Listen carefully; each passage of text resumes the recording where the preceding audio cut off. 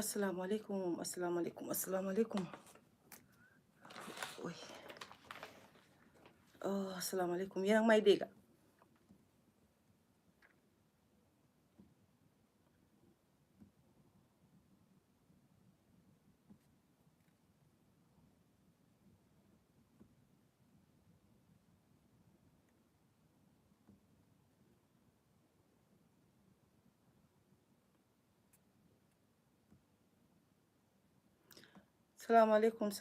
salaamaaleykum guys yéen a ngi maa dégg.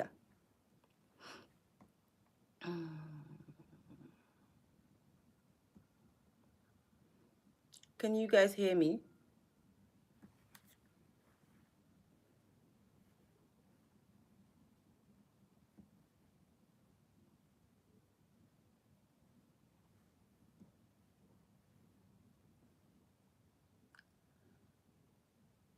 ok yéen a ngi maa dégg. Thank you so much xaaral baarale ma dama ko def si YouTube bi tamit so dama doon seet ndax boobu tam mu ngi on. maa ngi YouTube tamit guys. xawma kan moo ma mën a cegale ma Elite Media YouTube na mu ngi on. Sugar, can you check Elite Media YouTube if it's on? Adja Ndeye please. su dee yéen a ngi maa dégg rek please. xam naa ne TikTok moom ngeen yéen a ngi maa dégg dama bëgg a xam ne YouTube dinañ ma dégg ak Facebook tamit ndax ñu ngi maa dégg.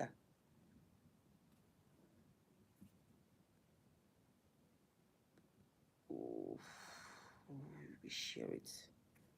in groups. Yeah. We share it in few groups. Could be no problems. Okay, yeah. Tap leen screen bi. Okay, Yande, thank you so much. Yéen a ngi maa dégg Facebook tamit jërëjëf waay. YouTube bi laa xamul na ñu ngi maa dégg but anyways because léegi Facebook duñ dee téye live bi foofu lu yàgg after a month dañ ko dee delete so moo tax léegi dama dee def ci Facebook bi nga xam ne yes it's on and loud na foofu si YouTube bi and is it landscape or portrait Sugar? Is the screen okay on YouTube? Sugar, ku bëgg a participer te bëgg a call with a number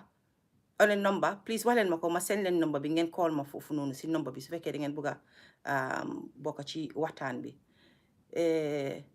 waaw ana Cheikh nuyu naa la ça va ci loo ne ay nama nañ la de Cheikh gëj nga fi waay. ok that's fine baby Sira so people can watch it on TV at home. alright asalaamaaleykum mbokk yi juma mubarak maa ngi leen a nuyu ñëpp seen tur ak seen sant di leen ziar fu waay mu ne si àddina ñu ngi leen di ziar leen jox seen wàccuwaay. ñu waat ak yéen ci beneen waxtaan bu nga xam ne waxtaan bu ñu ñor la waxtaan bu ñu itteel la. maa ngi gis am na ñuy request pour egg ngeen baalal ma du ma mën a eggal kenn for now dama commencé waxtaan bi ba si kanam ma daal di eggal nit ñi tamit pour ñu jox seen xalaat parce que bu nit ñi xamul lan laa toog pour waxtaanee bu ma eggalee nit ñi tamit te understand lan laa toog pour waxtaanee foog naa ne amul benn chance tamit so maa ngi jégali si loolu. yéen a ngi ma seetaanee ci suma TikTok di ma seetaanee Facebook Fatoumatta Rahman Kuka di ma seetaanee si YouTube bi Elite Media and Production foofu ngeen ma seetaanee so am ngeen choice fa lu ma bëgg a seetaanee di ngeen ma fa gis tey nag ñu ñëw ci waxtaan bu nga xam ne yàgg nañ di ko waxtaanee waxtaani mental health suma caption bi sax xaw ma lan la nekk si lifin bi naka TikTok bi I think I wrote my caption is wrong on TikTok I think. loolu nag man maa ngi live ba pare xaw ma nu ma koo ceeñi sax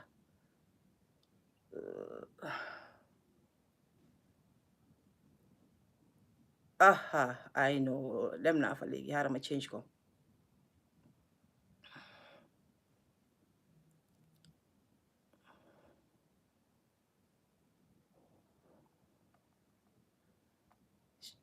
baby Sira seetal Aja lifin bi link bi.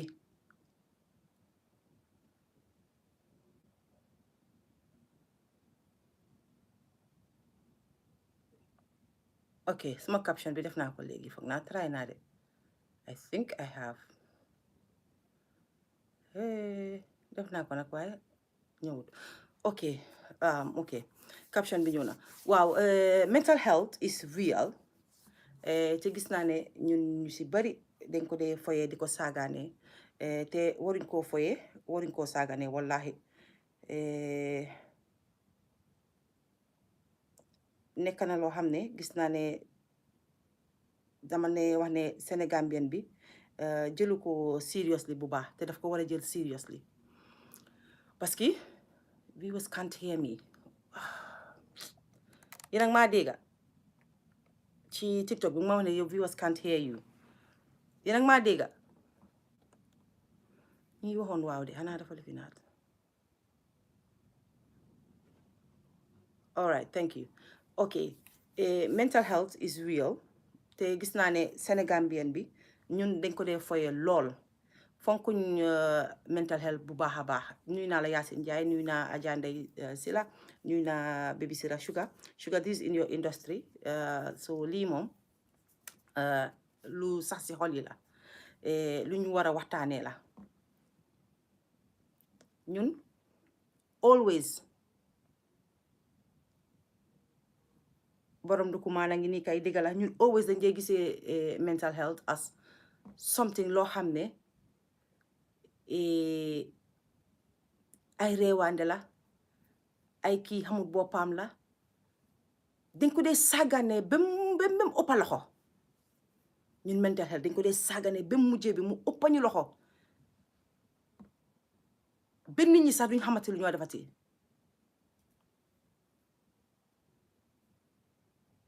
te loolu laa gis ne ñun suñ société bi dañ si am doole lool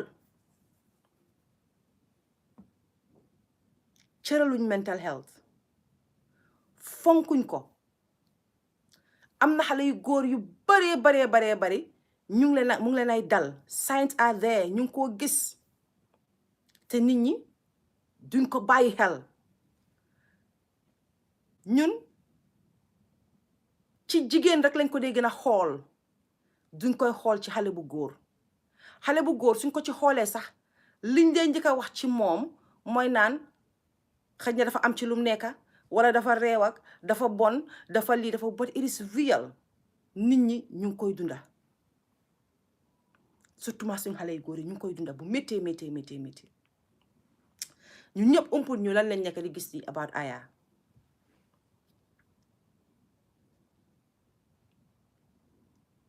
ñun ñëpp ñu ngi gis lan moo nekk di happen about Aya he is talented artiste la bu mag si biir Gambia mënuloo compter artiste yi nekk biir Gambia te doo si boole xale boobu noonu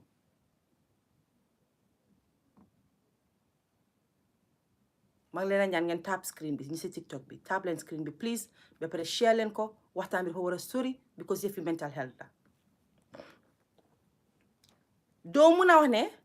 artiste Gambia doo ko mun a wax si ngaate gis naa la ma ngi laa nuyu bu baax a baax mun loo artiste Gambia ba pare boolewuloo ci xale boobu noonu mun na woy am na respect yaru na fonka na nit jox na nit cër xam ngeen man su ma ñëwee ma toog pour wax ñëw ma di wax rek si Mali Farox déedéet foog dinaa wax ak nit ki nga xam ne moom laa bëgg a ñu waxtaanee foog naa wax ak ay nitam xale bi man duma ne xam naa ko ba nga xam ne wax naa moom everyday waaye xam naa ko ba ma ne fréquenté naa ak moom maa ngi remember many years ago if I'm not lying I would say ne about 10 or let's say 8, 9 or 10 years ago so leen remember bu Nobles ñëwee because si groupe bi Nobles la nekkoon boo leen remember yee bu Nobles ñëwee he was part of Nobles moom mooy woon the lead singer Nobles if you remember ñu nekkoon xale yu mun woy waxuma ne bokk naa si ñi leen taal de déedéet waaye foog naa pour feeñal leen ci diaspora bi foog naa bokk naa because I did one of their biggest interview ñu nekkoon ñoom ñeneenti xaleel mun woy mun fecca suñ woyee rek nga kontaan soo leen munee fàttaliku jamono Nobles ba ñëw commencé seen commencement bi mu tofoon lool nag métti woon na ci ñoom wax dëgg fa ne yàlla soo su ma ñëwee di wax si lii foog naa am na fu ma ko war a mën a teg ba ñëw waxtaan si because ñun moom Sénégambien bi dafa am luñ baaxee su dara la tël nga gis ñi yuuxoo side bale ña la yuuxoo side ku nekk nag yaa danga entitled to your opinion because di nga gis ñeneen ñu naan xoolal ma leen bi artiste bi doon struggle ñëwul ñu dimbale ko waaye léegi artiste bi mu ngi si problème ñëpp a ngay ñëw di talk about it. It is okay, we should talk about it. Even kenn su nekkul sax si life artist boobu noonu so something happening loo xam ne it's concerning Gambian people have a right to talk about it. So gis nga nit ñi dañ war a bàyyi di run with that narrative su dara xawee rek ñu ne waaw ñëw nekku leen fa woon waxu leen woon ba léegi lii xew na yéen ñëpp a ngee ñëw dafa bëgg am lu ma bëgg a eete tuuti yéen because gis nga Gambien ak Sénégalais bi because gisuñ li nga defal nit ku rek dañoo ne nekkuloo fa woon pour moom am na ñu nga xam ne ñu ngi jàppa ci nobles depuis ba nobles di nekk ci nobles ñu ngi jàppa ci Aya ñu ngi jàppa ci Tiberi ñu ngi jàppa si Pablo ñu ngi jàppa si xale yi ci suuf bu kenn gisut foofu nag dama bëgg ngeen delluwaat ci gannaaw ngeen bàyyi fa seen xel teg fa seen baaraam tuuti pour loolu mu the Gambian lifin bi ñun suñ Gambien bi mu leen tuuti pour wan leen ne nañ bàyyi lu tuuti si xewee rek ñu ne ana fan ngeen nekkoon bu lii di xew fan ngeen nekkoon léegi ngeen toog ba kii am na problème yéen ñëpp a ngeen génn si wax it is okay xanaa xamuloo ne su problème xappu ne sax wala mbégte am sax wala dara xappu nit ñi génn si wax sax it is good xamu leen doole bu moo jox loolu xamu leen lan la moo defaral loolu xamu leen dara ci ñi ma ko sañ a wax waaye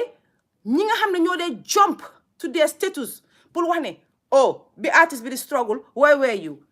yéen ñi ci ëppa doole yéen seen bopp where were you didn't even do anything for the artist defu leen woon dara for the artist so you cannot sit here ngeen ne oh xoolal media houses yi waaw gis ngeen bi artist bi di struggle promotuñ artist bi tey artist bi mu ngi si problème ñëpp a ngi gën a di wax si artist bi waaw léegi dama leen a laaj Fox News bi nga xam ne ñoom ñoo ñu break down news bi what role did they play in the artist's life? Playing si one ben role. So it is okay for Fox News to talk about it, but it's not okay for Gambians to talk about it. Come on, my brothers and sisters. Nañ leen bàyyi caaxaan yooyu. Su dara happening, dafa baax pour nit ñi ñëw waxtaanee si. Again, let me go back to it. Am na ñu bari tey. Ñu ngee dimbale artistes yu bari ci suuf fu kenn gisut. ñu ngee dimbale néew doole ci suuf fu kenn gisut am na ñoo xam ne seen loxo fi ñu ko teg ci dimbale nit fu kenn gisut soo bàyyi leen yéen di fëgg seen dina di wax ne ñun ñoo fa nekkoon ana ngeen woon lii moo fi happen on time Yaya Jammeh time impasse bi a lot of people were doing stuff underground waaye da nga gisoon ñu bari ñoo tëgg seen dina ñun time bi impasse bi ñun ñoo fa nekkoon ana ngeen woon foo leen nekkoon I remember that Bob Keita thing as well ñi bari naan Bob Keita bul waxa ñële ñun ñoo fa nekkoon gisuñ kii taxaw support la where were you let me tell you Bob Keita lii tey laa ko wax mu jeex duma ko waxaat sax ma indi si Bob Keita tuuti bi ma jàppale Bob Keita none of you came out benn mbindeef dama ko wax laaj Bob Keita mu dégg ko parce que Gambien bi dañ jee suul jëf léegi Bob Keita bi ma ko jàppale benn Gambien benn peppi Gambien laa la wax génnut and I have the texts and I have records to prove it ba moom si boppam sax daf naa ne sis Gambien si kay nii I have all the messages none of you came out kenn doolelut ma woon kenn dimbalewut ma woon ci loolu but dama dem ak suma ngor because gis nga nit ki dama ko dee wax when you believe in what you stand for you will always stand for what you believe in dama believe on ci li ma believe on pour jàppale ko and that's exactly what I did when nobody gets to war na case boobu bu leen fàttale boobu case bi lu yàgga la woon after 2 years la si nit ñi just sanjaafu jóg si parapara soo gisee ma indi ko these are one of the example la and then people start attacking people and that's exactly what they're doing with this Aya case all you see is like you will see positive bi mu ngi fa waaye di nga gis a lot of negative energy bi ngeen am pour focus on ku support on Aya ak ku support on Aya use that energy to see how best we can help this boy situation bi mu nekka wax bu bari Gambian dimbale wut ko suñ wax bu bari dimbale wu ko de xam nga lan moo ko mën a dimbale how? Let us find a solution. ñëw leen ñu put brains together nañ leen ko waxtaanee ñu seet lan lañ mun a def pour dimbale ko because keesam rëy na ba pare. foofu bëgg naa ñu gestu ko ñu bàyyi ko xel. Abu Camara nuyu naa la Leena Shady Abu Camara nuyu naa la suma jama ci Amérique yéen ñëpp maa ngi leen ay nuyu. foofu dama fa bëggoon a laal ne nañ leen dee moytu because bu yàggee dafa mel ni ngistal la bu yàggee ñeen ñu bari tey ñi dee taxaw di wax ne ana ngeen woon xanaa da ngeen defoon pour nit ñi gis leen pour nit ñi xam ne yéen a fa nekkoon. It shouldn't be like that. It shouldn't be like that. def leen rek ngir yàlla tax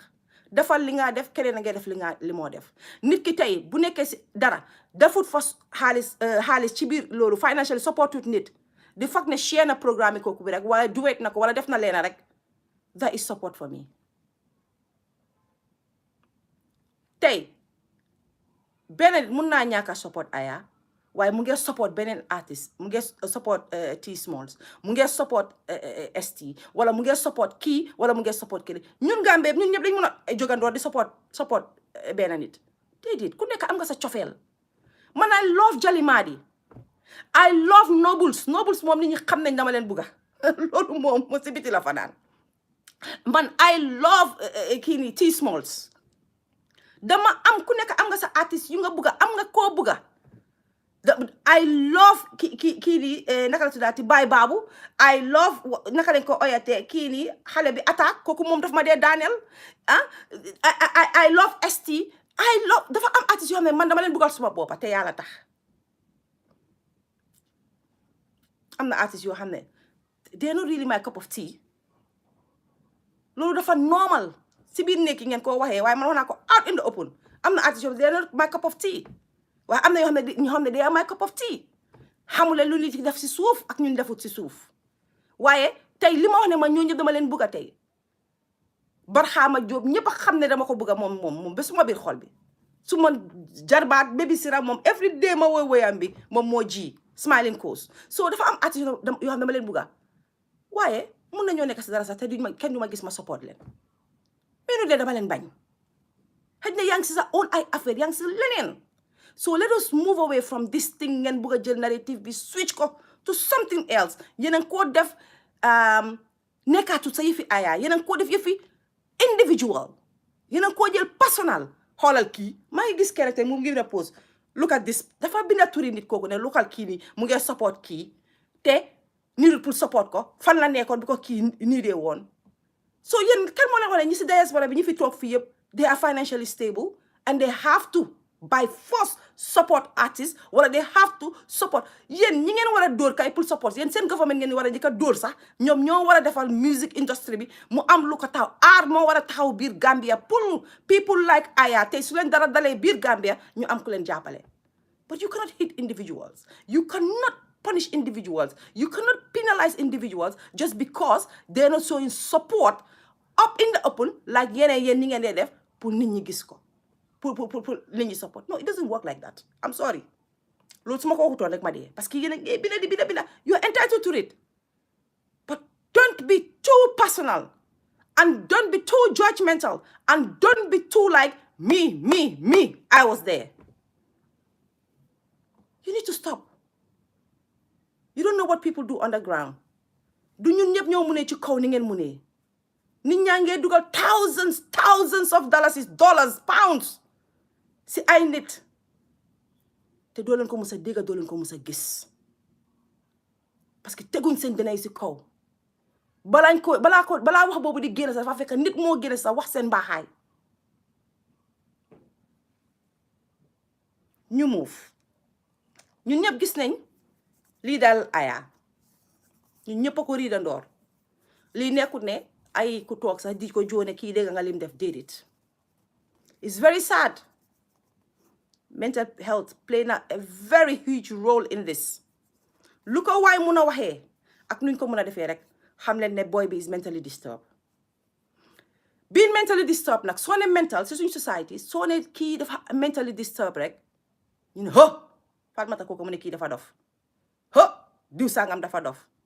no we all have mental issues I have said that so many times I have mental issues you have mental issues keneen mu ngi am mental issues but it's levels la ku nekk yaa ngi deal with something mentally. If it's not work, your kids, relationship, family, ñun ñëpp a ngi deal with it, but it is levels. Dafa des naka nga deal with it. Some people can tackle it, some can't. Am na ñu nga xam ne when they you know, am na lu leen ñu ngi depressed or something is going on in their lives, they eat a lot. Some people dañoo withdrawal. Some people dañoo change nekk beneen façon nit. Some ku nekk level la. Am na ñu nga xam ne they will just quiet. Am na ñu nga xam ne they will be like me. Maybe I'm dealing with mental issues and I feel that my therapy is just come on social media to talk. Maybe this is my way of healing. You don't even know. So we all have mental issues. We are dealing with something that is disturbing us. Even doctors, and again, when a Gambian, Mune, I am seeking help. I am seeing somebody because I am, you know, something is disturbing me mentally. We all say dafa dof. Kañ la gëj naan tablette ami. Xam nga wérut fii la fi waxoon ne dafa dof. Xam nga lii, xam nga ne lele. It is okay to seek help. It is okay to see someone. If you feel like you cannot take it anymore, go and sit down with someone who is not Gambian, someone who is completely xamut sa maam, xamut dara, du la waxal dara. Kooku dafa nekk diggante between you ak moom. You open up to that person. And you should be proud. Tegal sa dëna nga ñëw mën nga koo taxaw nga wax ko. Point blank. Look at Nella Major and Bijou Ngoné. When Bijou Ngoné said to Nella Major, I think that you have mental issues. You need to go and sit down and talk to someone. She was very defensive. Bul ma ko waxati, madama defene, yow yaa dof ne de. And then Bijou Ngoné sit down there and say, look, man suma dama dee gis a psychic. Dama dee gis a psychic because feel naa ne dama ko need. Lima en suma bopp bi mënuma ko antal. Bijou Ngoné said that, and I respect her for that. And the Senegalese have an understanding of that. But if you say that as a Gambian, come on, ma talk fite, man, you know what? I am dealing with so much, and I must show some weakness. Oh no, Fatmata, you cannot be weak. Oh no, mental. No. Yena they gonna drive low need crazy. Yena they gonna tax nit mu get closer to li nga xam ne mo ko disturb mentally. Some of us not do ñep, including myself. Maybe man get drive someone crazy and I don't even know. It is okay. Just because of stigma bim andal, mota di nga gis ko xam ne mu ngi deal with issues mentally, especially guys, they will never come forward. You will never see it in them. They will keep it in. Duñ bëgg mu musa feeñ. Because xam nañ society buñ nekk. Yaa fi amoon jëkkër ju dof, yaa fi amoon jabar ju dof, yaa fi amoon doom ju dof, yaa fi amoon lii, seen kër dafa bari dof, dégg naa seen kër dof nii. Whoa! It is okay. People should not be scared of it anymore. It is okay. It is normal. Let's have a moment of craziness. Let's throw the towels. Let's do whatever we have to do. It is normal. Bul faale kula George akula George. It is normal. Even doctors is send bopasa. They deal with some issues. They at the sideline, they go and sit with someone, talk to someone because they have something on their chests. That same doctor, su pare moo ñëw ki la pengu wala moo ñëw ki lay faj. Yen daal mental issue daal is wrong when you're an artist, when you're a public figure, when you're someone who is known in society. It is wrong for those people, but it is okay for ñi la dee faj sax ñoom ñu am loolu daal leen. Nañ leen desuwaat bàyyi suñu xel. Ñun ñoo tax tey society bi gën a dof. Ñun ñoo tax tey society bi gën a kantankoros. Because they feel they don't have a place in society. They do. They do. And then nga am ñun suñu dëkk yi. They don't even have a system. They don't have a place for someone like someone who is battling something. They don't have a place for it. There's this girl who called me yesterday. She's going through a tough time. She's going through a tough time. Xale bu jigéen, xale bu ndaw.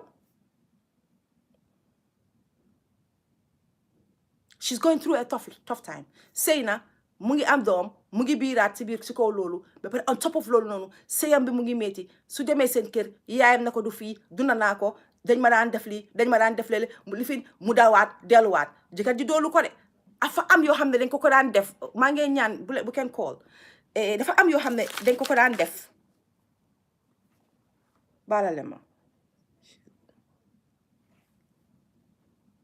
not now please no calls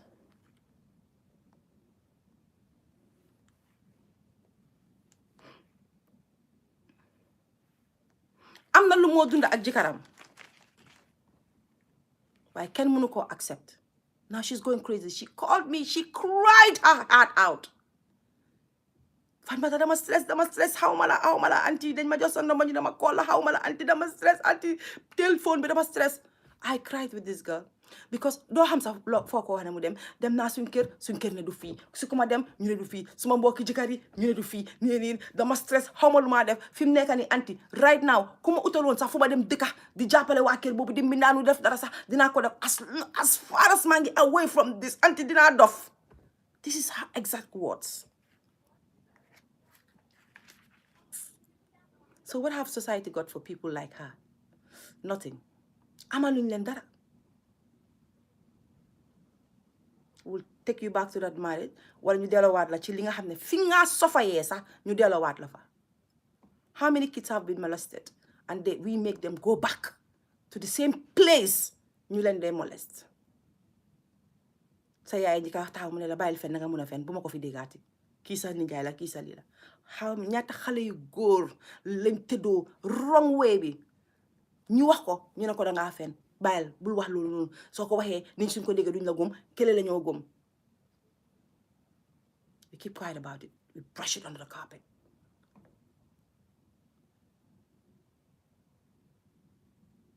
nangu leen ko mental health is real we all have someone who is mentally disturbed in our homes su nekkut suñ yaay yi wala suñ papa yi ñun si suñ boppa sax mu ñoo dal wala mu ngee dal suñ jëkkër yi but the point ma bëgg a wax fii ne when mu ngee dal someone very close to you don't run away from them it drives them crazy more don't run away from them and it's okay to seek help for them if they even don't want to seek help pour seen boppa you seek help for them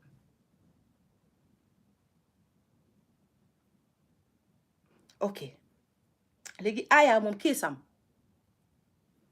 dañ leen ci bàyyi xel na nañ leen ci dinaa leen jël tuuti nañ leen ci bàyyi xel bu baax parce que lu nekk ñu ngi ko ciy dégga fi mu nekk nii waaye tey ñoo ut solution waaye ma commencé ko si jabar ji angale dafa sew statement bi jabar di joxe statement bi jëkkër bi joxe ak nu mu mun a demee li ñoo riid ne loolu la angale moo sew xam nga léegi-léegi yow mun nañ laa laaj benn question sax nga answer ko nu nga xam ne yow feel lo ne this is the answer lii mooy sa answer bi nga bëgg a answer soo happen yow answer bi nga joxe si kooku si nga doog a realize ne ok so suma answer bi lii la miin nañ leen bàyyi suñu xel ñi young couple leen very young couple very very very young couple there is a narrative going out there comme mel ni ne situation bu xale bi nekk tey bu Aya nekk ni tey jabaram moo ko si dugal jabaram lii jabaram no don't attack like that no why is it ne su dara happen ne jigéen la war a nekka why it's not fair when you're dealing with someone who have mental issues it affects you yourself yow ki nekk ak moom yow jabar bi wala yow jëkkër ji yow bu yàggul sax yow you're dealing with it ak moom because yow sa boppa especially being young couples doo xam sa where to start from doo xam where to put your foot doo xam lan nga am pour dem so don't you feel that girl too was going through a lot you have a husband that was okay all of a sudden nga jékki-jékki jóg benn bés rek things aren't right foog leen ne jàng boobu tam mu ngi go through something jabar ji but danga taal life wala nga set comments and like people are very insensitive it's like jabar ji la how these are two separate things he was battling something when you look at it nga xool li fi jot a jàll nga xool lépp ngeen xool sa interview am bi ngeen read ko bu baax war ngeen a toog ngeen gëstuwaat waat ne alright wait a minute young couple lan la jabar bi doon dem through lan la jabar bi tam di war a dem through. But nope, you hear people saying ne jabar ji moo wax ne domestic violence, jabar bi moo wax ne moo ko boole, jabar ji moo ne, and you read it clearly. It state dafa wax foofu ne jabar bi wax na ne dooru ko hitut ko wax na loolu, but still people will say loolu because of loolu bina nañ fa domestic violence. So then people will like, oh jabar ji she's young. ñun mënuñoo daxa ñëpp ci society, mënuñoo jël ñëpp jàppale ne tuddee leen benn tur bi rek ba ñoom sax ñoo mujjee génn society bàyyi ñu bàyyi mbooloo. It's not fair and it's not right. Jabar bi is young. mooy li ma dee wax bala ma dee ñëw toog di wax dama dee gestuwaat li ma dee wax du yëpp lay am right de déedéet nit la ak mutuma, waaye dinaa for yu nga xam ne tam su ma ko indee tam andi na maanaa. suma gestu bi nag ci ki leen jege bu baax a baax dama wax ñetti nit yu jege bu baax a baax waxuma jege yantu de déedéet. ma forcé ne ñu ñëpp xam ne si luñ wax léegi Aya mu ngi woon Gambia for 6 months. ma force ci loolu ne bi moo ñibbi si waat te mu ngi just ñibbi si on the 1st of July la dellu si waat America. déglu leen de 1st of July la ñibbi si waat loolu yàggul barki dee moo njaay la. léegi naka la ñibbi si waatee according to sources yi ma am te xam naa ne fen nekkut fa jabar ji moo jënd ticket bi pour mu ñibbisi. waaye yow jabar ju nga xam ne yow jàppane ne yow moom wéruloo wala mu ngi pare pour yaaxal la wala bu def dara jabar jee la jox kayit fooguloo ne bu mu gisee ne yow moom sa affaire lifinul Gambia boobu mu la fekka si fooguloo ne foofu la jabar ji bàyyi ñibbisi waat bàyyi la fa yaaxa sa kayit yi. loolu tam is possible. Let's look at it that way too. mun naa nekka waaye jabar ji si boppam moo jënd ticket bi pour booy bi ñibbisi waat because booba jamono fekka affaire si ëpp na booy bi doole biir Gambia boobu mu nekkoon ba fi mu nekk jabar ji dafa ne ok maa ngi dellu America su ma delloo damaa jënd ticket kii na ñibbisi ñu ñëw ñu commencé ñu start si tubaab faju tubaab because try nañ faji Gambia. xam nga ñu bari tey ñu ngi doog a dégg case bi waaye this boy was battling this for the past few months mu ngi doon live in Gambia. dafa change on ñi ko xam ay njëge ñaale mbokkaam yi ay xaritam xam nañ ne boy bi change na mu doon go through something.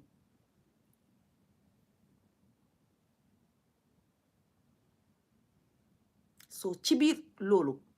jabar ju la bugga rek mooy fayaat ticket fay pass na ñibbisi si sa njaboot bi ñu seet naka la ñoo defee lii biir America.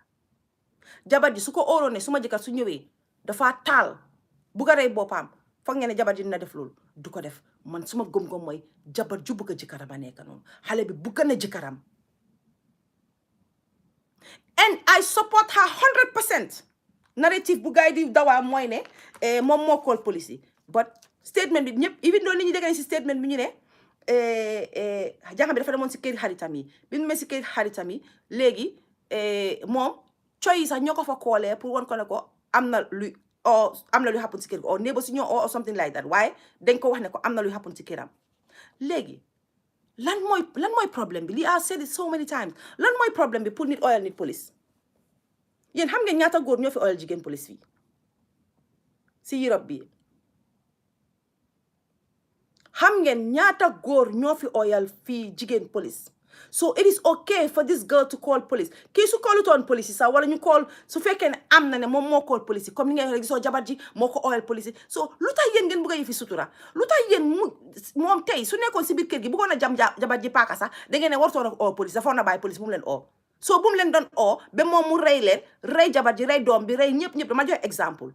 so lu tax Gambien mu bëgg a loolu lu tax mu bëgg a ne warutoon a involve police yi waruñu woon a oo police yi. She did the right thing. If she was the one who called the police, she did the right thing by calling the police. There is nothing wrong with that. In fact, calling police, lolo luy dimbale boy bi la. Waaye ñun Gambia ne ñoo gaaw ne gisuloo dafa mbokk yi sax ñoo ñu ka ne I'm not saying in this case. Jama generalize fii. Please don't get me wrong here. Mbokk yi ñu ka ne moo oyal suñu doom police.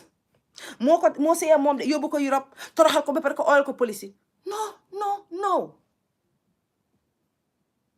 suñ ko oyalee police yi at that stage pull on safety boy bi si boppam la su fekkee am naa fi ay moderator please Juxin Ju ok déedéet duñ moderator nga fii juga ndax si account bi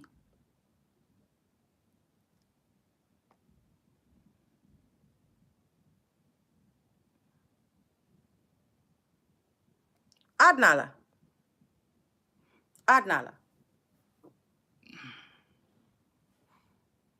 Ngo Chamaline, thank you so much. It is okay. Su fekkoon ne jàng bi sax moo oo police, it is okay. Lan mooy problem in it or police on someone? If you're behaving abnormal, it is okay for someone to call the police. Police rek ñoo mën a dimbale at that stage. But yéen da ngeen ko gisee as something la always. Ki ngeen mute maa ngi koo gis ba léegi mu ngi def yëfi nonsense. Always da ngeen ne warutoon a oo police yi suma jabar ma oyaloon police yi suma jëkkër ma oyaloon police yi suma doom ma oyaloon police yi suma kii ma oyaloon police yi always is like that duñ xool sax li tax ñu oyal la police yi déedéet so du crime bu kenn ragal soo nekk situation mu nga xam ne you need to call the police waxuma la boo nekk situation bu nekk si loolu de soo nekk situation mu nga xam ne you need to call the police callal police yi xale bi bugga ngeen ko tiital bugga ngeen ko ragal loo bugga ngeen ko mu feel enu xale bu ndaw yow you are dealing with yow sa jëkkër situation bu mu nekk yaa ngi am doom bu ndaw pare ñu bugga laa yokkal lu baree bari sa boppa bi no am na ñu fi nekk duñ nangu loolu happen de suñ bariwut sax suñ néewee it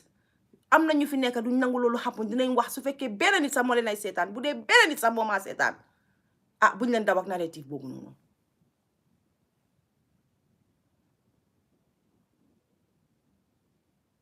sëy bu nekk dafa am problème every day xale jóg eewu ne la may ma suma baat ndegem ñun màggeti buxu daasa yi laa la wax màggeti kooba yu mel ni ñun sax ñun suñ nekkee suñ biir néegi sëy sax yow ñaata yoon leen gis suñ yaay dem ba am ay 60 sax ne dama bàyyi seen papa dee ba ma nekkee xaleel ba tey suma jumbax bi yëpp moom laa ko jox seen papa dee maa ngi ko fa nekkaloon maa ngi ko fa liyoon seen papa faalewu ma damaa bàyyi seen papa doomi aana si ne ko bàyyi ko suñ papa dafa bon nañ la yóbbuli utali la néeg utal la kenn yéen ni support seen yaay nit yaaya ngi am 60 di tas sëy waaw so waxatuma xale dafay gaaw a wax loolu so yéen a ngi koo riit rek that's it góor si boppam dina ne ma ne bugaatuma sëy bi jigéen tam dina wax ne bugaatuma sëy bi loolu fii lañ ko fekka buñ base story bi on the interview lan lañ si wax du ko def fii let us look at the price here and the price is this boy is mentally disturbed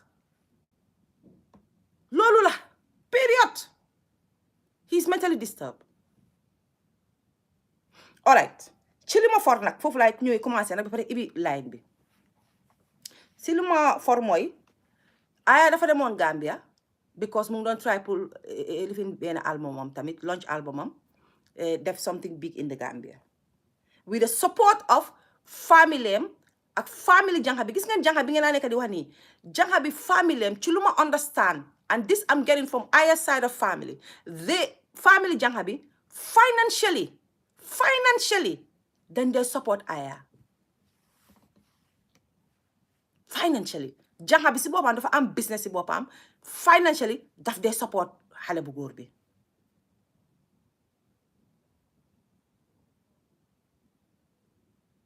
so he came to the Gambia pour musique am ñun ñëpp xamoon nañ ne Aya dafa tuxu America bokkoon naa si ñu ko ñaanal dafa tuxu America fii nañ leen waxante dëgga ñaata nit ñoo toog Africa tey ñii toog di wax few months ago ñi ko doon toog di ko saaga maa ngi doon gis luy happen not all ñi ko doon di xas ne moom moo tas Nobles you need to know where the problem started problème dafa am fi mu starté loolu laa leen bëgg a explain ci lu ma understand te ñi maa déglu ak ñi close parce que mënu loo waxaa ñetti nit ñoom ñëpp different people leen ñoom ñëpp ñu indil la loo xam ne dofuloo di nga xam luñ teg si table bi Nobles la nekkoon am nga jabar sa jabar mu ngi America anybody ku nekk si boy group or girl group soo amee opportunity bi pour dem nga ñëw dëkk si Europe bi you will go and leave that music there dangaa toog foofu ne xaaral ma toog musique bi moo ma gën na suma jabar dem déedéet doo def loolu dangaa raada dem nga liggéeyaale foofu loo am sa nga yokkandi ko si music bi if it means that the group dafa am pour split ngeen split so what is wrong with the split and a lot of people have a problem because of split bi this boy was battling mu ngi doon battle loolu because ñëpp a ko doon di blame ne moom moo tas Nobles moom moo tas Nobles xam naa ne yéen ñu bari read ngeen ko I'm telling you what family are saying and what people are saying it affected him ne moom moo tas Nobles loolu bokk na si benn si yu ko affectoon bu baax a baax a baax xëy na bu doon keneen la ñoo kooku du ko affect dafa ne yéen doon leen faale wu ma dem toppatoo gis ma am suma jabar nañu waxante digga xale bu ndaw la jabaram di xale bu ndaw su takkee jabaram lu tax du dem fekkee jabaram America so dafa toog Gambia because of Nobles because kayitam yi yaaxu non they sat down as a group ñu def seen Nobles defar seen groupe nekk ay artiste nekk ay woykat wax bi lu moo bari yëpp kenn utalu ko woon kayiti dem Europe di jabaram a ko jox kayit pour mu dem Europe so léegi lan moo tax a lot of people have a say in it ne moom dafa tas Nobles so bu mu tasee Nobles moo tax bla bla bla bla bla it wasn't fair on him pour soo gisee ma indi loolu yëpp pour ngeen xam léegi-léegi yéen a ngeen wax ni dara xam ngeen jàppale lu ñàkk a fayda ngeen ko wax te fekk xëy na loolu mu ngi ko doon di affect and this is one of the things that was affecting this boy ñi ko toppandi ko ne moo tas Nobles mu ngi ko doon affect mu ngi ko doon métti si xolam bi mu dem Gambia 6 months ago mu dem Gambia pour am fa show yam def something and then he started reading online ku nekk di wax ne dañ koo boycott duñ dem seetaani ko nekkaatut Nobles moom moo yaaxal gars yi Nobles yi moo dem fàtte leen moo de and that's exactly what they did some of you who ngeen dem di binda ne boy bi mu fee nekka nit ñi dimbale wuñ ko woon si talent nii si nii dimbale wuñ ko woon fële yéen ay the same people ñu doon di bind seen comment section si ne leen ne we're not going to support him he left the group and went to America let America support him génne ngeen ko ci Gambian society bi ci saasi moom na dem na ko America support ñu bari ne they boycott show yam bi the girl put in a lot of money she put in a lot of money ñi ma xam ci ñi ko wóor put in a lot of money show bi dafa floboon pour waxante dëgg rek show bi baaxul dafa daanu caarang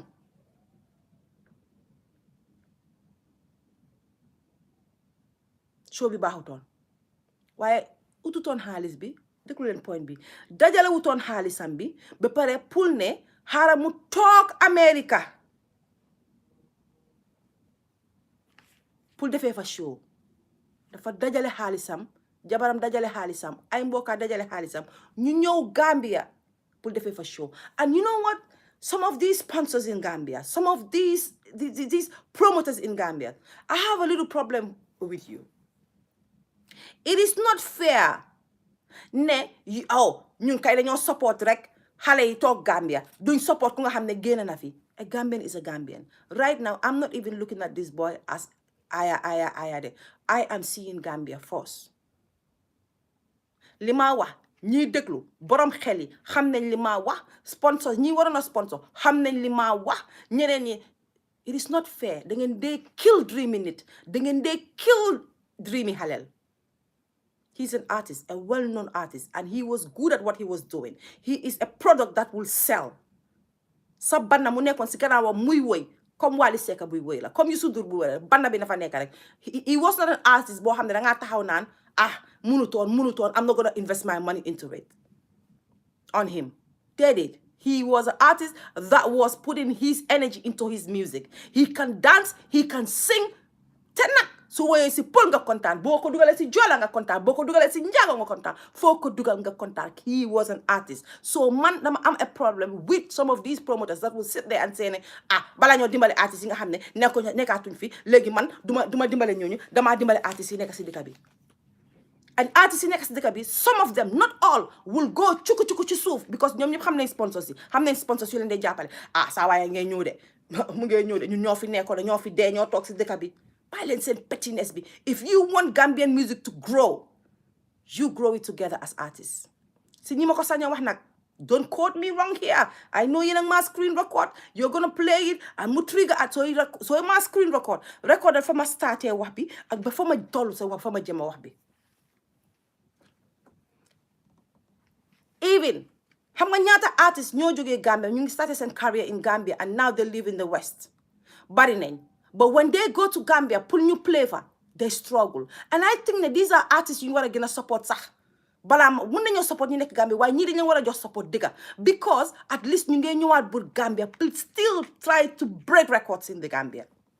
demuñ defi ko Sénégal demuñ defi ko Nigeria demuñ Guinée Bissau demuñ fenn they come back to motherland to say ne dama bëgg a ñëw tëgga biir Gambia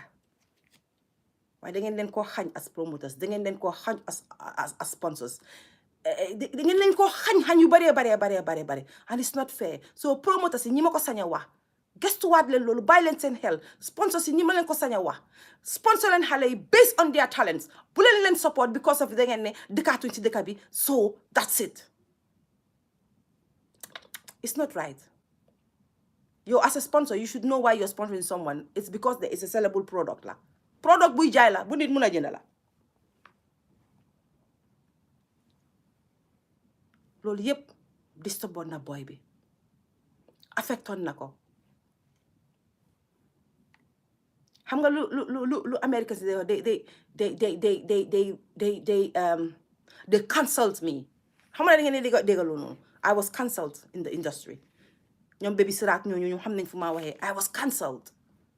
that's exactly what that means some of you people you cancel these talented boys the talented girls ñaata xale yu jigéen lañ fi amoon ñu mun I remember this girl I don't know if she's still singing naka Gina la tudda xawma dance hall la doon def she was good very good dama fàtte turam daf den def dance hall kooku su wéyee dag naa wane you see Patra in her you see many artists yoo xam ne Jamaican artists lañ that's her choice and even though I like the local language you go Sophia Baz is really good man ci suma gis-gis laa wax waaye dangaa jékki-jékki rek nga toog doo gisaati artiste boobu dafa mel ne dañ leen cancel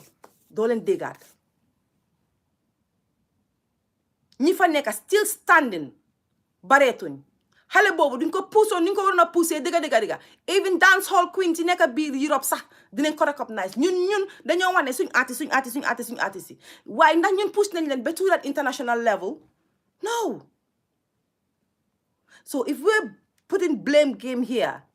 let's blame each other nañ leen blame ñun ñëpp ñu blame ante ñun la nañ leen wax loolu waaye bàyyi leen di wane ñii la ñoo tax demuñ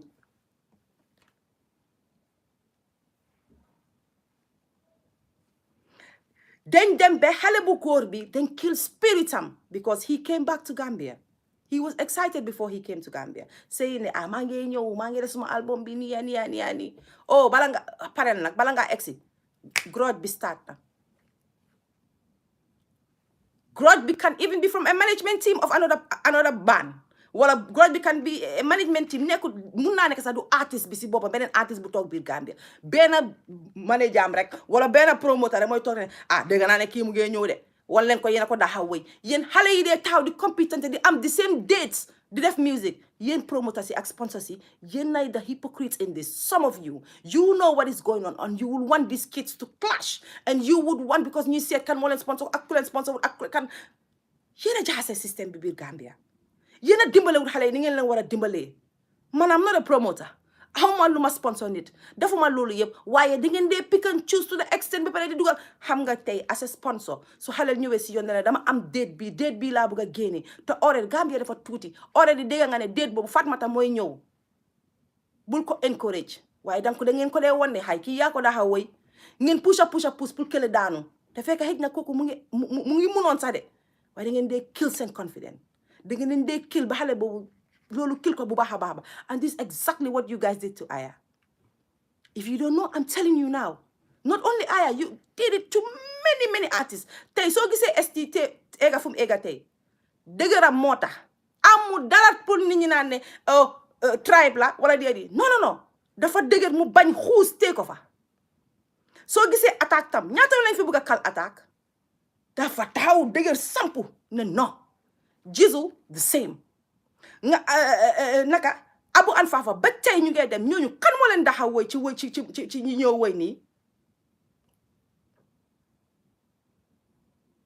waaye ñun ñoo dee kill suñ ndaanaan yi waxuma da ngeen war a dimbale ñëpp waxuma ne da ngeen waaye hypocrisie bi dee nekk ci suuf tamit mu fa te loolu suñ ko moytu woon tuuti rek artistes yu bari nañ dem surtout man nag artistes yi nekk si diaspora bi fii saa yuñ paree pour delluwaati Gambia rek pour def fa dara rek fekka toroxal nañ leen wan nañ leen ne yow you don't belong anymore it's like I said they've been cancelled ñoom mënatuñoo ñëw ba bokkaat si scene bi it's sad. This I have said many years ago. You go to our radio stations.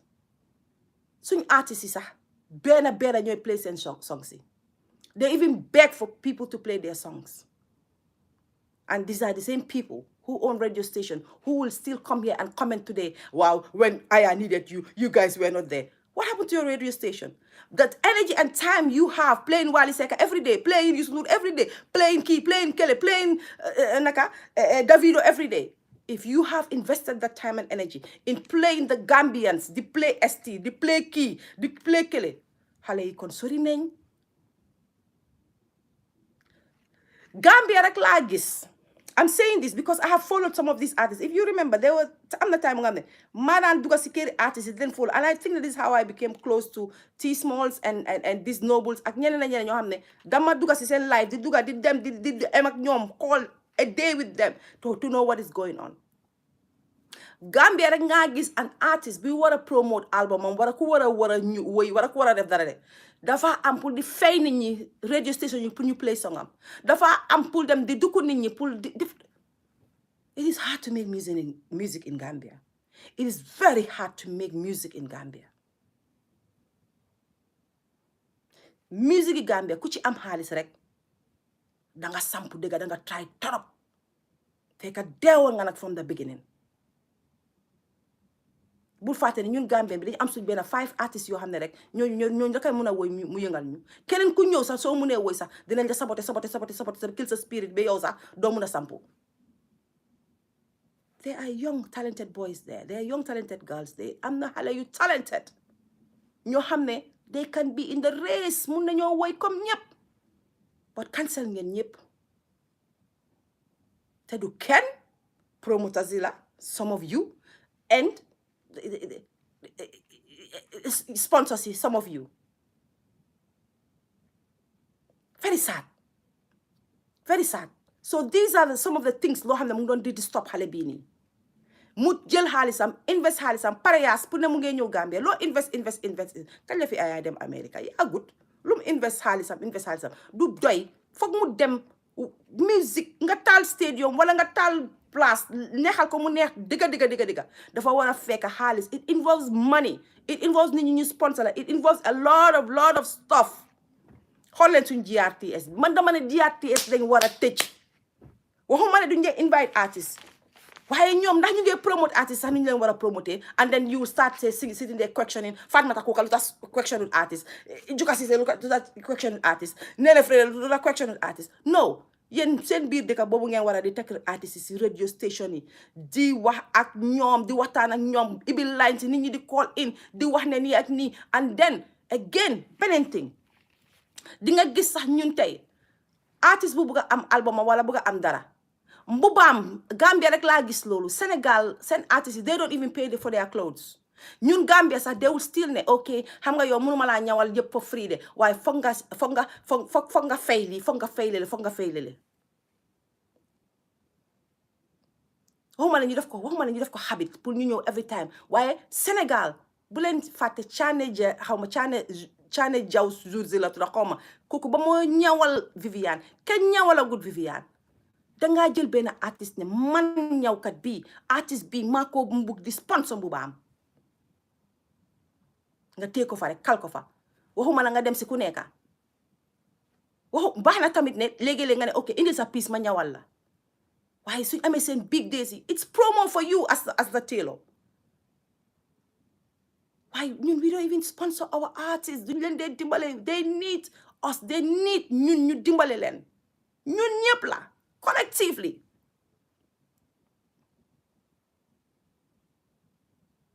this boy went to Gambia with the hope ne musicam will speak for itself musicam dina ko defal lu bare mu dem Gambia so he was struggling pour artist he struggled even venue lu nekk lépp lu mu doon di laal daf ko struggle just because ñu ne dañ war a prioritize xale yi nekk Gambia balaa moom su doon mënut a woy sax ma ne waaw and then what happened mu def show bi mu flop but apparently 3 weeks before the show si la start di wane signs yu nga xam ne ñi ko jege dëgg nag mënuñoo understand the signs were there xale bu yaru moo nekk nii mënuloo dem Gambie ba Gambie daj ñu naan la ne kii trouble maker la nga si interview sax su toogee si interview sax soo ko gisee bo ñi nga dee jëkk a gis he always smile about things laugh about things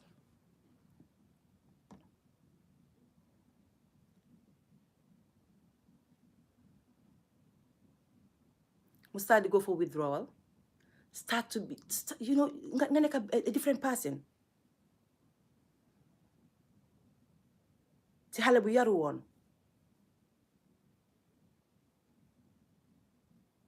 muy change ñi ko jege start to gis changes in him and then the show came mu flop mu gën a trigger because you be like I can sing I know I have talent what did I do wrong where did I go wrong what's happening ni ñu war a promote nañ ko nit ñi ñu ngi leen doon promoter ñu ngi leen doon defal but then hypocrites yu nekk in between ñoom ñoo doon di fi xaajaar leen nobles just because this boy left they will go to the other one I am not saying ne loolu moo happen de I am just saying man maa ko ma suma xalaat la soo demee ñoo ñëw si fële ne gis nga ñi ñooy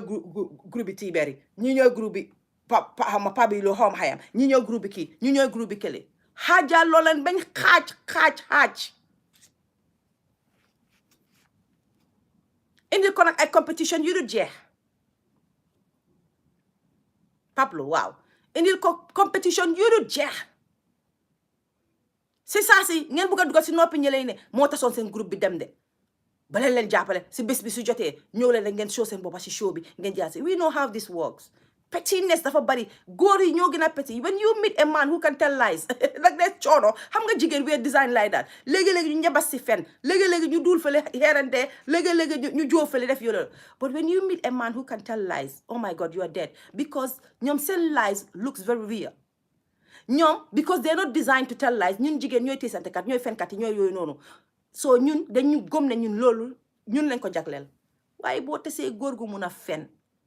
daf dee fen ba yow nga foog ne kii moom kii kenn daaw ko wax si àddina si because góor bu mun a fen bu fenee sa nit ñi naan dañu wakkati dëgg la te góor yi nag ñoo nekkoon ci biir di leen ruube di leen jaxase ah boy kii fii la leen Roma dem America fii la tas seen groupe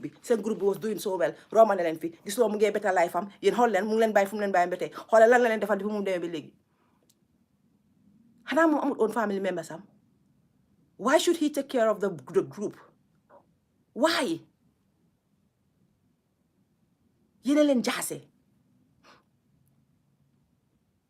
these people dañ dëkkoon benn kër I know that for a fact I used to talk to them dañ dëkkoon benn kër buggante woon xale yi dañ jaxase boo leen bàyyi xel kii soose la kële joolaa la woon kii pël la dañ indi tribe together very good group la woon but if one have to go he has to go dafa am a young family dafa war a dem America dafa war a dem so dem na what is the la ma woon the big deal luy problème bi but you just wrote him off so lii la doon jànkuwanteel di ko jànkuwanteel mbokkaa mi jóg nañ duga nañ ci sëriñ yi duga nañ fu nekka so pour nit ñi ñu xamut lii Gambie la ko dalee bi mu fa demee ñu ndeysaan waaye ñu ngaa lifin suma live ba waaye ñu ngi signal sa live ba oligaay puzzle bi ñëw na mu ne unable to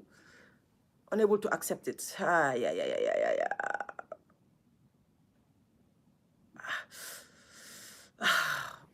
Tap leen please. Hey, fan laa emoon dimbale leen ma man xam naa ne live bi léegi tey ñu dog ko because science signal yi ñëw na not ne nit ñi dañoo try pour signal ma pour mu stop de am ay enemies de TikTok moo dee def loolu soo bàyyi leen di toog si live yi naan ñu ngi maa signalé gars yi la lii ak lii kenn signalé wut ma yëpp ay kàcc la rek dañ ko dee wax rek pour xumbal affaire si so su ma leen ne ñu ngi maa signalé kenn signalé wu ma de TikTok a ma signalé ok lan laa doon wax sax balaa loolu di happen waaw tap leen ba pare ngeen lii so mbokkaa mi ñu start di ko seekal help after the show bi dafa floboon bi mu flobee things didn't go right jabaram si boppam ñëwoon na Gambia mu ngi fa woon ak moom Gambia janga bi holiday bi jeex moom mu ñibbisi waaye moom moo jëlal booy bi ticket moo ko yónnee xaalis si ticket ñu jëlal ko ticket bu es pour kii dellu si waat America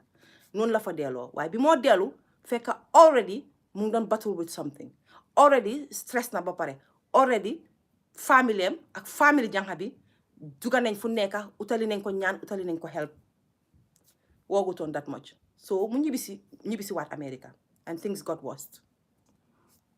affaire si loolu la now ñi run with the narrative ne dañ ko saani korte dañ ko sëriñtu dañ ko liggéey fii maam yi ñoo fi bàyyeen loolu de waxuma ne amul de waaye bu leen focus too much on that nañ leen xool tamit ne there is a possibility ne he is just depressed depression can take over you depression mun na laa def nga def loo xam ne bugguloo ko soo depressé yow nit ñi la jege ñoo ñooy sa nekk sa worst enemy sa enemy si sax ñooñu nga dee gisee as good people loolu is possible yàlla moo xam nag suma baameel man maa faa dem taxawi munu maa taxaw fii ne dëgga kii dañ ko saani korte wala kii dañ ko ñu nekk si fil bi ñoo ko liggéey wala nii ak nii ak nii munu maa taxaw fii ñu wax loolu léegi su fekkee ne ñi nekk si fil bi ñoo ko war a liggéey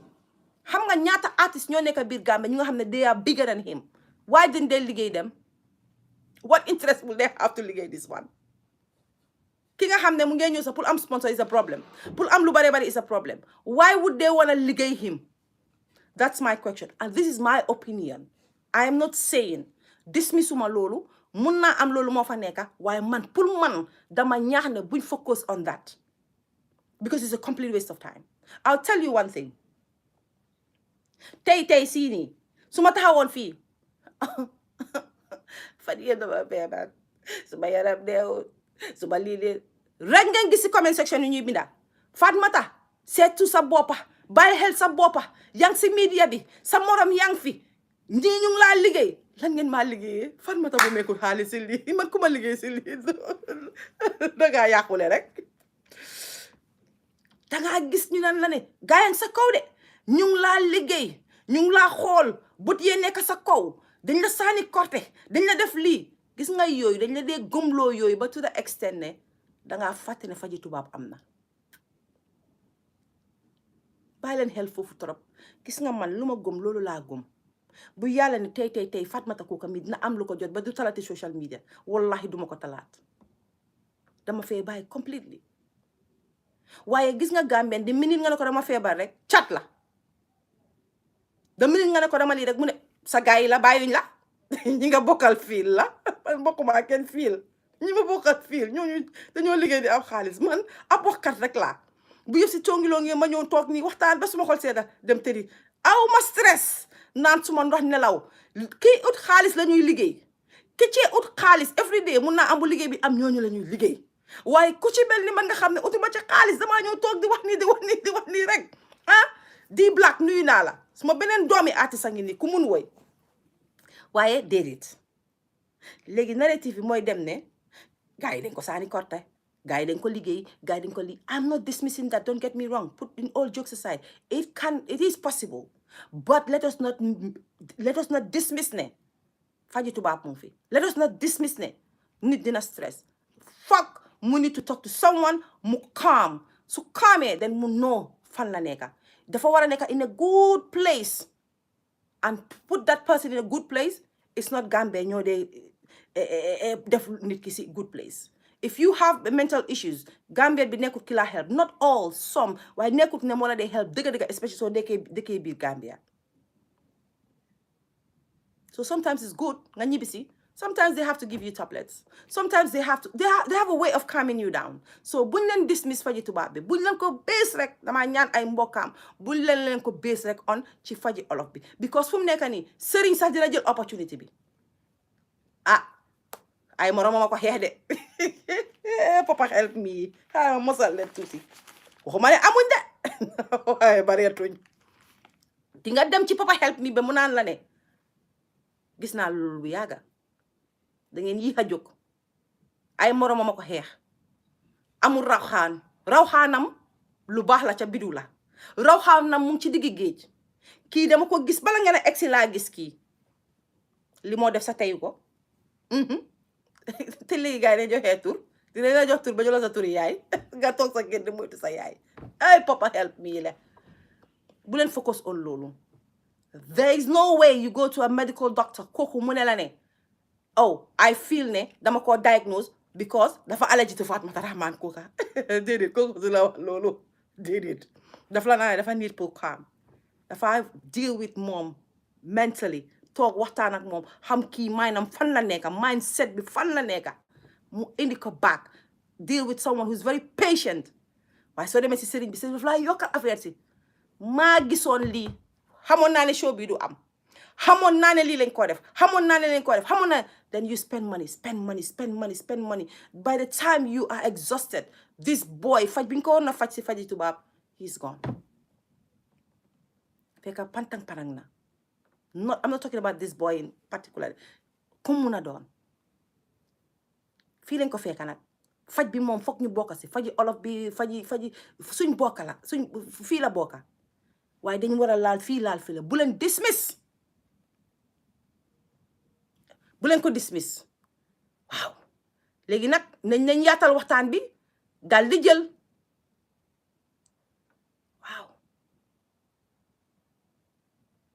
Waaw affaire si sañ mu ngi nii. Moi j'aime pas ça. Line bi gudda na. Oh. Kookan la mutal. Ki noise bi nekka mutal. Global la, I don't think ne. Okay. Not global. Fatu la, how man I ne xamul ne mu si kaw. Okay.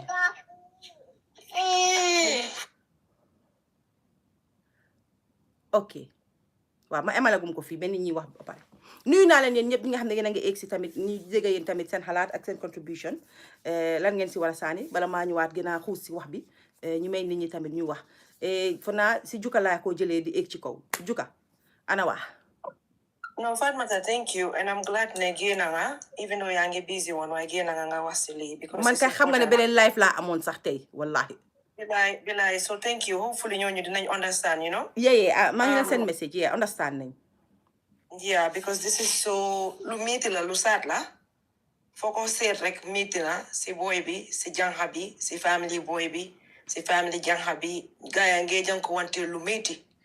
Di janko wante ak mental health kese yow ak sa family rek lu metti ngi nii.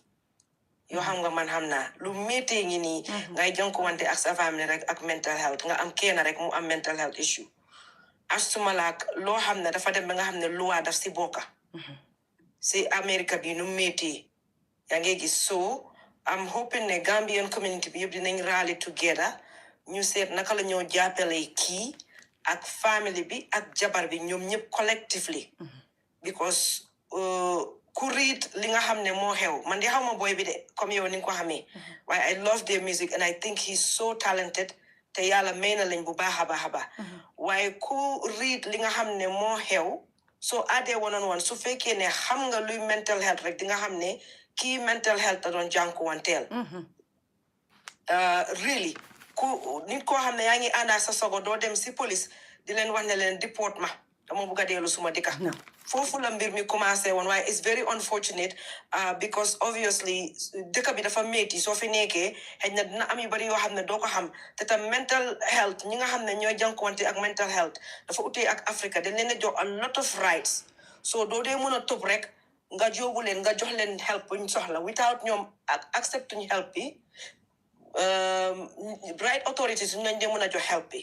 so yàlla rek moo la dee mën a dimbale foofu now nga fast forward to li xew nii right now I think another dimension of this conversation is how do we come together ñu utal kii nii a defense lawyer bu mu nekk public defendant parce que su amee this regular public defendant boo muytu dina lose case bi te su boobaa charges suñ ko tegal dafa bari te su boobaa loolu moo miin ne foog mu toog kaso fii biir America te koo xam ne yaa ngee jëflante ak mental health wallahi azim I don't think ne it would be right ne loolu mooy nekk place am so man li ma wax fii moo nekk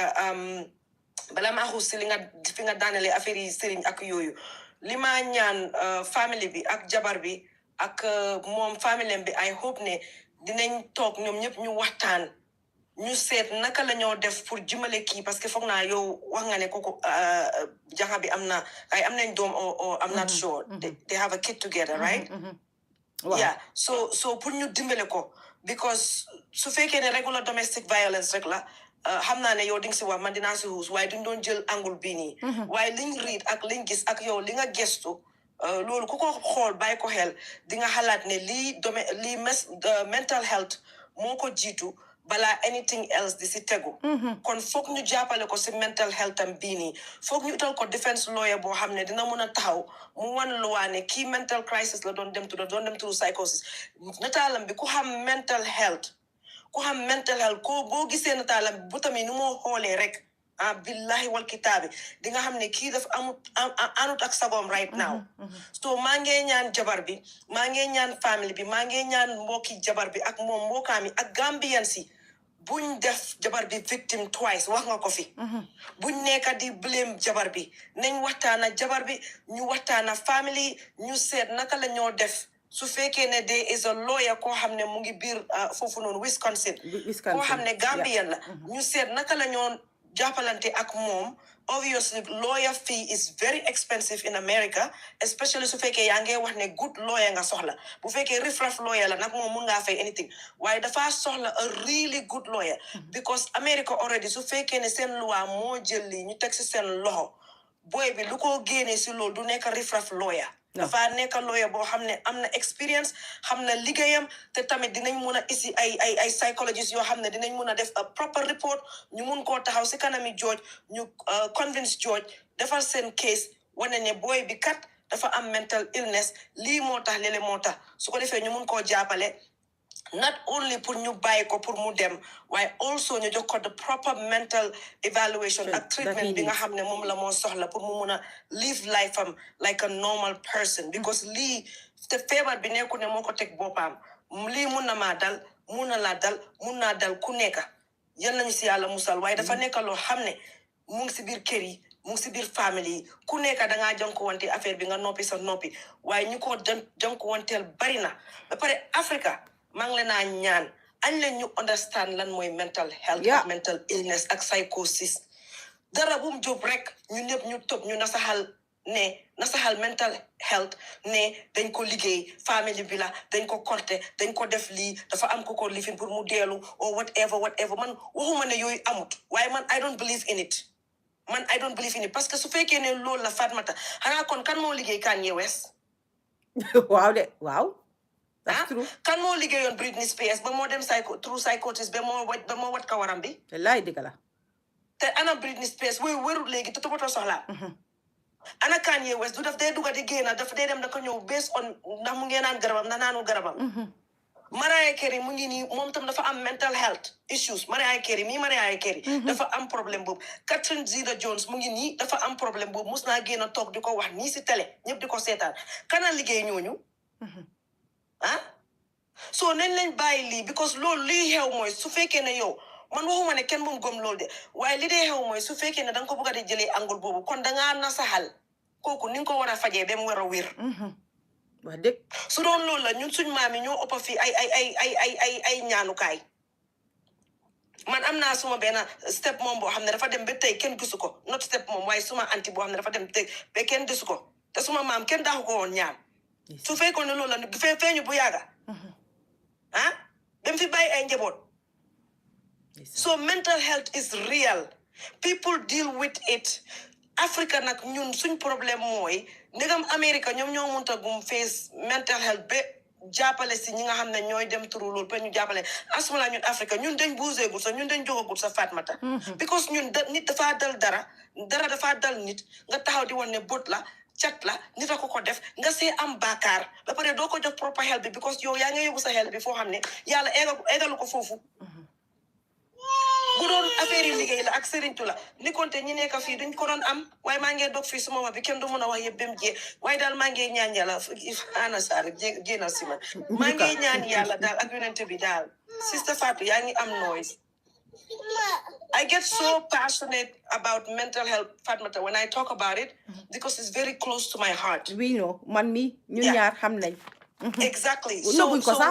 man deal now with a brother that have it, so man take ko pass na away tay. Man no bu mako sa. Exactly. So it's very very te kër go dem Gambia di nga gis at least bu dut sa yow sa mboka sa real mboka sa nebo wala sa mboki nebo or whatever ku nekk am na kenn koo xam ne mu ngi jànkuwante ak mental health. So li lay war a suli Africa ne leen open minded buñ nekk di xalaat du doon affaire yi faj rap ak affaire yi sëriñtu la trust me ni konte kenn du ko doon am because ñu gaa yaa ngi fa teegu référent ku la ay ki di faj nit yi waaye ña ñoo faj ba léegi wéraguñ te ko su yóbbu ñu yow jox la garab wala ñu péngu la bu la yàlla dimbalee di nga ana sa wax ji mooy xanaa kañ dañ gisagul ban garab moo laa faj because loolu tam foog ñu teg la benn place ñu lijjante ko ba nga xam ne garab bi soo ko naalee di nga nelaw di nga ok then nga stay on your meds but anyway maa ngi amal fi suma wax bi it's very sad and I hope ne we all come together ñu support jabar bi ñu support boy bi because they are all victims in this natula bu yàlla isi how can we help them loolu foog naa moo nekk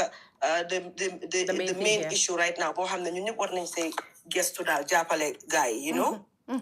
thank you Fatmata for the topic yeah thank you so much Juka jërëjëf parce que tey bokk nga si ñi nga xam ne sax waxtaan nañ si moom daf ko gis sax xamul ne xam naa xale bi rek mu seen ma link bi ne ma oh look at this is very sad am nga ñu waxtaan si tuuti li mu wax nii sax loolu lañ wax ne ñun dañoo ñëw ñu ut lii ñu seete ko beneen angle ut tamit su fekkee Gambien si nangu nañ ko parce que man du ma day jékki-jékki rek jóg ne let's do GoFund or let's do this waaye suñ ko nangoo tey waxtaan bi loolu la buñ ko nangoo ñu find a way anybody ku ko bugg a ibil mun nga koo ibil ñu find a way nuñ koo ibilee foo xam ne nit ñi dañ fa dugal xaalis raise funds dimbale ko ut lawyer bu leen ci xool ne mun nañoo ut lawyer peut-être si lañ koo delloo wala dara de waaye lawyer bi li mu koo dimbalee mooy dina lesson whatever loo xam ne loolu la sentence ñu war a am because suñ jiitalee mental health foofu rek wallahi lu bari dina wàññeeku so loolu moo ma tax a ñëw wax fii waaye tey du bés bi pour ma ne acca kaay leen na ma ibi ni lifinde pour ñu raise fond kaay leen ñu raise fond lañ leen ko waxtaanee ba pare su ma amee ñi ma war a am ci ay mbokkaam ak mbokki jànq bi ñu daal di ko waxtaanee ak ñi nga xam ne bu leen fàttali dafa nekkoon under a management dafa am ñu ko doon manage ñooñu ñëpp foog ñu waxtaan seen ñoom ñu ko jegee foog ñu waxtaan seen ñoom seet na it's a good idea pour nit ñi raisal ko funds ñu seet naka lañ ko utale a very good lawyer ku ko mën a dimbale parce que bugguñ talentam mu go to waste déedéet war nañ koo mën a def soo ma dem bamtuwaat ba pare ma may Sugar mu wax ma bamtuwaat si ne soo gisee bugguma ñu focus on ne dañ ko liggéey bu yàggee nañ si tuumal nit direction boobu laa bañ mu dem dinañ si tuumal nit because bul fàttali si industry bi la nekka xam naa ne by right now am na ñu ci point agum fi nga ne boo demee kii la boo demee ñii la because xam nañ ne booy bi dafa mun woy dañ ko def lii so nañ leen jël yàlla rek jiital ko ñu téye rek ne he is depressed because otherwise dinañ si tuumal koo xam ne defu ko defee wut si laalee wut si parce que ñëpp dañoo believe ne kii moo ko gën a war a mun a liggéey te su boobaa dinañ right kooku tam off so nañ leen ko bàyyaati xel bu baax a baax Sugar ibu sa mic bi Sugar olof nga laa ka bàyyi force because dama dem Gambia ma ñëwaat ngay wax ne dama war a wax olof it's not fair assalamu alaikum everybody. Hope you're okay. I'm going to speak English. I'm very sorry because what I have to get off my chest is all of me do them. It's not going to reach there. First of all, I should say Masati Yotame because you're an artist like him. Yes. How do you feel as an artist, and what is your contribution towards this?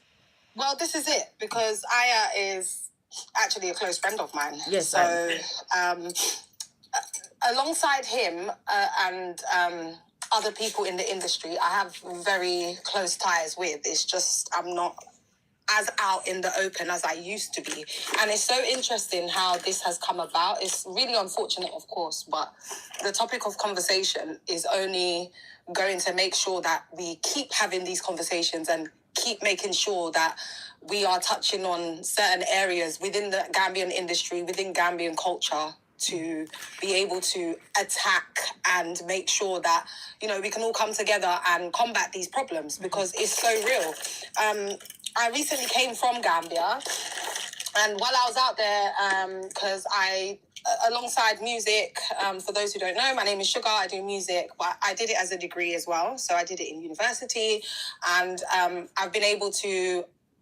mashallah, do a lot of things, and a lot of people know me for the Smiling Coast, and just thought I disappeared, but I've been very much behind the scenes and doing my thing, and, you know, continuing on. And that's why I've been able to have close relationships still with Gambian artists, and Aya was one of them as well, is one of them, sorry. So I'm not going to get into details and like say what I know, what I don't know. I think it's irrelevant, except for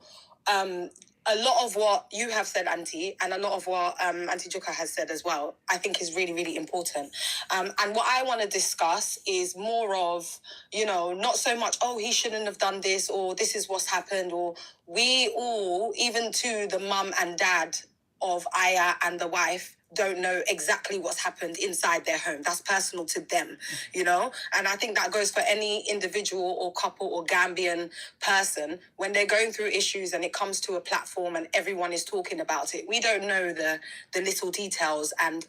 exactly what has happened inside of their home. So we put that to the side. What we do know and what we can see maybe is things like changed behavior, or, you know, a sense of direction that you see a lot of people talking about how he's gone solo and he's doing this, that, and the other. Okay, if Beyonce didn't go solo, would Beyonce be Beyonce? No, she wouldn't. You know. Yep. So let's just park that conversation to the left, all the way to the left, because it's not fair to say he's the downfall of the other two members because he went solo. Aya and his personality, and anybody that knows him, you don't even have to know him too well to know that you can see his heart straight away. He is a good guy. You know, it's just, I think it touches on a lot of things, and I don't want to, you know, because I'm a musician myself, but Satan in music is real, you know? Mm-hmm. We have to acknowledge that and we have to accept it. And for me, as a musician or as an artist or whatever it may be, I've seen a lot of that throughout the years, you know? Mm-hmm. You will go, you want to do something, Satan and Mudukasi, you know? And it just is what it is, as Muslims anyways, if we look at it in that way. Mm-hmm. But also as well, Gambians, we're just simply our own downfall. That's the best way that I can put it. And it's a very, very small industry. This technically should not be happening. If we look at places like Nigeria, Ghana, or South Africa, where the industries are large and big, then you can have those. Then we can have those conversations. But for Gambia, we should be number one in the world. And I say that to say this, because Aya has come out of a group and has come to go solo and has come to do a show in Gambia. And yes, it may not have had the numbers that it had. Why should we, as a country, as people who say that we once supported this person or the group that he was a part of, run to social media and be like, oh, it was a flop, it was this, it was that? Instead, we should have come out in the numbers anyways. But if you couldn't make the show, or you couldn't be a part of that situation, or couldn't support him just by words, but you are the first people or person to come out and talk about the negative, then we have to acknowledge and say that we contributed to his mental health. Mm-hmm. You contributed to his mental health and the downfall of the situation that is currently happening. And it's not fair, because the first thing that they will then draw is all of that is irrelevant. Why did he get to that stage? Let's pull it all the way back. Mm-hmm. He got to that stage because his own people who once supported him have now failed him. You know, there's that classic story of once you get to the top, you can only come down. And when you come down hard. Mm-hmm. And people love you until you get to the top. But when it all comes crashing down, nobody's there for him. Listen, we're going to have this conversation now. In 2 weeks' time, it's going to be forgotten. Everyone's going to move on with their life. He's still going to be in that situation, still going to be fine. Everyone's talking about it because it's hot right now. There's other artists that have been going through things, have come to Europe, have come to America. Are you guys still in their DMs, or are you guys still talking about them on your platforms to say, how is this person not doing? Guys, it was just the other day that Bible said that he's left music because of Islam. Are we talking about how maybe great that is, or you know what caused that situation? That's definitely personal reasons. And if we're going to talk about the truth, it's the right thing to do as a Muslim person. Each to their own opinion, you know, because I can be sat here and be labelled a hypocrite for saying that exact thing. But I'm on my own journey. Mutal ngom ki mu ngi wax lu am solo mutal. I'm still on my personal journey, and you know, it's different opinions, but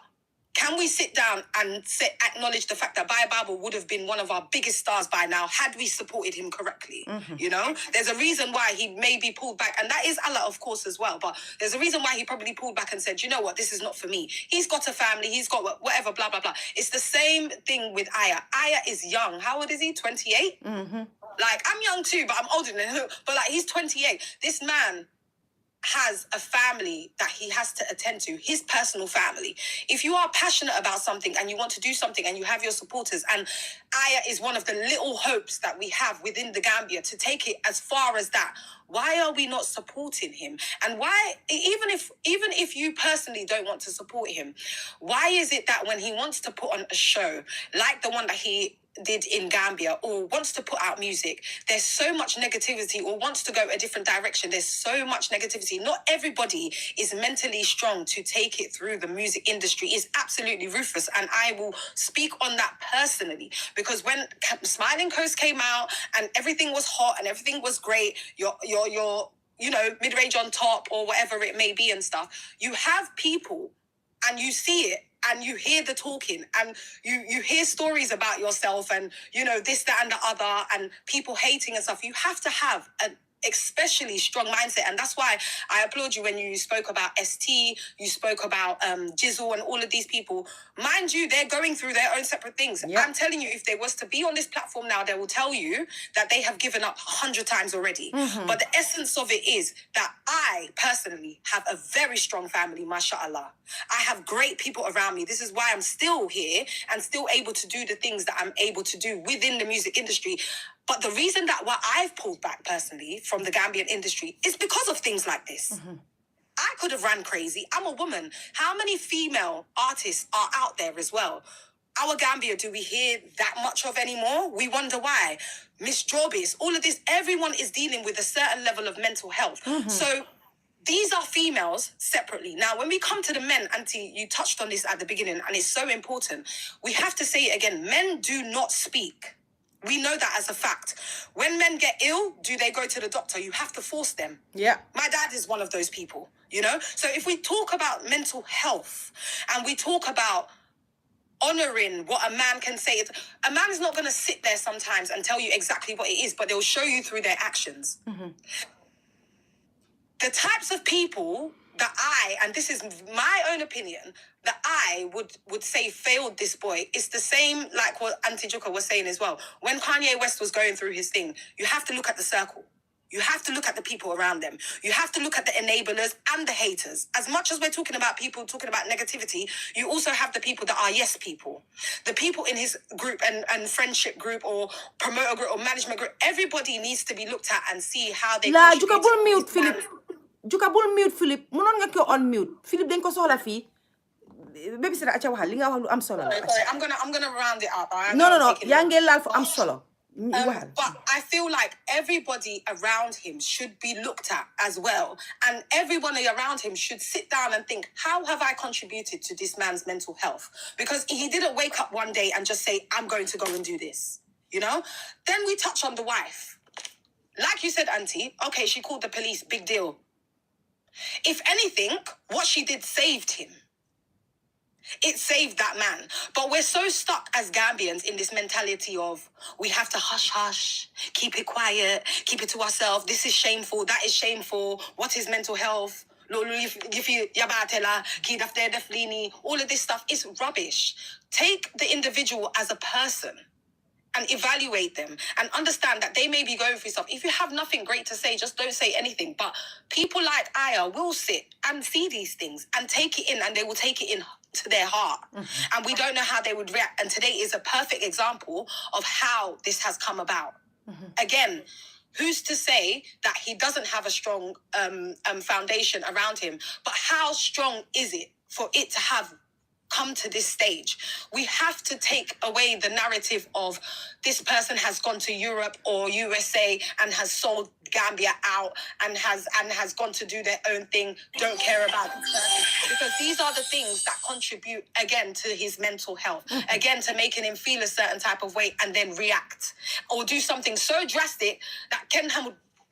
what's going to happen next, you know? Yeah. This is a serious situation. It's America we're talking about. I didn't do this in Gambia, where I'm not saying he would get away with it, but there isn't a solid structure and platform for, you know, consequences to be taken. Only Allah knows what's going to happen to him when it gets there. Now, going forward from this, I just hope it's a massive lesson learned in both areas. In the music industry, when we say this person is our star and we're hailing them up, this person is hot and they've come and they're great and everyone loves them, the same way that you love them is the same way when they're going through something, we have to support them, regardless of whether you know how the story has gone. We don't need to know the in-depth details. We just need to see it for what it is and make sure that we stand up and we support each other. And I'm not saying this because he is somebody that's close to me or whatever it may be. We've just seen it time and time again. What is the next step that we're going to see that someone has actually come and unalived themselves? Is that what we're waiting for next? You touched on Sophia, the dancehall queen, as well. Again, another great friend of mine. She would have been the greatest dancehall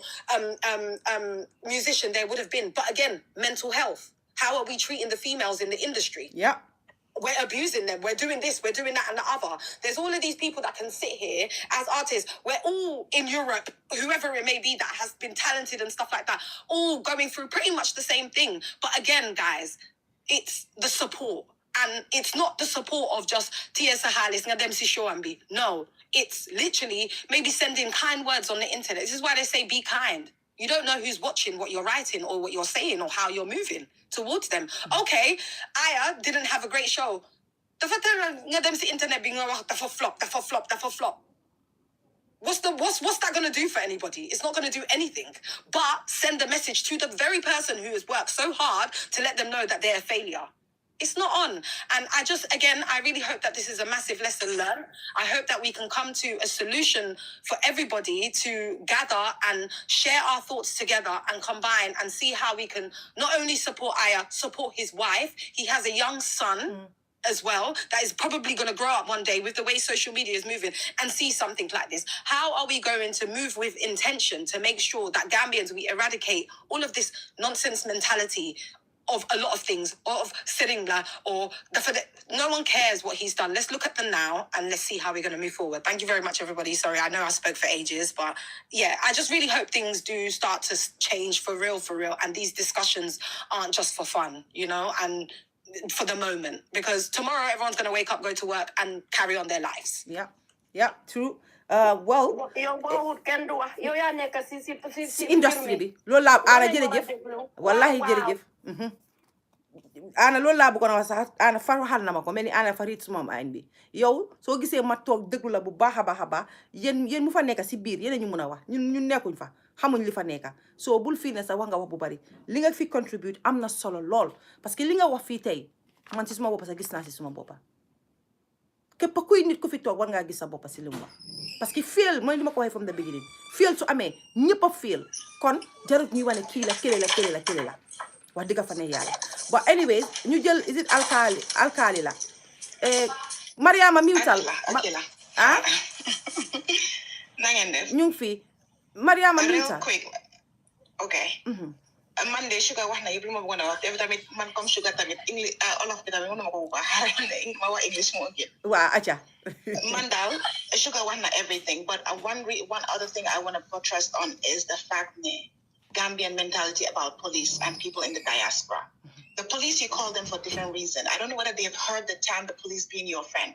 You can actually call the police because of mental health crisis. You can call the police for help for anything, not ne say buma call police bi rek dama call pour bolé or dama call pour jaxase nit or dama call pour ñu arrest somebody.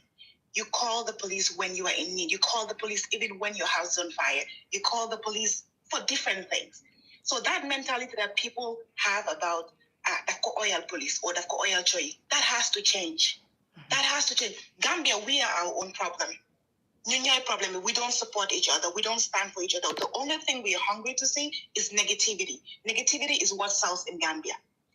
Downfall in it, that is what happened. There are one or two people that do support. Yes, I wouldn't say the entire Gambia, but majority of Gambians don't support. You come with your dream, they kill your dream. Yeah. I don't know him personally. I have had interactions with him online once or twice, but Aya is the only musician for me in Gambia who TikTok and start dancing to his music and put it out there. Yes, that is how much I like the guy. I see the vision in the guy. You will see him and know that this guy has a dream. Some of the things he used to write before going to Gambia, he wanted to take Gambian music to another level. Yeah. He had that dream. And as I told young Gambians, let me support this person with this little way. Gambia, the only thing about you want to be an influencer, you cannot. Because nobody will give you to influence. Nobody can do not support the industry. This is the same industry that back years ago I was in the same industry. You come with your dream, they help you kill it. Or they expect you to pay out of your pocket and do that. Nobody is ready to support you. Nobody is ready to say, unless they see that you are big, you have made a name, or yeah, they support your success. They support your success. Yeah. You have to prove yourself to the Gambian before you get support. And even in that support, they are questioning your integrity. They're questioning every single thing you want to do. That is the Gambia we live in. I went to Ghana. I went to Nigeria. I got into movies. I came to Gambia with my dream of movies. Wanting to start the same way they will do. What do you call it? I came with my thing. Took it to GRTS. They actually charged me $1 million to get it viewed in Gambia. $1 million. If Lamin Manga is listening, he knows very well what I'm saying. I was like, I am coming with something. You guys don't watch anything. There's no shows on your TV stations. I am bringing something that somebody will watch episode upon episode. You people are supposed to be paying me, but instead you guys are asking me to pay $1 million. This is 2010. You're asking me to pay $1 million. This was how I packed out of Gambia and came to Canada. With the same dream. That could have changed not only my life, but so many other people's life. It could have created employment. It could have bring talents out in Gambia. 2010, $1 million, equivalent to 10 million. $1 million. Equivalent to 10 million today. Why lolu safna? Be pare luma gëna na hari dañ ñaan utalal sa bop sa sponsors yi. And you would even do your sponsors, right? Xamna li ngay wax jang, xamna ko. Wow. Gambia am na ñu tok ci xaliss mëna dimbalé xalé yi, but nobody wants to do it. But what they are ready is am na xalé bu def dara rek ñu jappa sa tour. Wow, more definitely. Lord, that is what they're waiting for. 100%. That's exactly what people are waiting for. Just your downfall, or you're trying to make it and you make a mistake. They don't know people have to make mistakes to learn from their mistakes and be perfect. There is nobody that is perfect. Even business people, they try, they take risk in life. You take a risk, you make a mistake, it's either good or bad. But Gambia, the only place where they will not support, we will never support each other. And the police mentality at Yefi Sering, that one, I don't even, the Sering thing, I don't even get it. It's every little thing, it's Sering. Then go ligay, yangi post picture, moitul botire, gemeni, so post ni every little thing, they associated with Sering la, domala, ginela, but lami. Those things have to change. Mental health is real. Addiction and mental health, it is real and it's a problem. And we're facing it in Gambia, but we don't want to talk about it. We're not trying to educate ourselves about it. And we're shutting people down from talking about it or try to push it to Serenila. Mental health is real. We have to take it seriously and start having platforms where we talk about this daily so that it sinks in some people's head. man loolu rek laa bëgg a yow suma bala leen wax nga lépp that was just what I wanted to déedéet wax nga lépp jërëjëf thank you so Because much I am in mental health. I work as a mental health and addiction worker. So Yes, I sir. know these things. I see it. And now that I actually am here and then I can see it, I can relate to many things in Gambia. So many things in Gambia. ndeysaan doy na waar daal doy na waar Dafa metti. Dafa metti. waaw dafa métti foo ko nata rek ëpp na For fa the bottom line for me to advise everybody is what I'll advise myself, advise every other person is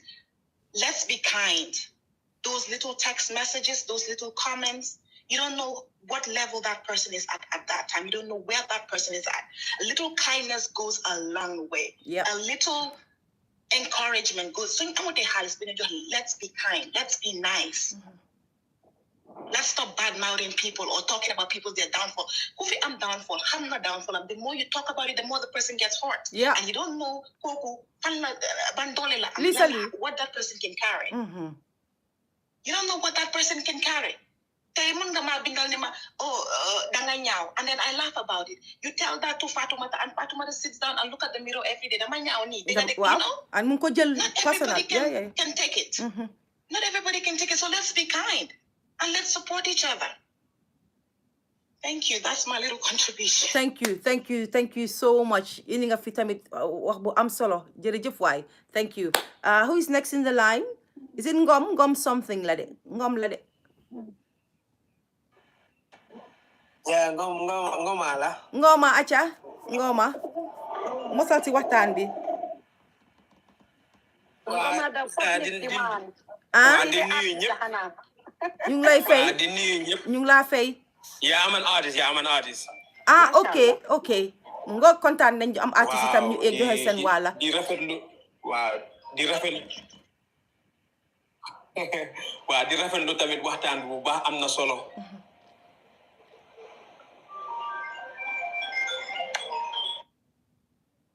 dafa am call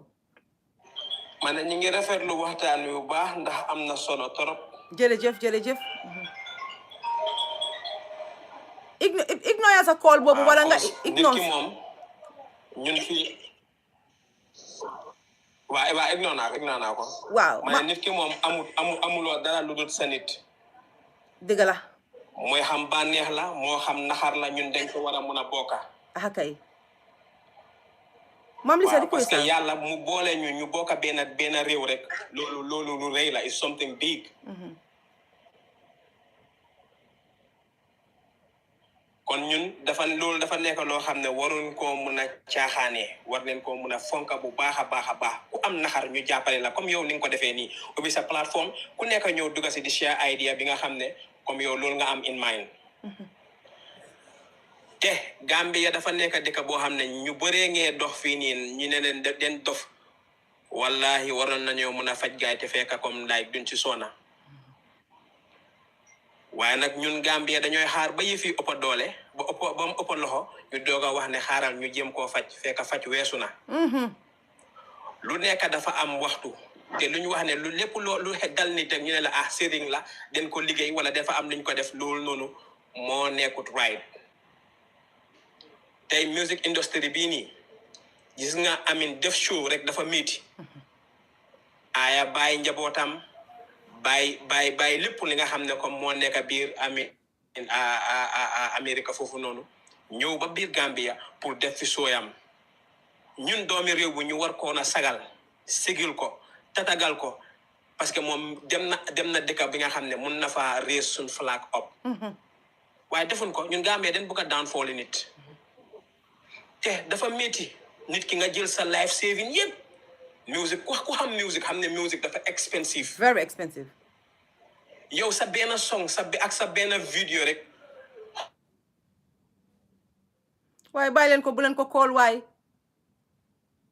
bàyyi leen ko bu leen ko call oh.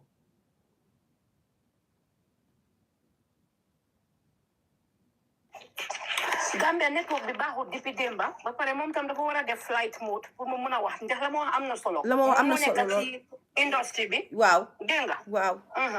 Ngom képp kuy at nga nekk si suuf egal nga wax yéen a moom lii tey. Ngom waxtaan bi. ndeysaan xam naa network am bi la. waaw network bi dafa bon depuis. line man line man ibil sa mic bi line man yooyu tur ko ka yooyu turi artiste billaay wallaay man barki dem dama dugg si benn di fi doon seet benn line ma gis kooku mu tudda fa benn tur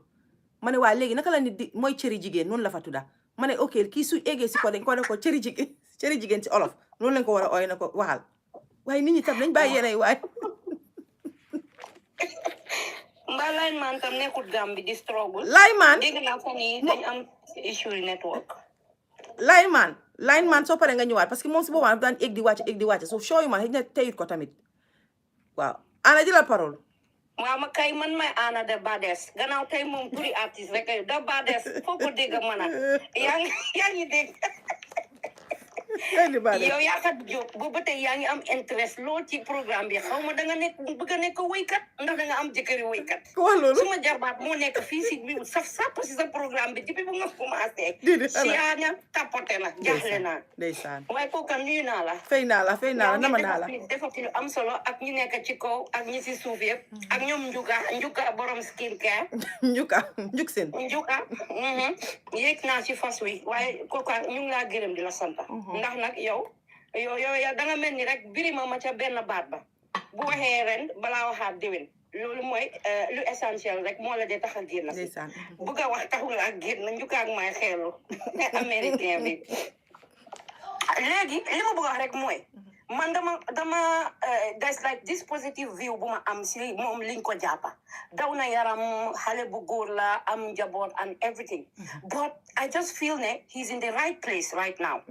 because if not help bu mu soxla xëy na su ko amoon sax du ko am come to the extent that he needed it ndig di nga gis ni ñun ñëpp xam nañ ñu ngi si Europe bi fii nii da ngay dem sa GP muy laa jox i garab naan la demal fii ñëwal fii waaye when you are in this certain situation bii nii dina dee jox ñi nga xam ne ñooy top therapist yi ñoo xam ne dinañ evaluate sa situation ñoo xam ne sa garab everything about you is fast tracked you see so da nga gis ne man pour man lii baax na bi ma gisee case bi ni mu demee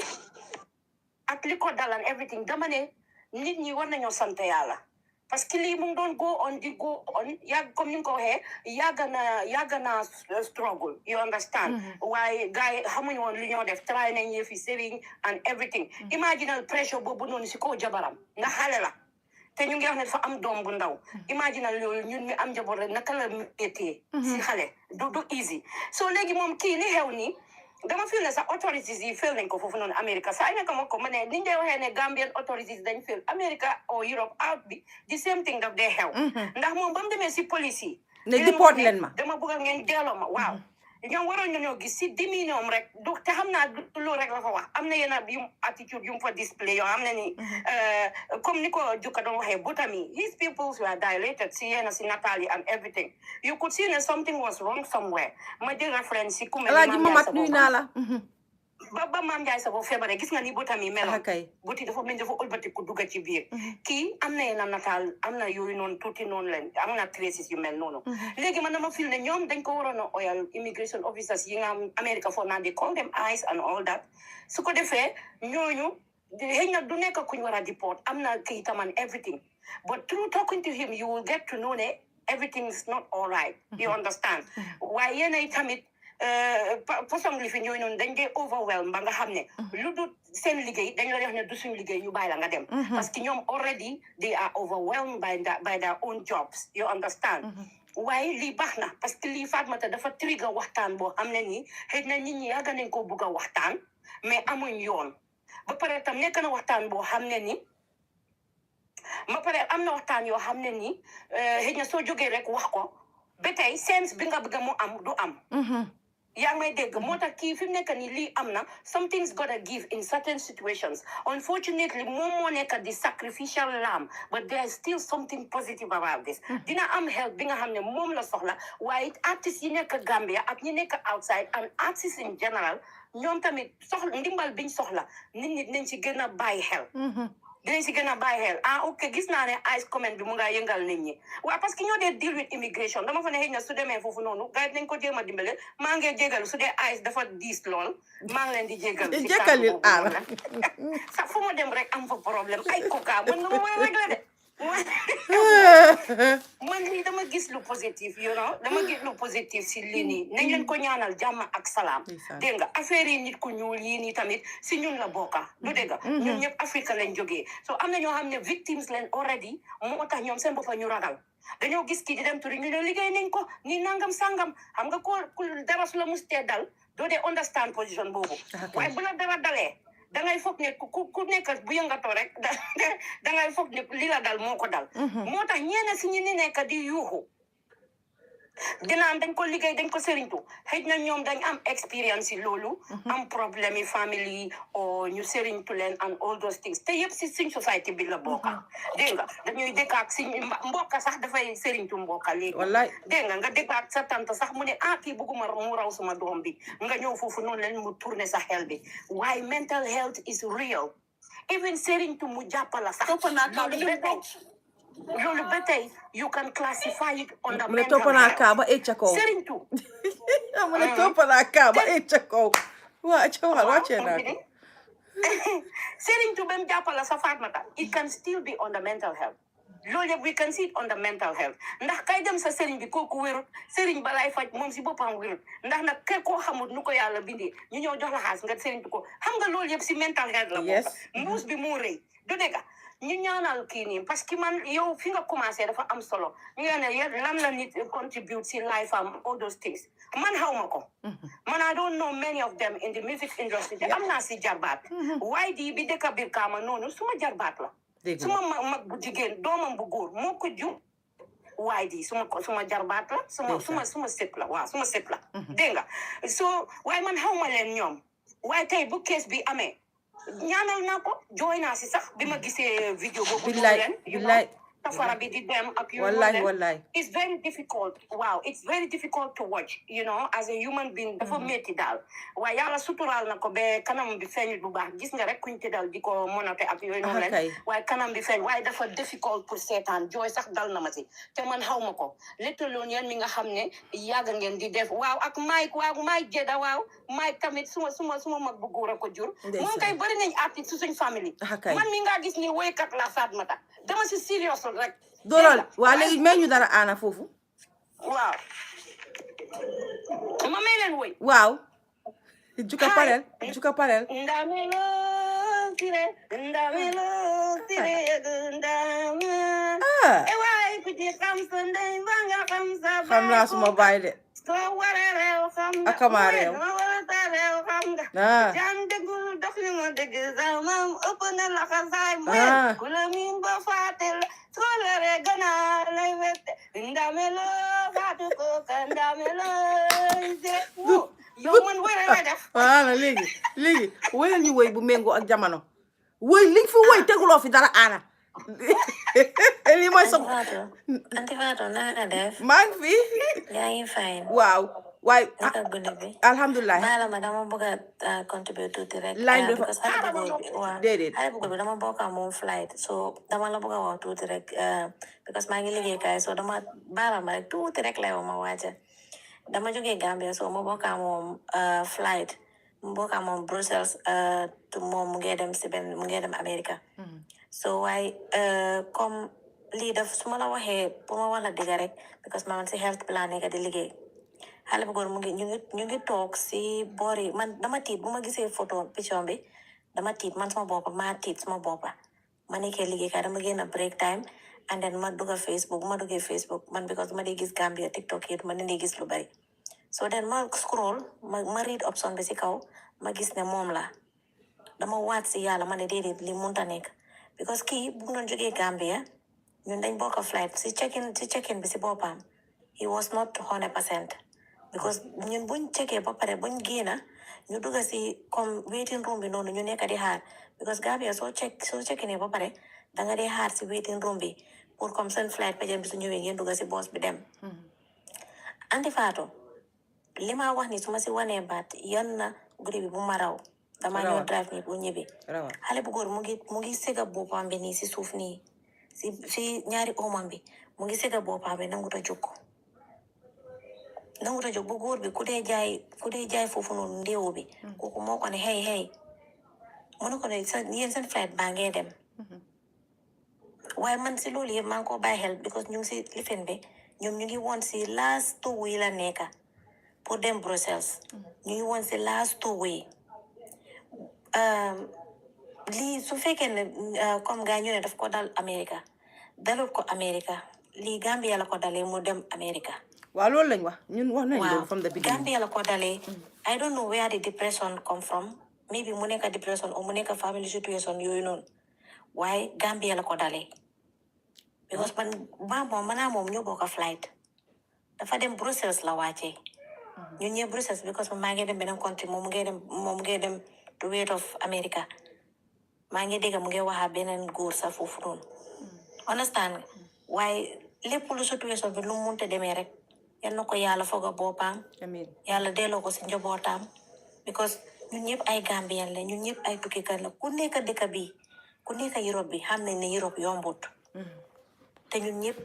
ku gis nga tukki rek dafa tax reason lu tax nga tukki because country jàmbur dara neexu fa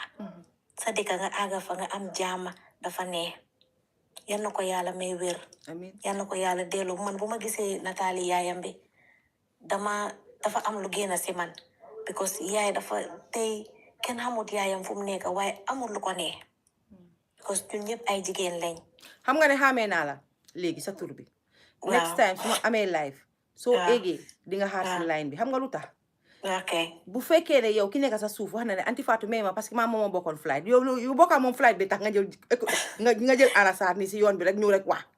xam nga loolu fiyaawut lii bu mu la dalaat anti Fatou sorry baalal nañ la kay wax nga lu am solo parce que loolu lañ fi doon wax sax léegi ne lii ñu bari understand dañ foogoon ne léegi la ko dafa dem ba Amérique mu dal ko dafa yaaga daf ko dalee Gambia mu dem demaa moom Amérique bi moo jógee Waaw. Amérique sax di ñëw si holiday boobu pour 6 months yi dara dalu ko woon waaye Dara ci dalu biir ko. Gambia la ko dalee mu ñibbi si ak moom kon loolu firle naa li nga wax foofu tamit ay mbokkaam Yeah. ay nitam loolu wax nañ ma ko waaw waaw nañ ko jàppale rek xam nga Inshallah. tukki bi moo yombut I understand nga surtout ma situation bi su la daree nit ñaa ngi wax the same different kind of narrative waaye lii back home la ko dalee because man bu ma ko gisee rek ma dugga si biir góor bi di waxaa moom rek ma ne non waaye bu mu ko dalee man bu ma ko gisee tey dama waat si yàlla ma ne lii dalu ko America fu mu ko dalee foofu la jógee waaw waaye waaye ñëpp yal na ñëpp ko ñëpp yàlla nangu nañ jàppale. loolu ñëpp ànd si nañ ne waaw dalewu yal ko na ko Amérique yàlla jàppale thank Amiin. you di nga sis amin amin thank you amin so much waaw yal na jërëjëf ko waay yàlla jàppale rek Thank you. Nga nuyu- sorry then it's okay nuyul ma jeeri Tom la tuddu na nuyu jeeri ana Nariyama jël lu gàttali suma mbokk yëpp xool nañ ne ma boo wéyatee ñu rey la. waaye léegi Yow sa déedéet di nga baatu woy ñaari bii. di nga woy xam nga ne loolu laa wax si parce que ana woyloo fi woyi dëgga danga fi woy ay ndaameloo nga xam ne man suma boppa mun naa koo woy comme que nga ne artiste nga te artiste bari nañ seen kër ana woyal lu ñu liñ xam su ko defee ñu tam ñu mun laa supporter ana woyal Well, Father, we've something to tell you. léegi ma wàccee la nag A story of our time, a tragic but inspiring tale of manhood in his prime. You get what xale bu góor bu problem. ha Léegi li nga wax ni yaa ngi dégg kàddu yi. Father, we've something to tell you. Dañ ko ñaanal yàlla. A story of our time. ni gis nga nit ñaa ngee tëddi nit ñaa ngi ko bind xaaral ma tëddi ana xam nga la bu ñu solal fii nii xam nga man pour yëgal la waaye nañ leen support ana de parce que fii la fi ana dañoo nekk artiste ñu ne supportuñ ko woon Waaw. support leen ko de kii mu ne ay Yéen a ngi xeeb ku war a mat ci kanam ku artiste bu mat nii. man suma live saa yu yaaxoo rek ana ko yaaxa maam Lisa Nene Freda ak kanati Benn groupe yi baa ngi nga am rek. waaw Jëlal Riama. waaw aja oyul kii mu ne nursery rhyme song la Rose nursery rhyme kontaan ngeen ne ana woy fa woy Christian sax su ko neexoon si Christian de laa jëlee naan la papa God ak xawa Lii choir song la de. Choir song gis la nga nii de. gis nga Story of Joseph la. Story of Joseph. Waaw waaw. ay Xam nga Joseph dañ ko iñaane woon indil ko problème lii moo dal kii xam nga nga ne ma indil bu méngoo yéen understand leen doo leen artiste lii moo waaye sa woy yëpp naa meloo rek nga xalaat jërëjëf ana rii ma ñëwaat No, Anna. Fatmata nuyu naa la ñoo la fay waaye Anna mii su génnee album ñuy jënda cassette bi du passé 10 nit déedéet ñun ay nitam rek a koo jëna mun koo mee ndax mu jar loolu rek kay mun a Anna baat bi neex na lool xam Nameloo Siré ana xale yi nga xam ne dañu yabaate fii lañ laa doon ci TikTok bi naan la ana madame Nameloo Siré Nameloo yëg te dinaa ko jël de suñ la kaayee dama koo aj loolu ma wax la ko léegi réew ñëwal waaye Fatmata nuyu naa la yéen yéen ñu nekk ci kaw ak ñooy tapote Fatmata ma ne ko lii moom bad news la ñun ñëpp ñun waa Gambia understand nga so lii naxar lañ am tey moom dañ eewoo naxar xale bu góor boo xam ne he is very talented man moom dama ko bëgg a bokk naa si fan sami he is very very talented nekkut koo xam ne day wuyantu man la mutal please doy wuyantu daf day wéy ku mun wéy la man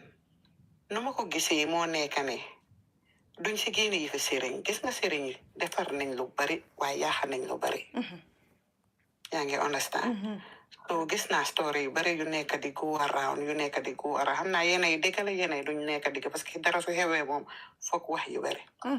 waaye moom nit sa bopp su tàngee doo dee gis doo dee dégga yaa ngi understand foog naa ne lu mu waroon a njëkk a def reach out to people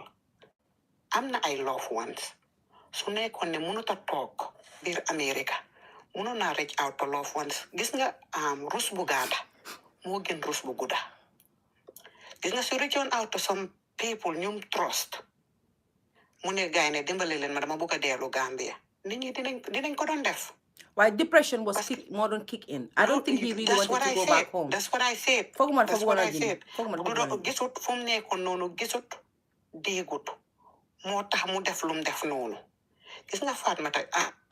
xale bu góor dafa dem position boo xam ne there was no return foog mu def lum def nii yow xam nga safara nu metti nit taal safara mu ne dafa bëgg a rey boppam xam ngeen ne kooku nekkut ci sagoom nit sooy tooga sax ngay fry diw bi tuf sa kaw naka nga dee fiile man lu may def moo nekka tey jooy naa affaire am musuma koo mit si internet bi rek laa ko gis di déglu uyam waaye jooy naa ñaanal naa ko suñ koy ñaanal buñ faati jabaram tamit yaa ngi understand ñoom ñaar yëpp ay xale lañ ay ndaw lañ te ñu ngi amee doom bu ndaw di leen ñaanal ñoom yëpp yàlla defar leen jaama aya si problème bu mu nekk ni yal na ko si yàlla génnee beka soonut yàlla génnee ko fa yàlla defal ko jaama after lii ñëpp ñu ñëpp dañ dee mistake hopefully laan na mistake am an maa ngi ñaam bum si musa delluwaat Fatmata gis nga America waxuma dëkk Europe la de America dëkk boo xam ne la yenn crime su ko fi nit defee duñ dee xool ndax dafa dof duñ dee xool foog luwaa jaar si kawam because luwaa la waaye loolu daf dee mën a dimbale lañ war na daanu sa kaw duñ la ko daanee ñun foofu la ñoo xoolee waaw because 4 charges yi suñ ko bëggee daan ci 4 charges yi yëpp because bul fàtte 4 charges yi si bokka intent to kill am foon parce que néebo bi këram bi dafa taaka gis naa ko dafa saak waaw so dafa am yu si bokka yoo xam ne buñ ko bëggee jëlu yëpp daan ko ci kawam dina métti lool so moo tax ñu ngi ñaax yàlla daal lii ñoom ñu recognize ne kii mu ngi doon battle with something and I am hoping ne sax ne maa ngi ñaan yàlla ne xëj na you never know xëj na jabaram or any mbokka musoon na moo dem report yi si ne kii de fanaa dafa need help su fekkee loolu xapu noonu bu mu demee report loolu la wax déedéet su fekkee mu xapu noonu na before no I'm talking about before su doon xapu noonu su dee xapu na before loolu dina easy case bi lool te léegi ni America mel ni ma gisee America ni mel lii mun na moo egga si stage bu nga xam ne sax mun nañ koo delloo parce que dañoo ne kayitam yi pare parce que amut kayit and delloo boobu nag moo ko favorable because Gambia have nothing for him to tell you the truth Fatmata foofu laa bëggoon a ñëw baalal ma wax la Fatmata lu ma bëggoon a wax amut kayit green card rek la am he is a green card holder Yeah, but even with that too, the young uncle said his mental health. This is where it foofu laa bëggoon a waxee right fu ma bëggoon a waxee moo nekk xale bu góor boo xam ne bu mu demee Gambia mu ne dafa am disappointment because concert am bi lu mu ko foogee woon demee wut noonu because mu ngi doon complain loolu sax so kooku naka la mooy delloo foo xam ne he has so many lots of opportunity pour mu amal ko boppam kooku jékki-jékki rek mu ne dafa bëgg a delluwaat back ci coono boobu it don't make sense something is not right somewhere Fatmata fu ma bëgg a waxee moo nekk tamit ñun Gambian ni nañ wax dëgg te dee ñun duñ dee supportante naa ko starté suñ góor bi number 1 duñ dee support artiste yi Fatmata xale bi dafa mun wëy torop waxuma ne xale boo xam ne daf dee dem di wëyantu de xale bi baatam bi neex na mun na wëy man su ma la waxee bokk na si ma top 10 Gambians yoo xam ne dama leen dee déglu I listen to him. He can sing. He is very, very talented. Something is not right somewhere. Waaye lépp lu munti doon rek maa ngi koy ñaanal yal na ko si yàlla génne yàlla fuggas boppam bi xaw ma yaayam xaw ma jabar waaye tey jooy naa bu ma gisee li I cried my eyes out today. Su ma jëkkër mu may xanaa yow kii da nga bokkaa moom ma ne ko bokkuma moom daf ma hit rek ma xool xale bu ndaw a very strong young man mu ngi dem downhill it's very sad naa may maam li samu wax jërëjëf ndeysaan jërëjëf Rima, thank you, Rima. Xaaral ñu may kii xam nga Abdul Aziz mu wax ba pare man ma déedéet bala Abdul Aziz the real man the real something moo ko fi jiitu ki nekk si suma ron. ki sa kaw waaw sa kaw Assalamualaikum. aleykum salaam Okay. Ati yang nas ne betul tu buat kalau mau nak warik. Okay. Like problem that how many for them that but don't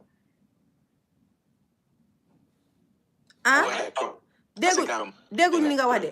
tofli ni like that man dal man lu ne ko sama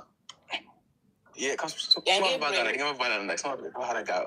waaw acca waxal grand waaw okay man sama wax ba gana xamna di ngeen gasam waaye ba dul fen okay like no one am come like one time I never go through like same thing like depression something like that like Gambian stuff in the way no go all of the way like chat yes sir how da xam nga li chat I think so okay like for example like aya dal mom lu ko dal like posted like everybody ñep do aya touram bi always like fanika mu ñëw Gambia loolu tam dafa ko nekk di sonal man lu ma foog ne like loolu moo ko nekk di sonal des like nu ma ko waxee daal nu ma ko expliquer for example like moom mu ngi jógee America like first time bu mu nekkee ak ñoom Nobles like kenn dara autoram ñëpp Nobles la ndee wax Nobles kenn du wax aya so moom mu ngi tukki mi ñëwaat Gambia everybody ñëw aya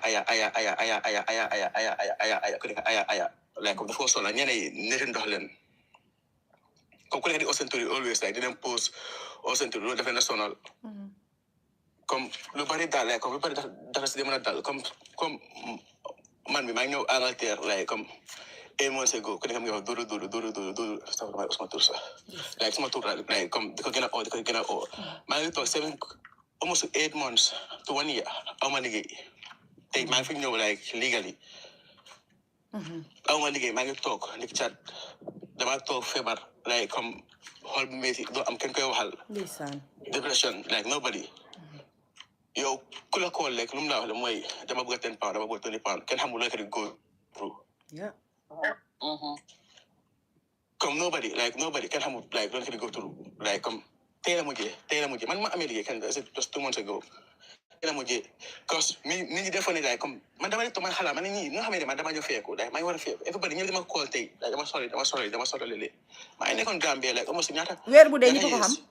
ñëpp a ko xam yeah almost ñaata years du mbokka du nobody kenn du la xool si loo nekk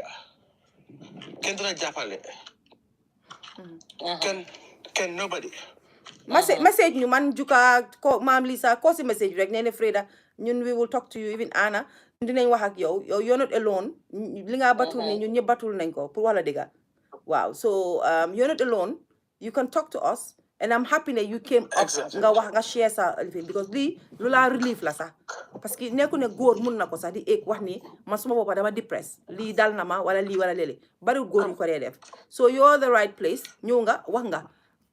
nekku ne encourage naa la pour nga wax sa yëpp de waaye tamit still read na la relief tuuti but bul feel alone.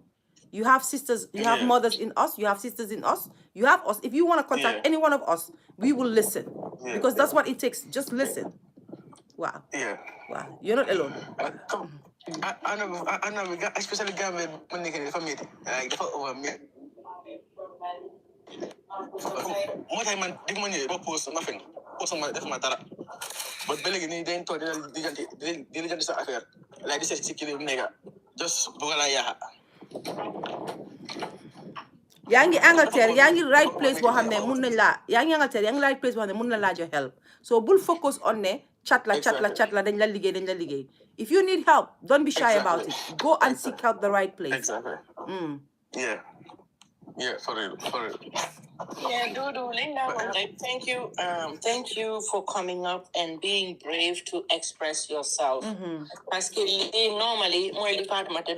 it is very hard in our society to need them through such things because linga ragal moy stigmatization. So gisee lu bari muy dee dem ba yàgga then nit ki dem to a point boo xam ne mu dem through psychosis because of mu ngi ko téye mu ngi ragal lan lañ ko wax ak lan lañ ko tontu ñun in our society as Gambians ñun when somebody su la nit waxee ne sax dama depress liñ ko dee njëkka wax ne kii dafa réew kii xamul boppam loolu feebari tubaab la and they do not know that even in the Quran depression am na fa yaa ngi understand even so Quran bi sax am na ay ñaan yoo xam ne ñu ngi laa wax when you going through sorrow when you going through this when you going through that because yàlla daf ñu saaka mu jox ñu xel and sometimes we can find ourselves in a very dark place yaa ngi understand boo xam ne you know some of us as Africans ñun loolu moo tax ñu war a change suñu mentality di nga dee gis keena mu ngi kontaan mu ngi ree waaye deep down inside wallahi da su la waxee li moo dem through yow sa boppa doo ko dem understand because ñun fii even American yi sax di nga gis some of these actors and actresses you see them you think they have it all fekk ñu ngi dem through a lot the next minute nga dégg ñu ne rey nañ seen boppa lan moo tax ñu ne dañ doon dem through lii it's good it's good for you to talk about it. We've all been through it. You understand? Man, I've been through it. You understand? We all have our dark days years ago. Te nekkul ne loo xam ne la dangaa toog ngay wax yàlla ngay xalaat suy ñëw sax yaa ngi xam ne okay mu ngi ñëw xam nga lan moo ko dee trigger or all of a sudden naka nga dee feel it's better nga dem nga am benn nit suy nit benn nit sax koo xam ne mu ngaa toog di waxtaan moom di ko explainer ba pare nit kooku tamit dafa war a nekk nit koo xam ne dafa war a am understanding. You understand? Ak patient. Koo xam ne am na patient koo xam ne tamit du la George koo xam ne is willing to listen. Yaa ngi understand? And this is something loo xam ne dañ ko ñàkk si suñu society and it's very unfortunate because ñun liñ dee méngoo depression mooy dafa réew feebari tubaab la yow lan nga war a toog yaa ngi am lu nekk yaa ngi nekk Europe looy depress they didn't know na fii la gën a bone mooy li nga wax rek yow yaa ngi fi ñëw okay ñaata months yaa ngi toog because of number one yow li nga doon expect ne moom nga doon am in London Angleterre nekku fa so yow si sa boppa yaa ngi toog xamuloo looy def xëy na guys si kër gi ñu ngi laa call you looking at yourself as somebody who is hopeless now maa ngi nii xam nga mère bi mënuma koo toppatoo maa ngi nii but sometimes ñun tamit it's good to take care of oneself first always sometimes daf dee baax tamit for you to be a little bit stingy on yourself. You understand? Wow. Yo saboba yo danga wara ngeka put your mental health first because of the remaining the rest. So len ko defale wasalam so len ko defalut yo so deme be nek in a certain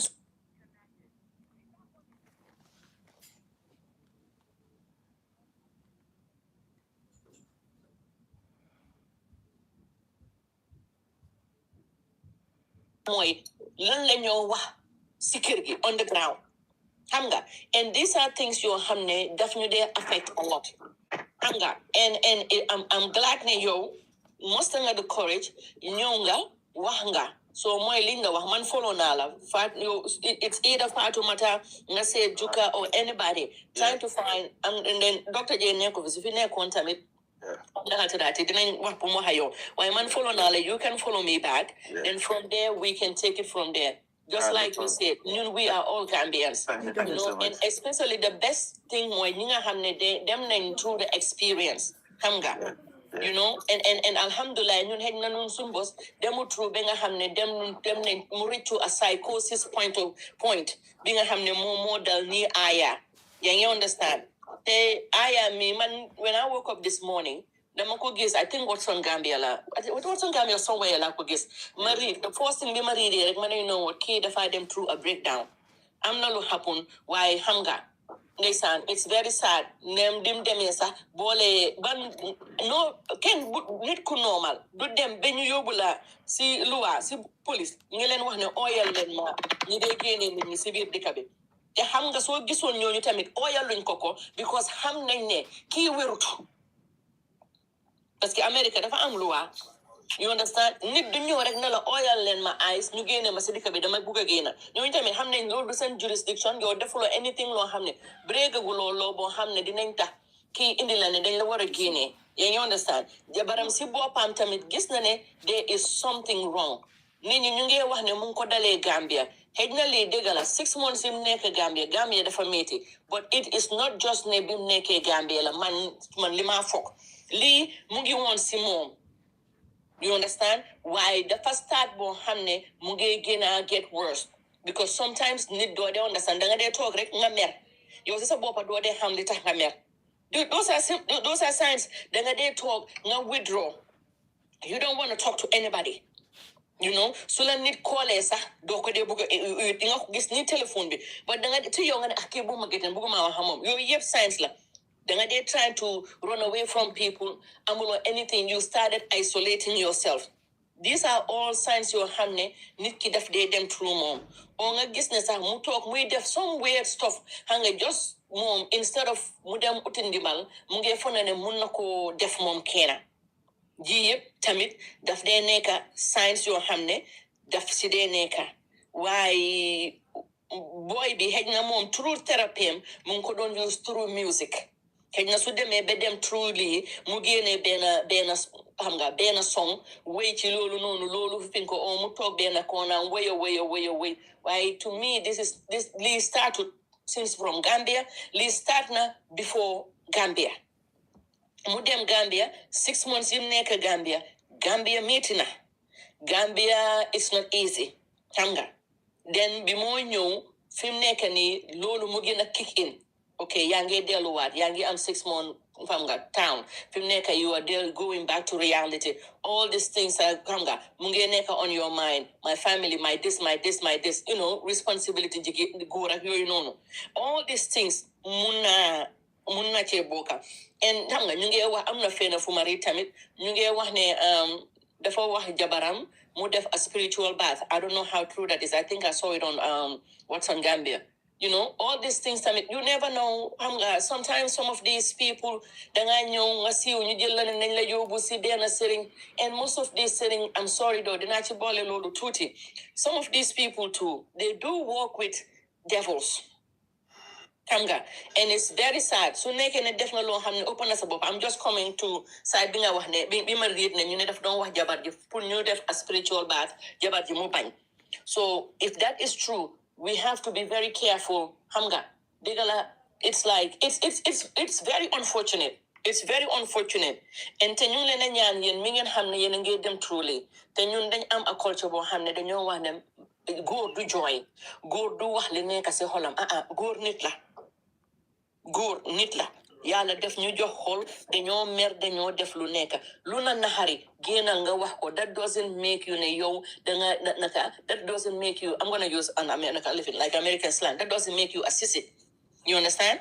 so that real men do cry so lolu mekut la yow nga nekk a punk or a sissy no you are being braved to come outside nga wax ak nit ñi ñu dimbali la. Anybody that man suma advice moy anybody ko hamne yanko battle speak trying to talk to somebody trial nga ut ndimbal trial nga reach out to somebody ko xamne so confiné ak mom dina la deklo dina la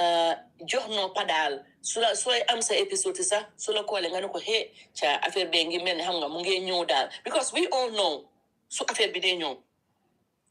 you know so man lol la ñaan rek it's rather unfortunate but ki boy bi fim nek ni aya he's in good hands even though suñ ko téye léegi suñ demee ba xool dinañ ko evaluation boobu namit suñ demee ba xam ne kii dafa am naka mental health issue they will give him the required assistance ak help bi nga xam ne moom la need you know dëgg la nekk na fii nii America am na kayit you know even though green card holder la mu ngi fi toog legally permanent resident la. So with all that, so he will have the necessary help, being a mom la am, including so ame a good lawyer. Parce que bim non def lolu nonu, dañoo seet anduton ak sagom. Joguton rek rewa nga japp ko mu def ko. No, den nit tété na am na ko fo. Ni la ka mété, ken ñun mi dem through xëy na la kayu ndaw yi ni sa xam nañ. Ben nit du nekk ak sagom mu jóg dem taal muto ne dafa rey boppam lolu amut. Kooku nga xam ne am na loo xam ne mu ngi si boppam bi mu ngi koo sonal so with all these things ngeen ñaanalante ñun ñëpp rek let us all be each other's keepers su la nit ñëwee mu wax la ne lii laay dem through suma doom lii laa dem through suma lii laa dem through listen jox ko noppa bul ko jooj su nekkee ne yaay la bul ko jooj ne sa doom yi nii déedéet dimbale ko yow soko munte dimbale amna keneen ko xamne soko bolé mom dina mëna wax ak mom and always don't feel shy open up and talk to somebody bottling it up is the worst thing especially yen goori su boba dañ ma jooj dañ ma ne yow bro yow nini na gena len gen wax ak nit ñi you know it's very sad nak aya ak yow me my brother bini yow nakal tudati fa nan nakal tudam the real Dan wow duma wax sa tur bi nga waxoon noonu waaye the real Dan ak ñoo xam ne ñëpp ñu ngi dem through it ñu ngi leen a ñaanal ma play benn song waaw go ahead Fatmata ma play yow mun nga stay real Dan okay xaaral ma play benn song tout ça là real Dan yow nga ne yaa ngi Angleterre maa ngi la léegi nii there are few mental health li fi ñoo xam ne dama dee volunteer si ñoom tànn sax bu la neex lay doon bu la neexee nga dem si yoo xam ne daf dee focus si African young men mbaa bu fekkee da nga prefer comme other races julali comme ñu weex ak yooyu noonu leen waaw léegi dama la follow soo niitee su ngeen ñëw na ko you can follow back and let me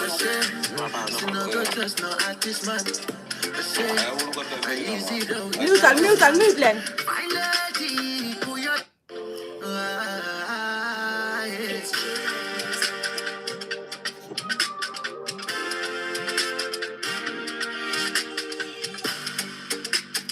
She say I be cheetah man, she say I be fucker man, she no go trust no artist man, I easy though with the baddest gun. Find lady, pull your temper down, me dirty, I no go make you frown. Find baby, you my number one. Find lady, I'm a different type of man. Oh mommy, you're from mommy, yeah. Listen for the jealousy. Oh mommy, you're from mommy, yeah. Listen for the jealousy. Oh mommy, you're from mommy, yeah. Listen for the jealousy. Oh mommy, you're from mommy, yeah. Listen for the jealousy. Yamukata mujo, nina ukobo kumpi jo. Bani regi muja miisi mujuk nikani mu manjewa. Mante jat mante kade munus, sumi sumuti who cares. I got a secret that I want to share. Pretty Pablo long hair don't care. Look at you so beautiful. Hello look like a Mexican. Ela bonita Brazilian. Caresi buna nam seno. Khaba baga daga the tango. Man tana tebe je hello du nice. Wat het als je binnen je gel me wacht. Ja maar gana je gana je. Me kamer tela. Kodali yo kel madu magai. Waxna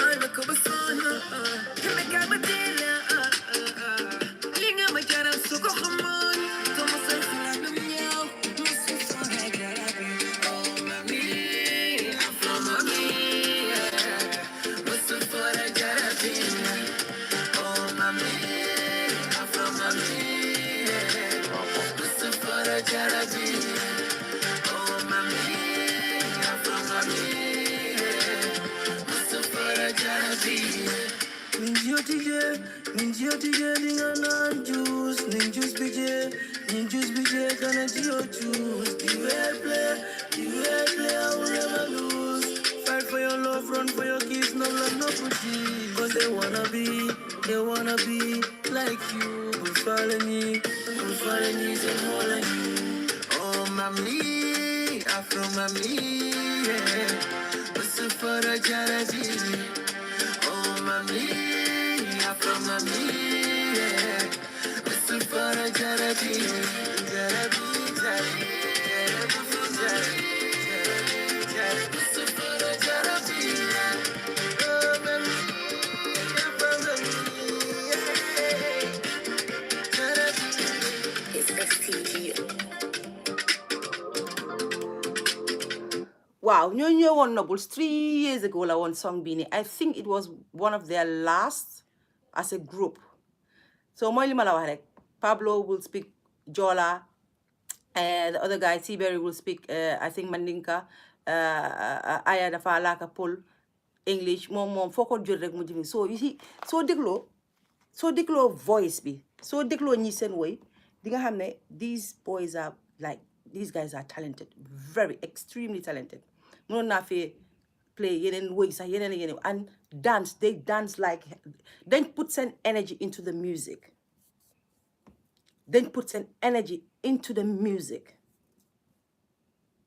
Léegi, there is another way of helping.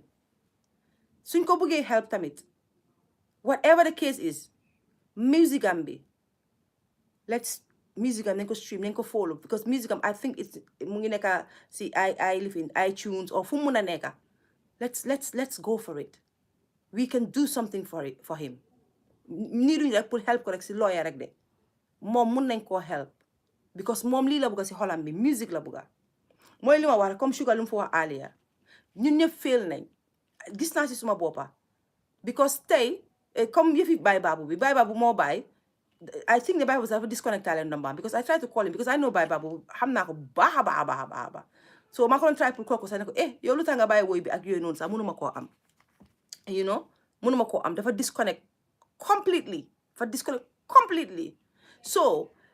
wax dëgg fa neex yàlla Njaay nuyu naa la doom sama, wax dëgg fa neex yàlla ñun ñëpp fail nañ waaye mënuñoo toog sax di look back.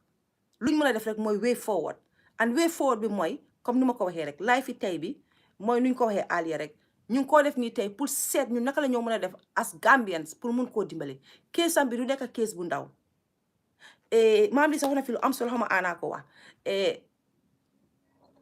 Nit ki comme xam naa rêve am lu mu bëggoon si xolam bi mooy génn Africa. Te génn na Africa kan mooy génn Africa nga dem ba fu tubaab yi nekk nga ñëw ne dama bëgg a ñibbi delloo leen ma dama bëgg a ñibbi. Loolu kenn du ko def. Ñëpp gis nañ naka la buggee doomam bi, ñëpp gis nañ naka la buggee jabaram, te ñun ñëpp xam nañ ne bugga na moo tekki, bugga na moo dimbale familleem. So xam nga kon kooku lii gënalu ko ñibbi dem toog du jàppa si dara pour toog Gambia. Even Gambia bu ko fail, can you imagine ñu maa ngi ko doon wax Gambia daf ko fail ci bi mu ñëwee bi yoon Gambia daf ko fail. Foog nga ne Gambia dina fail nit ki nga mer ko jooy ko wax ko social media nga black out, go for withdrawal and everything, mer si sa biir xol bi, and then yow nga ne I want to go back home, deport leen ma. Xam ngeen ne loolu munta nekka. So na nit ñi gis the bigger picture, and the bigger picture here mooy ne he is mentally disturbed. Na nit ñi gis loolu bu baax a baax nañ ko sóoraale, te loolu moo war a tax ñu war a taka suñu digga nag su fekkee ne ñu ne pare nañ dëgg nag ne ok li passé na, let us start now. Fuñ mun a startee mooy ñu jaga suñ digga seet suñ waxee ay mbokkaam, because mënuloo raisal nit funds te waxuloo see ay mbokkaam tamit. Foog nga waxtaan see ay mbokkaam tuuti. Dëgg la am na lu mu dee demee mun nañ koo def sax te duñ ci boole ay mbokkaam de, loolu war naa mun a nekka waaye still boole leen sax dina doon neex, parce que tey buñ raisé fond tamit ay mbokkaam lañ koo jox pour mu dimbale ko, du ñun ñooy téye xaalis bi. So ak ku mun a doon ku mun a téye funds ak nu mun a demee nañ leen work towards that. ñu ñëwaat fi defaat beneen live try pour raise funds pour utal ko lawyer bu baax. Am na ñu ñoo déglu nag on social media right now. Yow ku xam ne lawyer nga te nga nekkee foo xam ne mun nga ñoo dimbale ci biir America foofu, ñu ngi laa ñaan nga reach out parce que mënuloo xam kan moo nekk fan mënuloo xam kan moo nekk fan so ñu ngeen ñaan nga reach out nga seet nooy def ak ñun nga wax ñu lan la lu waa wax ci moom ak lan la mun a daan ci moom ak lan moo mun a xew ñu mun a xam because tey am na suñ brothers and sisters yi nekk foofu biir America especially state bi mu nekk su du dara sax foog naa ne su dee Europe la fii de war nañ ne ko ala war nañ as lawyer mun nañoo dem tam ñu ne kii doomi Gambien leen ñun de war a xam dañ bëgg a xam how can we help I think they can contact the state and say def something daal pour tamit askan bi xam naka lañ mun a helpee kii Sadio akay I was thinking about Sadio Barrow because Sadio moom jabaram xam naa ko bu baax Antidol moom xam naa jabaram bu baax a baax suma doom la bu baax a baax xale boobu so dinaa ko call xalaat nañ ko maa juka alia before ñu ñëw live xalaat nañ ko so dinañ call Sadio ñu seet tamit Sadio lan la ñu mun a advice ak lan la ñu mun a wax pour ñu seet parce que lii du nekk case bu ndaw ni ma déggee ñëpp di ko wax ne Amérique boo fa nekkee balaa ñoo xool leneen dinañ xool li nga defagum ba pare balaa ñoo indi sax the mental side of it loolu dina doy waar te ku xool Aya xam ne Aya ku bugg a àddina la xool leen ko rek from before ku ko xam rek ku bugg a àddina la ku bugg a boppam la ku bugg a dara pour boppam la do you guys really think ne si coobareem la nekk def lu ko neex rek def lu ko neex nii def ji ko maa tey déedéet kon nañ leen accept ne mental health is real dégg ngeen fi Dudu tey lu mu fi wax tey moom si boppam mu ngi koo batul but you don't even know whom to talk to you don't know where to start xamuloo doo xam sa nooy def so xale yi ñu ngi koo dunda bu baax a baax ñu may is it kan moo fi nekkoon ku waroon a wax safa naa ne is your something yaa xadi Jóob la suma doom bi waaw aca yaa xadi mooy your something right asalaamaaleykum naa leen fay nañ la anti ana toj nga fi bu ko promote yow balaa moo foog ne wéyam bi dafa jël hit de baalal ma del wéy bi daf ma nekk di isilé waate parce que dañoo ne kii baajanam ndekete nii la mun yow sa maa la ko njëkk a wax sa baajan njëkke mënul woy so waxtaan bi kontaan naa si torop man tey suba bi ma eewu bi ma gis news bi du ma fen daf ma hit because Aya is one artist boo xamante ne dama ko like torop understand bi mu nekkee Gambia I was following him but there was a point after man dama ne waa ay moom léegi moom ñàkk jom daf ko dugadi because dangaa gis comme postam yi daf they always shirtless xam nga benn time may naa waa kii moom léegi di sol boobu xaw ma li xew understand but at that time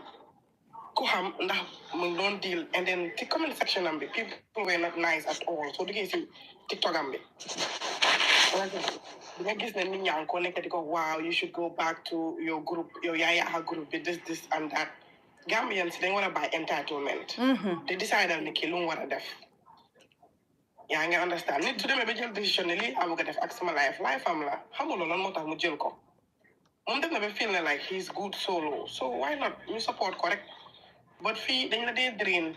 yóbbu la xëcca la yaa sa life ba pare suñu paree the same people ñoo xamante ne ñoo dee toog di wax ne ok like kii dañ ko yërëm ñoom fekk ñoom ñoo nekk same nit boo xamante ne ñoo dugg si situation boobu noonu mental health awareness bi dama feel ne dañ war a stand strong on that because Gambia léegi xale yu ndaw ñu ngi am seen episodes ñu ndaw I'll take myself as an example I'm not saying I'm mental health but I was at an age understand so who do I talk to I have friends but then at the end of the day dama stop because the same person si ki nga dem di waxtaane dafa dem yow di la waxtaane instead of mu understand la dafa dem toog di la waxtaane xam nga so what do I do dama di toog comme there are certain things yoo xamante ne mënuma ko back in dama kafuwaale ko si waxtaan wala dara ñu fi mu ne hey man sax nii xam nga we laugh about it but it's not something that loo xamante ne comme man noonu laa di expressé suma boppa su ma amee lu ma naari instead of comme ma ko waxtaanee dama ko di def jokingly so soo ma xamee bu baax di nga xam ne ok kii li ma wax nii su dee ko xam ne di nga xam ne kii li ma wax nii mu ko bëgg a waxtaanee nekkut lu mu bëgg a café la but how often do I have people nit yoo xamante ne ñooy ñëw si yow di la wax ne li xew is everything okay xam nga are you okay we don't often get that messages understand man I feel ne comme suma amutoon suma njaboot bi it's game over for me and my mom because suma first thing lu ma def moo nekk dama waxtaan suma yaay suma ko amutoon is I'm done dama waxtaan moom in the beginning dama daan bëgg a open up because xam nga soo amee yaay rek danga koo yërëm tamit bëgguloo teg yeneen coono si kawam but after damaa nekk si ay xat-xat ma nekk si loo xamante ne comme xam naa ne mu ngi métti sama xol dafa métti barke salaatu fatiha mun naa tëdd ak xol bu métti ma eew rek gis ma yaay mu send na message yaa di la xew bu ko defee ma ne ko dara xewut are you sure ma ne ko waaw maa ngi fine bu ko defee may fix my voice bi di try to be fine fekk I'm not fine but ma demee ba réalise ne kii dama am disconnection ak moom boo xamante ne mu ngi yëg sama pain why not just ma waxtaan ak moom ma open up rek because soo ko seetee xarit yi ma dem waxtaan ak ñu uñu suma sutura suma yaay moom fa mun na maa suturaal su ma waxtaanee ak moom suma diggante ak moom la moo am so gis nga am na kenn ku doon comment di wax naan dafa war na xaw ma open up wala reach out nekkul ne ku nekk amul loolu noonu loo ko mun sax stage bu nga nekk sax doo mun loolu doo dee nekkal doo dee strong of to that level da nga dee nekkal si stage boo xamante ne yow ak yàlla rek a xam lan nga nee dunda so aaya li ko dal nii dafa métti especially bi ma gisee ñu kof ko down loolu dafa over métti nga xool Amérique ni mu neexee ku nekk Gambia tey ñu ngi xëccoo pour dugg Amérique pour daan doole pour am lañ ko isiwaat kër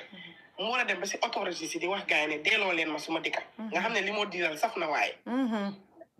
so xam nga ni leen just dajaloo ñu seet ni ñu ko mën a dimbalee comme anti juka lu mu wax utal ko looya yéen daal comme anti Fatoumata yow tamit comme noo ko defee initiation bi ngeen try ngeen seet taxaw leen si daal ngeen dimbale ko kii ndaw la mu ngi am doom te jabaram tam nañ ko bàyyi jabaram su demee ba moom mi nga xam ne moo mën a mooy tëddaa moom si beneen la mu xool jëkkëram xam ne xameetu ko am na every right pour call police buñ ko nekk di ko sonal wala def ko comme ni ñu def aaya Gambian si duñ di understand dara ba dañoo bëgg a commencé di wax soo leen toppee dañ laa ñëw reyloo and then the same suñ la reyloo ñoom seen bopp ñoo ñëwaat di la wax ndeysaan sorry xam nga so man daal lii laa amoon pour contribuer nañ bàyyante xel xam nga ñu show kindness àdduna yàggut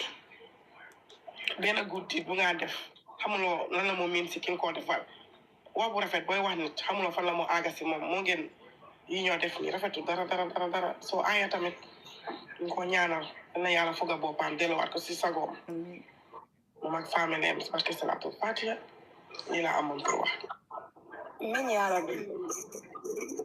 yaa hadi jigéen ñi am nañ escape seen doomi li nga wax noonu nga ne yéene da nga ew gis sa doomi nga xalakaam loolu part boobu dama bëgg nit ñi bàyyi si xel moo tax mental health bu góor yéene moo dee gën a difficult exactly parce que jigéen ñi du affaire yi wax bi rek sax jigéen ñi they have a lot of corners yu ndee mën a dem high xool waaw gis nga man ki tey rek maa ngi ko wax sama sister ma ne ko man dama dee am chance pour ma ne ko before su ma amee stress dama dee mën a toog man kenn mën naa jooy ba génn a télé ma ne ko waaye right now dama dee am sama moment sama bëgg a toog jooy rek nga gis kenn ku daw si ñëw moom dafa ma lekk ma ne ko nooy stressé in peace muy dee ma ne ko xam nga soo demee ba bëgg a break sa after nga gestu wax xam ne xale yi ndaw yi mën a kay yow lañ yaakaar da ngaa dëgër waaye online góor ba pare Gambie dañ gëmuloo góor yi ne góor waratu jooy man soo góor dama ko dee wax soo bëggee jooy jooyal it's okay to cry it's okay to cry it's okay to cry it's okay to cry waaye fii dañ la dee gëmuloo ne góor waratu jooy góor dafa war a endure luy loolu góor tam nit la di kay and then fii su baa ngeen xel Facebook sax su góor génn see di wax ne comme lii ak lii la nekk di góor tur am na kenn ko ma gisoon mu da wax ne xam dañ ko réeb antiem bàyyi antiem nit ñi di reetaan waruñoo ree because xapul la they always judge waaw mu ngi génn si mu ngi wax ne jëkkër yi xam nga jabari oncle la moo ko dem réeb so nit ñaa ngi ree góor yaa ngi use word boobu exactly so loolu noonu correct góor ñi dañ tam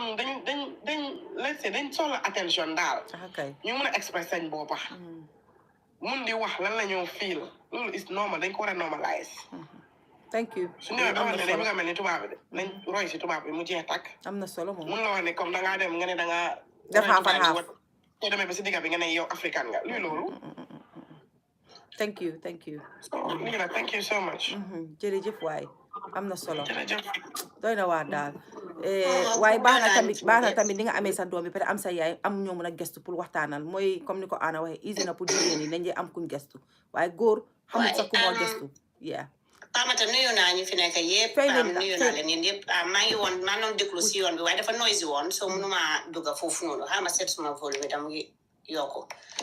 ok li happen moom wax dëgg yàlla métti na dafa is devastating te doo mën a xool xale bu góor bi nii nga xool what is happening and then te sa yaram dawut ba pare man nag aya xaw ma ko laaj personally waaye man moom nga man moom gam music dafa mel ni gaa ma ci liggéey. Okay. So ma gis so dama dee share music am yi te daf lay dugg suma inbox send ma message pour just say thank you. Yeah. dafa sound so respectful and then so calm. Foo ko gis mu ngi smile all the time. Queen Mother ban maa la mute on pour ñu mën a dégg. Aca jekkale si. Yeah, so community am na ñeneen ñu ko xam ñi wax ne notice nañ some difference, see behavior and appearance so I guess that is a good thing. Yeah, it's a good thing in a way because man dama foog ne li happen it could have been worse. And what if the wife am na yenn stress yi nga xam ne is so silent borom daf la lay surprise. Because doo ko leen notice sax am na ñeneen dañoo ree rek fu ñu gën a friendly fu ñu gën a happy fekk foofu lañ moo nekk seen most vulnerable moment. But and then di maslaw tamit jabaram ku ndaw xale bu ndaw ba pare am doom. So ba pare tey bi ne seen kër bi mu ngi lakka and everything that is going on I don't even know how this woman is going to cope. Yeah. So suma xalaatee jabaram ak doomam bi and then nga ñëwaate sa kër bi mu ngi lakka benn négoci kaa bi mu ngi lakka sa jëkkër léegi mu ngi dem ñu ngi ko teg beneen place you don't even know what is happening. You don't know what is in the few days you don't know what is happening, so it must be devastating for her. And then stress mom ku nekk ak sa façon stress te stress bari na façon. Waaw bari na façon ak nit ku nekk ni nga mën a dem through ak nit ku nekk lan nga mën a jël. Yow mën ngaa stress ba ma stress comme léegi da ngaa dégg I understand na you don't understand the person's level of mental mental state and fu mu toll. And you don't know what the next person is going through. Moo tax generosity and kindness daf lay go a long way. Pour man su lu ma mën a wax si affaire stress I don't know how stressed he is and I don't know life am waaye nit yi rek comme que dañ lay jël this opportunity pour ñun yëpp ñu jànga ñu jël this opportunity pour ñu share suñu experiences su ko defee tam nit yi xam ne ku nekk rek am nga sa own battle bi nga nekk di face. yaa ngi gis so te man bu yàggut maa ngi jógee si stress regardless of that divorce la and stuff I was stressed and definitely you go to a point and then guess what you feel so lonely even when you have everybody around you. Everybody trying to help you and then you still find yourself it's the most vulnerable moment and then lonely. You can have million people you surround la but your some mental state finger tolu nonu yo gisulo lolu sax do gis do dega lolu sax exactly. So nga talk nga whole sa whole life there are so many things in nga xamne you feel so blessed nga feel nga yow da nga opportunity lot of things nga xamne yalla bless nako yalla bless la dom yalla bless la tukki nga nek in a good healthy environment but yet still nga find sa bop so in a place and nga am sa dreams am sa aspirations am targets in life am sa goals yaa ngi gis ku nekk yaa ngi wane yaa ngi bëgg a xosul yaa ngi bëgg a bir kër yaa ngi bëgg a am business yaa ngi bëgg a liggéey yaa ngi bëgg a sa life dem feena nga ñëw jékki-jékki one day that one day can change everything nga toog ba yow sa bopp dunda sax bëggatuloo ko li important woon si yow li nga séntu sa whole life li nga ñaanal sa whole life li nga liggéey sa whole life ak fi nga toolu nga toog one fine day everything becomes irrelevant. Nga disappear rek mo lay gën. I reached that place and it's a lonely place and it's a very dark place and it's a very painful place. But let me tell you, dañ da wane love rek mo mëna wipe out darkness. There is only one thing mo nekk love mo mëna it doesn't matter how much nit yi you try, keep on trying because one day borom dina get better and then one day borom dina gis the love bi ak seen efforts yi nga doon def yëpp so man loolu laay wax te dina metti tamit nit koo xam ne mu óor nañu ne kii mental health challenges kii mu ngi dem through so much family bi ñu ngi dem through so much nga ñëw nga bàyyi leen fi lu mel ni xeme borom naka la moo mën a koo xam ne sax so mental health danga dee fight doo dee dem one day nga ne ñu ne kiyoo nañ na jeexal nga pare nga is a progress is a process yaa ngi understand so ñun suñ contribution asakatuma social media dafay make it so mën na la advantage mën na la disadvantage ba pare nit ki soo nekkee in a dark place Fatoumata nit yi dañ doon ñëw ñu knock suma bunta bi ba di ma wax ne soo ibiwutee bunta bi dinañ call police in a dark place. Yeah. Mane ku ek rek na dee mute waay please. Jekali say. Yeah, dañ dee ñëw ñu knock suma bunta bi. Waa Brighton fii dañoo ñëw knock suma bunta bi ne ma soo ibiwutee ñu call police. We just wanna see ne yaa ngi fine ñu dem suñu yoon. I'm forced to open the door. I'm forced to see people even when I didn't want to see anybody. Every day dama naan jóg su ma jógee nii man maa naan dem ma julli ba pare su ma jullee ba pare ma tëdd si lal bi fekk suma doom yi dem nañ sax ma suma dépression nag kañ la moom lay gën mën a dem suma stress kañ la lay gën a mën a génn moo nekk suma doom yi suñ demee man kenn si kër bi laaj dama sangu bi set am na beneen bi dama sangu julli ba pare delluwaat si wanag bi sangu suma jaraaba ba pare julliwaat yeneen ñaari raaka tëdd foofu noonu nag di wane yàlla ëllëg yéen bu ma eewu yéen I just want to go I just want to sleep and never wake up. So, yeah, you understand? And then next day, nga julli waat yàlla jërëjëf I can be here with my kids. Yow xamuloo sax fan ngay nekk sa mental health. But once everything dem na, once the stress dem na, and then the level of support yi nga lee am si nit yi daf lee tax pour healing mu get easier. Because the feeling of guilt, the feeling of embarrassment, even nit yi sax nekkuñ si sa bopp bi xamuñ sax what is going through your head. Yeah. You have lived a life in your head because you're battle with something you sometimes you cannot even explain what this feeling is. Don't you understand why am I here? Then you start to feeling of withdrawal, feeling of guilt, feeling of like I'm not good enough. You know, feeling of I'm wrong, feeling of lu nekk rek loo xam ne lu bon la rek pour yow la. And you're the one thinking about these things in your own head. In your own head, yeah. Lisa. So you're going to live a life people don't even know. So you're going to do them through so much emotional imbalance. Stay being happy next few minutes. You just don't want to be here. So man, I was lucky. I'm lucky. Because you have family support and the right people around because you. I have the family support. Not only family support. Fuma gestu dama lay mujjé bi dama man ma lay joggé suma kër benen dé bi dama jog suba tél ma call suma jibi bi manako dama bëgga emergency dama bëgga pour ma am thérapie tay bi dama bëgga pour ma wax manako I just need to help myself because I can't let myself sa mboka ñu la call ñu gi jaxlé and that's the way to recovery and that was the big step nga feel good nga feel guilty nga xol your friends and loved ones yi nga xamné ñu ngi reach out and they just want you to be okay and you are still helpless and you still cannot help yourself. It doesn't matter. I'm not legi Fatmata. It's not the lack of support there. Legi, you have everybody around you and you still young on your own. That is how you feel. Even so guest or everywhere and go. So mental health depend na nakalo nit ki di jele. Depend na state of mind am fum neka. Depend na si situation fum neka ak si environment bi. Why lena rek mom la Gambia ni yep mëna def. Monica, you continue to stand with people who have mental health challenges. But they didn't show love. Because they so new and you be Nakasaza, I as you want Tabi, Sulon Setan. Didn't a lot of proud moments. Yeah. A lot of proud moments. There's so much positivity. And then kids are nitty nip nugi the form maximize. Another advantage, Puniti understand about mental health. Today, everyone is talking about depression, mental health, and you know, this will go on to help other people. Linga de fee, nyata nit nyo neka di setan, nyata nit nyo engage. Farmata nyata nit nyo setan si video yi. Dina help another person. Kinga hamne hit na nekut aya.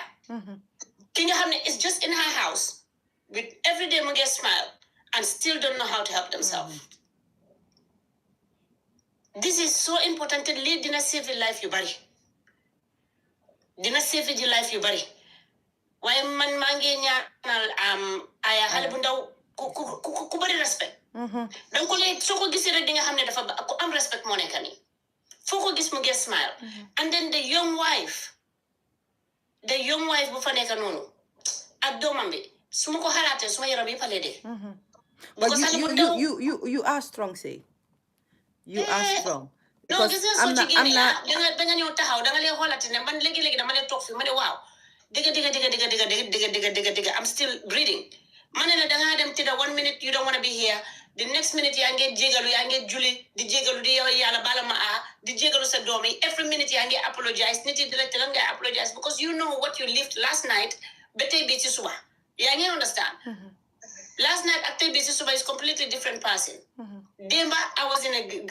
in a dark place suma eewoo léegi-léegi suma eewoo parakat daw naa si lal bi ma dem julli ji yàlla jégal ma then I'm apologizing to my kids then the next minute I get togat and then you just have this wave of depression you just want to disappear nobody deserves it lolo so man li ma war rek nañ leen continue to be kind ba pare nit ki mun naa ñëw in so many different ways di nga gis koo xam ne de angry person borom dafa nekk di mer rek ñëpp di ko saaga rek waaye nga gis keneen koo xam ne mu ngi ree rek it's different ways different levels quiet yeah mu ngi quiet so moo tax it will be nice xam naa ne doomi adama mënuloo wax ne di nga eewu suba ngay nekk di call ku nekk di la tel fu nekk but it will be nice man dama wane moo tax yow sa kindness dafa dem a long way because yow sa kindness xamul who is going to xamuloo kan la moo dem touch it on the way just continue to be kind continue to be respectful ñu continue di mën a jël suñu boppa ñu natta ko si borom certainement léegi-léegi nga amal nit ki nga xam ko ba pare nga bëgg a wax something negative nga gis ne time boobu noonu borom mu si most vulnerable life am léegi nga ñëw nga bëgg koo enwaat yeneen nga bëgg koo tegalaat yeneen ñu bari time boobu lañ dee choose pour indi sax li leen la bëgg a wax leen dina metti thank you for the purple heart fekk yow yaa ngi dem through worst part in your life so ñu natta ko si suñu boppa ñu dawale humanity tuuti ñu boole ci respect and thanks waaw so ma bàyyi ñeneen ñu wax waaye man but like I said you are a very strong person and you have a very good network say because si li nga doon jànkuwanteel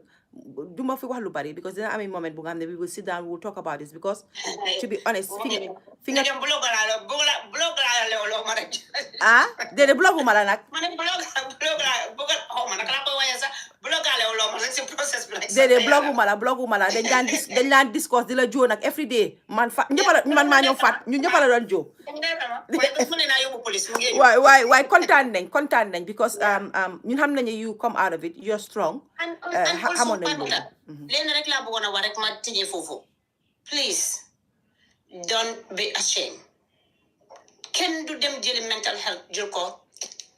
wear di badge o nga jël ko defal ko sa boppa jënduloo ko wisuloo ko kenn fii nii parewutu kenn du fi ñaan yàlla yan naa mer yan naa ma lu métti daaw kenn du ko fi ñaan yàlla ndogal nag àddina si moomel nii di nga am ndogal ba pare ñu ne kuy jaala géej du rekku la just because kii moo fa nekk tey yaa ngi understand minute ne yow tey da ngaa celebrate wallahi ñu ñëpp amoon bu doon yow soo ko demutee turu mun na am sa doom mënuloo garantie lan la yàlla di natt bu yàlla di def si nit you know so man damaa wax rek ne ñun yëpp nañ continuer di fa nekk ñu nekk each other's keepers am ñu continuer rek xam naa ne at the end of the day perfectuñ but we can do our best. So thank you so much. Thank you. Say. We just wanted to say we are proud of you. We love you. Thank you. We love you. We love you so much. I will seize the opportunity. Wow, it's a question about Munna hand because I'm going to okay. We love you. We are proud of you. Keep your head up. You've been about inshallah. And we glad. Suma doctor deputy bi. Doctor J, come up. Okay. Suma doctor deputy bi. I'm got sisters around you, even though so near or far, swing hell you okay? Definitely. All right. We love you. And what Dr. J, thank you. Yeah, when it was really dark also.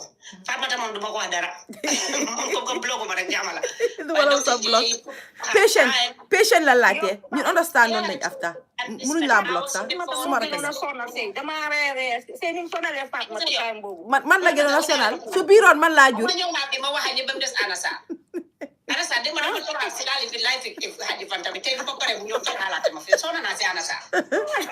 ñun suñ raka nga suñ doom nga suñ yëpp nga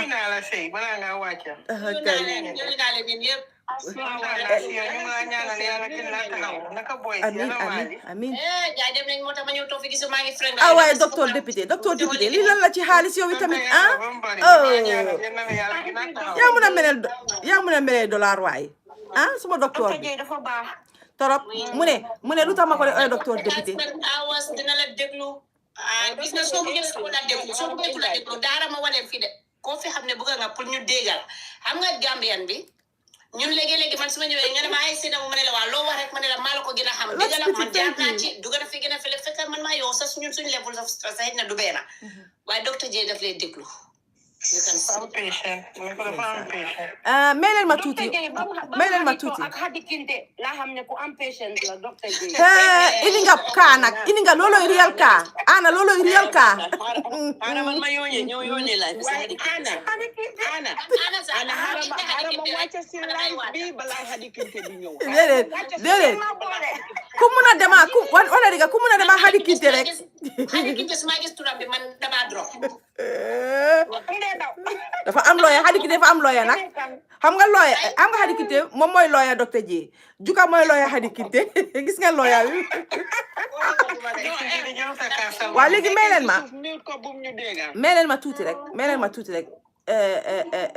ma Yuba mu ne fa bëgg am lu laaj sëy laajte loolu because dafa am lu important lu ma bëgg a jaalale rek loo xam ne it is making me angry and it's disturbing me acha Yuba make a shot quickly okay jërëjëf dama gis benn vidéo si sëy mu ngi ko post si benn ndoo xaw ma dafa feebar xaw ma dafa laajte ndimbal waaye man vidéo bi gisuma fa nomba xaw ma bu fekkee nomba bi léegi yow ban ma la follow balam ma la follow ni yes ñu ngi fundraise naka doon sa léegi 200,000 moo ñu desel pour ñu am 2 million so because xale bi dafa am kidney cancer so ba léegi Yuba soo ma sene because man moom mënuma xam man la bëgg a seen message xaw ma naka laa koy defee so waaye man soo ma sene xaay naa la mën a yónnee wala nga wax ma lan follow ko dama nga plus bi nekk si man wéef laa ko bëgg a def nag because man ko phone yooyu understand ko bu fekkee waaw léegi xaaral ma bindal la xaay su ko defee ma moom génn na yëpp wala moom dafa di ngeen koo gis nii sëy moo xamul dara si TikTok bi ni nga koo gis nii dafa jaay gaaw de del kontaan na ne dellu si na mu ngo def naa la léegi su waa Ayuba yow it ku baax nga wax dëgg neex yàlla jërëjëf waaye yéen tamit maa ngi jël opportunité bi xam naa ne is unrelated but ñu ngi fundraiser xale bu am kidney cancer so te bëgguma cee sorry because this am topic tamit dafa so important jaalale ko so léegi nag naka doon sax koo xam ne bëgg naa donate rek please 200,000 moo ñu desee léegi te xam naa ne we can do it because dem nañu a long way right now léegi fu ñu raise about 1.8 million so léegi benn 200,000 bu ñu téyee so ngeen dimbale ma ngeen donate am nañ Wave am nañ PayPal am nañ UK account am nañ GT Bank account am nañ APS anyhow bu ngeen bëgg a donate so suñ ko amutee sa option bi nga am pour donate suñ ko amutee sa sama collègue we make way so dina leen jëf am ngeen Zelle say démb bi ma laa wax ne we can raise more than $1 million gëmuloo ma gis nga léegi passé nañ ko sa gémmiñ barke la ci yàlla def léegi tey 200,000 bi ñëw we can raise more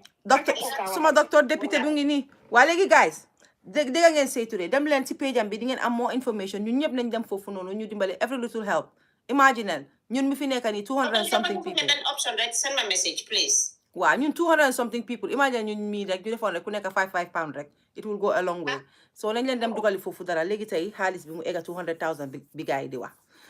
thank you so much Say comme ni ma ko waxee you are very strong sa liggéey rafet na li nga def gis nañ ko yow doo mën a weak déedéet because am nga the right support system waaye nag naka depression and all of these things xamul the weak xamul the strong when it comes it comes so na nit ñi understand loolu xam ko it takes patience and I keep saying this it takes the people around you to have that maximum patience pour ñu mën a because léegi-léegi ma bëgg a xool Say rek loppet ko mbéj ko waaye dama am weakness dama woon weakness du ma dee faale sax dama ko sene seen message ba du ma dee faale Famata da nga yow sa so ba diagnose la depression c'est suma problème diagnose nañ ma nag docteur J diagnose na ma sa affaire caba nuyu naa la waaye dama bañoon rek suma gisee sa call wala bu Fatma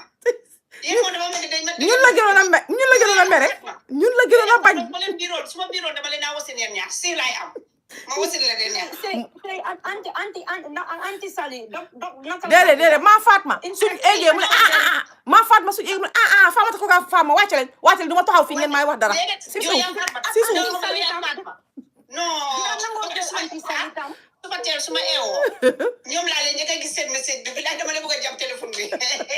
depression moo bon non gis nga nit ki doomi aadama amuloo noon bu dul feebar ku la ne kuy sa noon ne ko feebar wallahi dëgg la feebar feebar bu mu mënti doon waaye ñëw leen baax na waaye anyways Yacine xam naa yaa war a ñëw ak loolu mais leen ma tuuti fii rek li lañ dee wax su dara xapunee instead of ñu fay safara bi dañ ko def fuel dangaa gis ku téye pétrole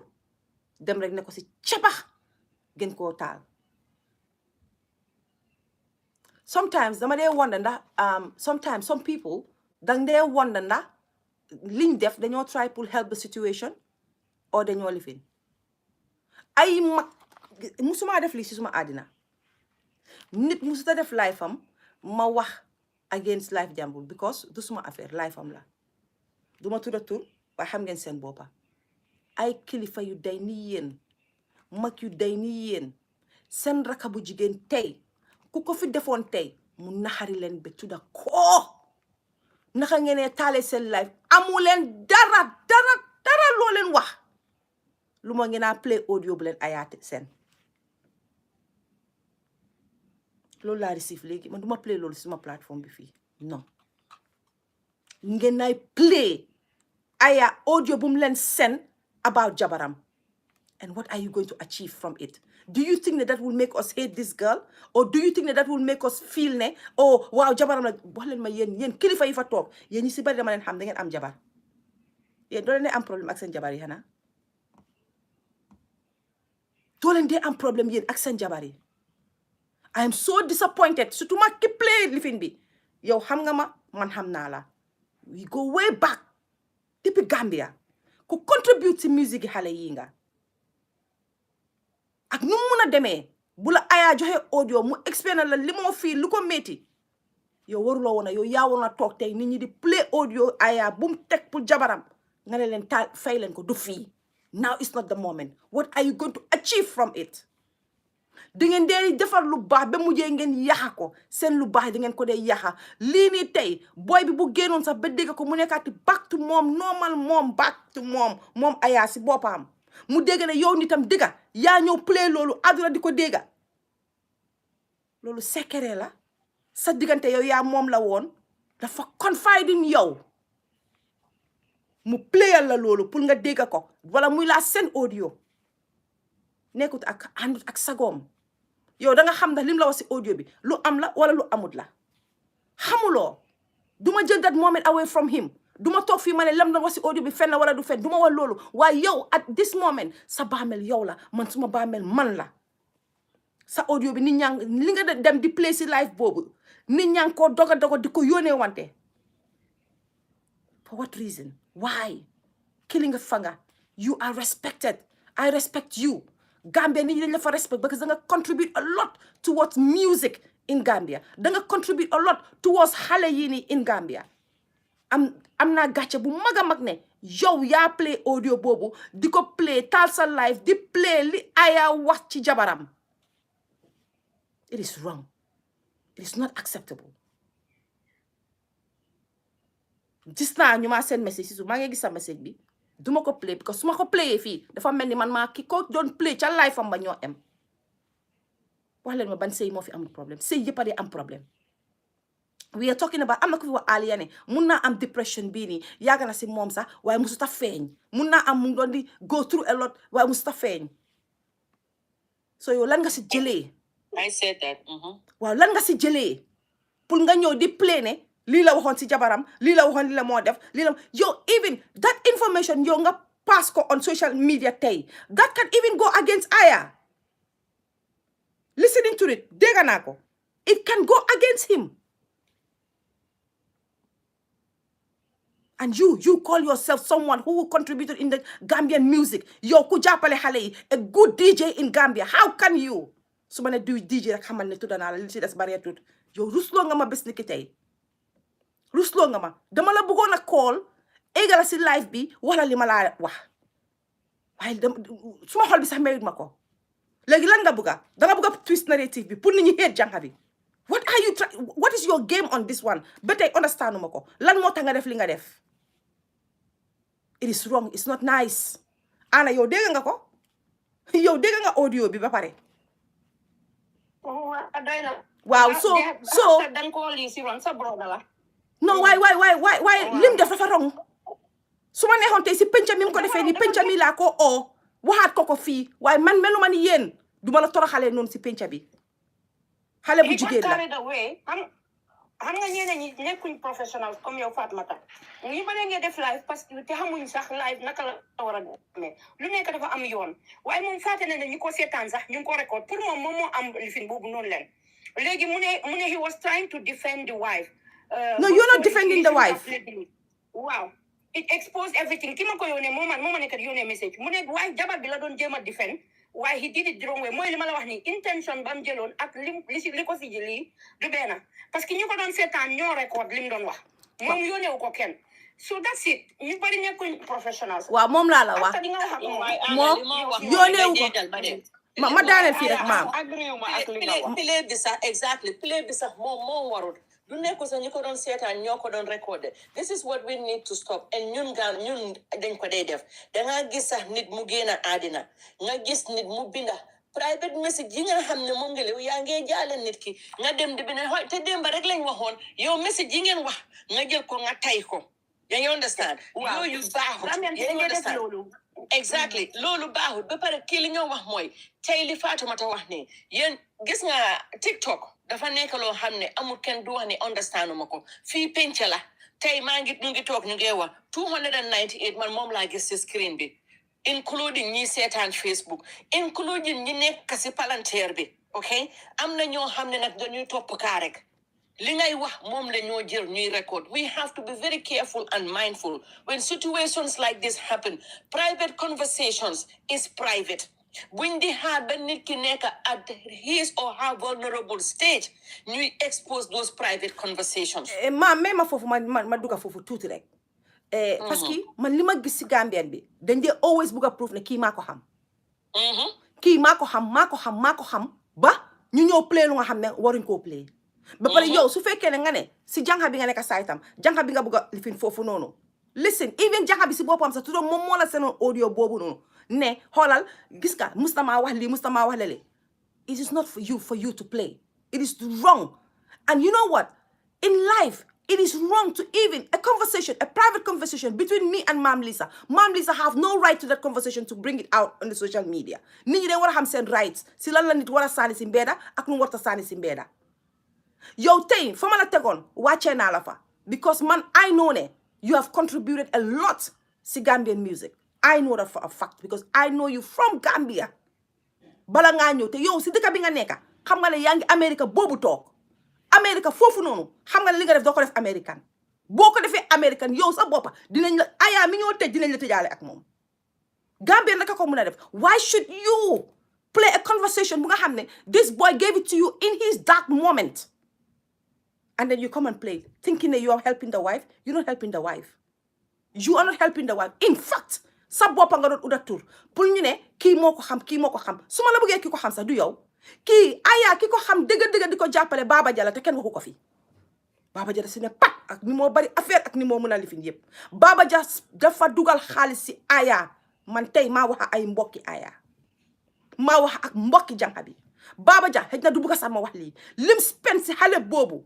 dégg naa sax Baba Jalla du musu ko dee spend si keneen ku dimbale xale bu góor boobu la xaalis dëgg bu weex tal ak Baba Jalla li moo bari affaire yëpp waaye musu koo ŋaang musu koo wane kii bi moo depress di def yi moo def ni yëpp Baba Jalla nga baalal ma xam naa bëgguloo waaye ku leen jege moo ma ko wax bi ñoo wax Seattle boobu si kër Baba Jalla nekkoon Baba Jalla went through a lot pour make sure ne mu ngi dimbale xale bii nii da ngeen gis Baba Jalla mu génne si ñëw di reveal di play ay audios di ngeen ko gis Baba Jalla lu ko neexoon di génne yëpp dafa bari secret di ngeen ko gis dafa juum yow parce que ki ñoo wax ni yow sa bopp xam nga naka la mel ba pare naturally daf dee nekk nit ku am xel ba pare sax yeneen mu wax sax be he's beyond mature dafa mature kaa doon moo dee gën a mature sax atam du dégg yeneen nag njumte la ba pare comme ni Ana he got carried away in the situation comme ni nga wax yeneen ci yi xewee ni ku nekk daf dee bëgg Ana xam naa ne fi mu nekk yaa ngi toll si defar gis nga juumte déedéet juumte waaw si situation bi juumte xëju fi nit ñaa ngi ut nu ñoo fixé si situation bi fii suñu bëggee toog fii rek ne ok xaaral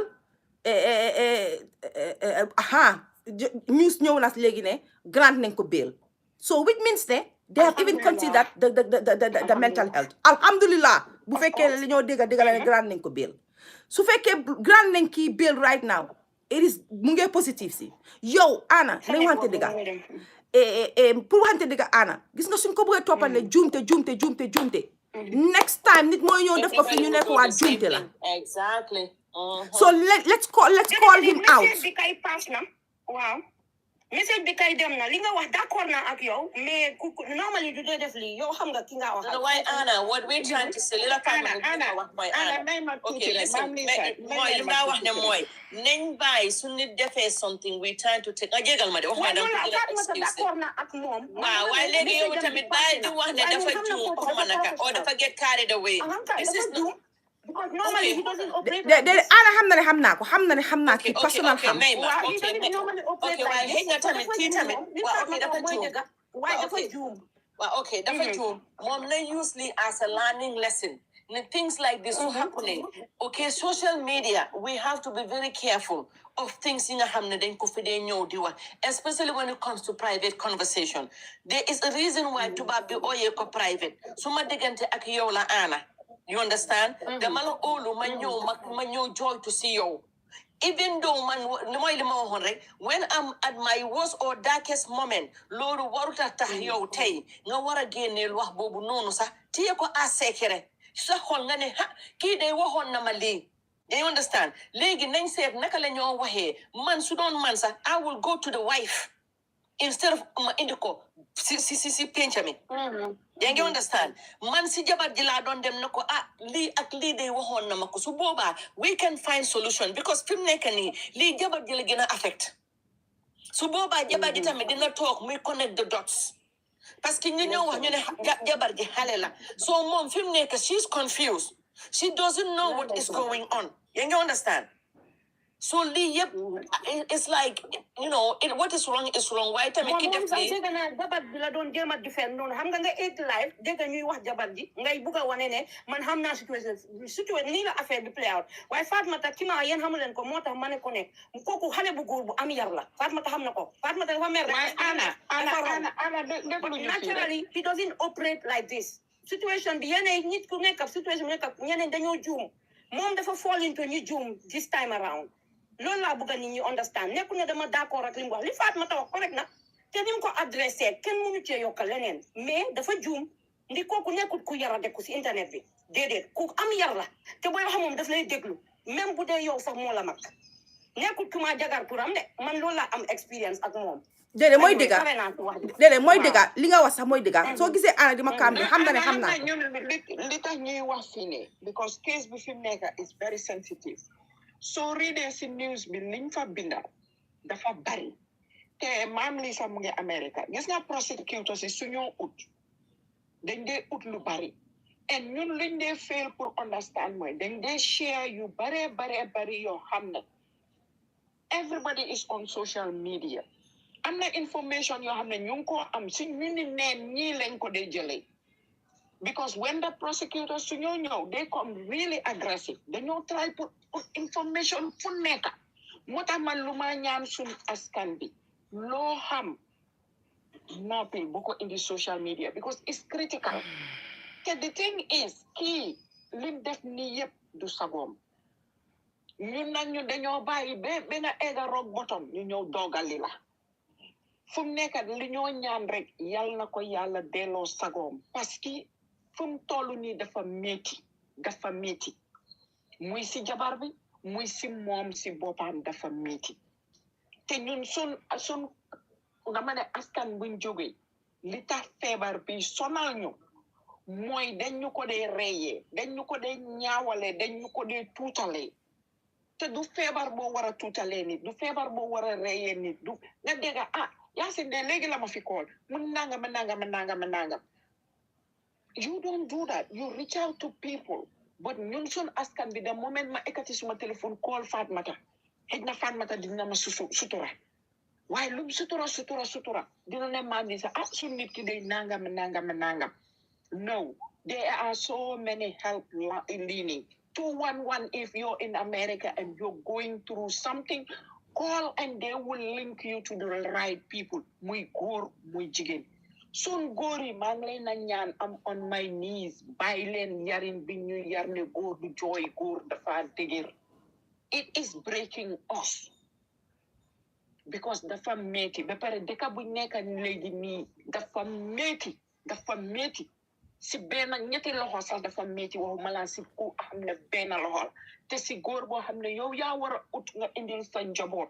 nga toog loolu te la dafa métti man li ma ñaan yal na yàlla foga boppam bi ba delloo waat ko si sagoom lépp nattu bu ko yàlla dal muy moom muy jabaram yal na ko yàlla teegi ñi jege jabaram nañ ko gën a jege si sutura si dal ak si bàyyi xel buñ ko xoolee otherwise man maa ngi ko doon wax ale si sa live bu woon bi ma gën a naxari te ñun Gambien ñu ko use te mu ngi rey suñ doom yi suñ boppa mooy dof nañ bàyyi dee oye nit ñi dof demal naani sa garab yi demal defi nii it's so dehumanizing because yow soo tiimee garab boobu nga xalaat li la Fatmata wax doo naan garab boobu te garab boobu moo la war a jàppale o nga dem si docteur bi nga xalaat li la Fatmata wax li metti li nekk sa xel bi doo ko ñemee wax parce que dangaa ne wax nañ ne dama dof bugguma ñu jàppee ma dof mental health dafa metti you have hallucination you have psychosis you have schizophrenia it all depends on yow si ban stage nga nekka nit jël na nit dog baatam soo xooloon si brainam bi stage bi mu nekkoon dangaa éemu si yàlla waaye yàlla def na ñu ngi Amérique loolu yëpp dañ koo seet loolu yëpp dañ koo lini nañ leen bàyyi xel nañ leen jóg ñuy ut ndimbal dem si sa docteur dem si lopitaan bi ne leen I need help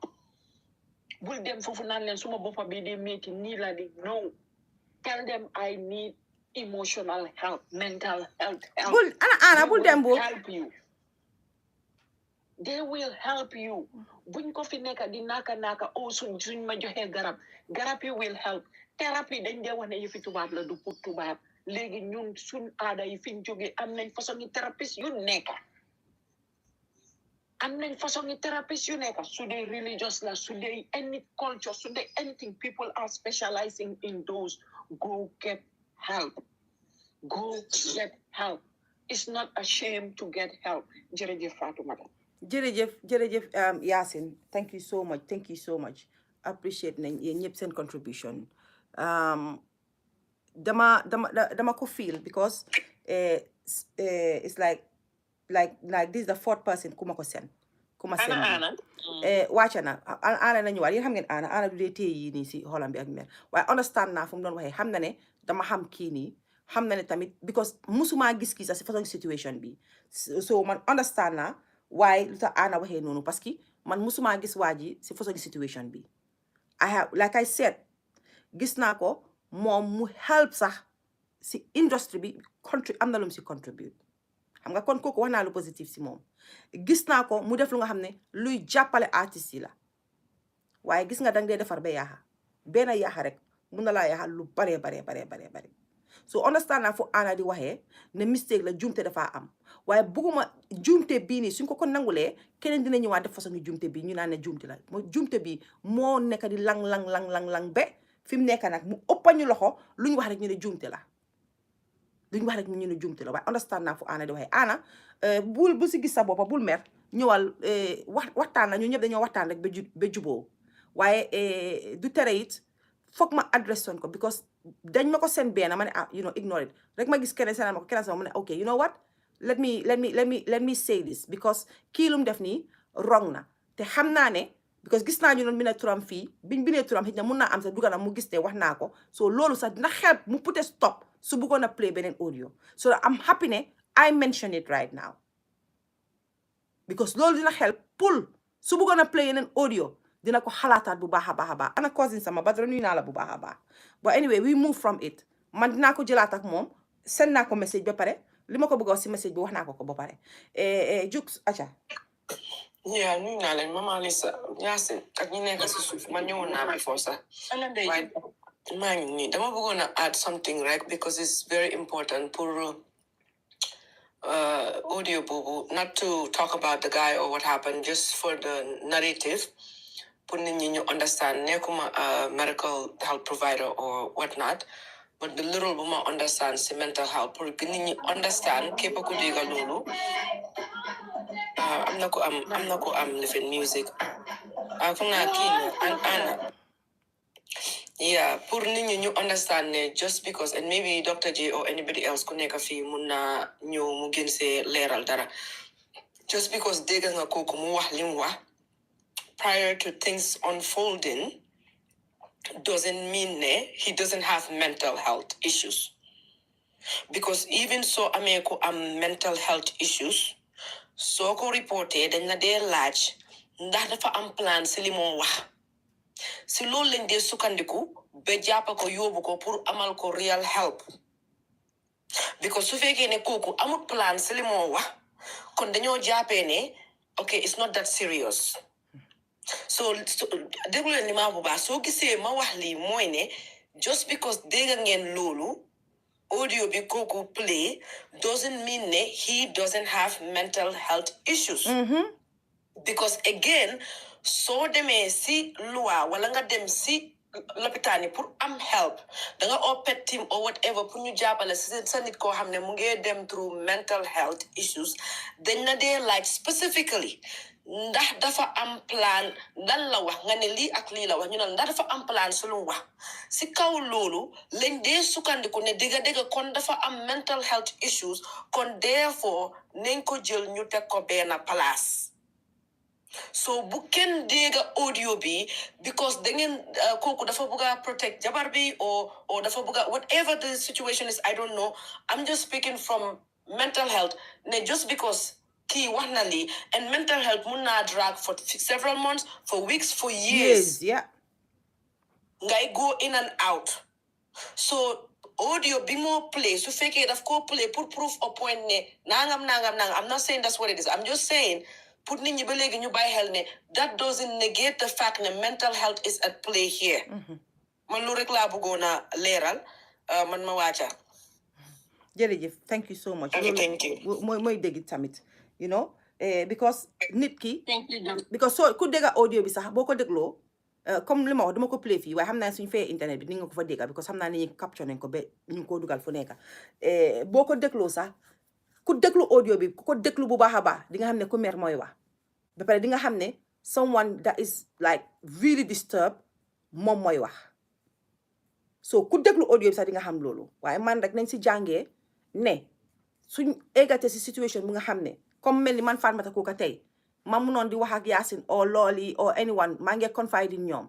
dara ñëw happen ñu ñëw pour wane ne xam nañ ma rek ñu ñëw di play amul chance nit ñi xam nañ ne Loli xam na ma xam nañ ne Yaasin xam na ma xam nañ ne Juk xam na ma xam nañ ne Mame Lisa xam nañ ma te xam nañ ne ñii war nañoo am suma audio boo xam ne am naa a conversation ak ñoom I don't need to play anything to justify dara so moo tax lii foog ñu adresse ko because I know people will do it again mooy bi ma bëggoon a laal sa Mame Lisa daf ko laal nit dafa génn àdduna nga ñëw gis ku play loolu laa gën a bañ suma àddina dangaa ñëw gis ku play audio pour proof rek ne déema la wax ak kooku te mun naa am 10 years waxu leen ba déema ngeen doog a communicate daat so nañ leen bàyyi loolu yàlla dafa bëgg ko sutura nit nit su génnee àddina sax foofu nga war a gën a jël the time ak opportunity pour nga sutura ko ñaanal ko moo gën nga ñëw tasaare ne maa ngi play audio pour wane ne kii suma friend la dégga da ngeen a screenshot teg da ngeen a play audios da ngeen a def lu nekk pour wane ne kii man deyam bi man la affect te mun naa am 10 years ago déggoowu leen this particular day la mu xalaat la rek call la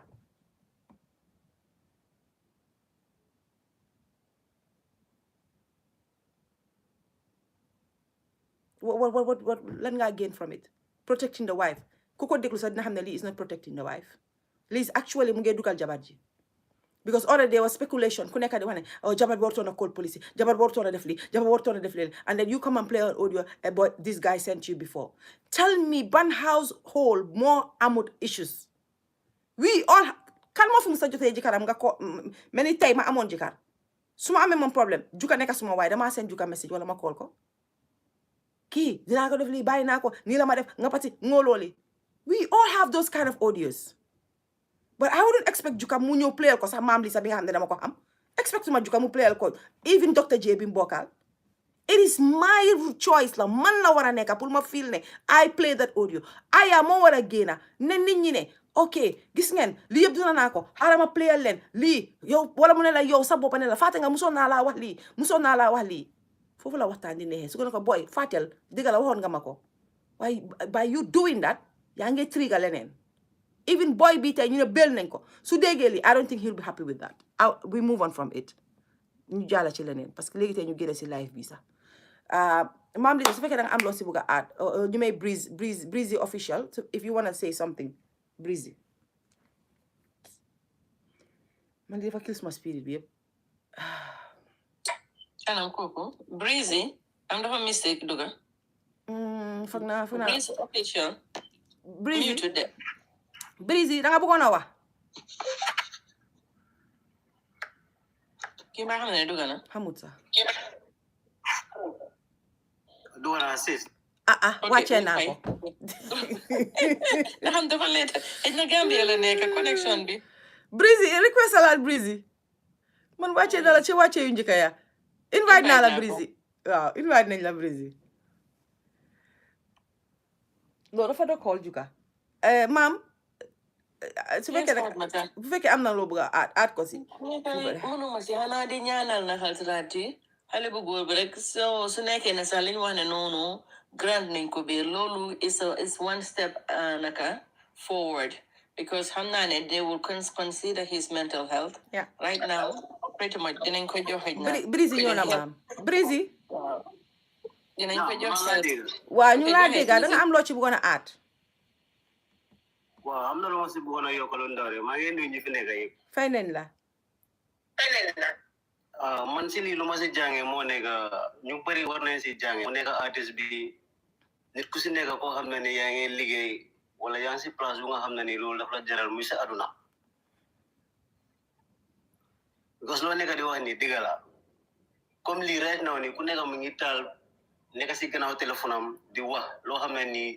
loo xam nga wax loo xamul nga wax te kii dafa am ay mbokk dafa amee famille te du mën a nekk si jafe-jafe nekk si métit gaayam am na xar ba pare ñuy digga loo xam ne ni different kind of stories ñu ni neen Gambian si man dama gis ne ñun Gambian si ñu ni neen ñoo dee soxoralante ñun du dee suturalante mu nekk ñu nekk si dëkk bi fii mu nekk ñu nekk si biti soo xoolee right now media bi sax Gambia ñu nekk di gën a use media bi nii comme dañ na yóbbu turi Gambia fi nga xam ne ni agul fa parce que tey soo nekkee abroad nga war a sutural dëkk bi di génne lu baaxee dëkk bi di nga ko def de danga di génne lu bone dëkk bi ñun Gambia nekkul ñu rek ñoo nekk si internet bi dëkk yu bëri ñu ngi si internet bi fii nii ñu ngi use internet waaye ñeneen ñi seen lu bon yi biir dëkk duñ ko dee génnee noonu on des loo xam ne dafa concerne citizens yi ak public bi lu nga xam ne ni comme government dañ ko war a def defuñ ko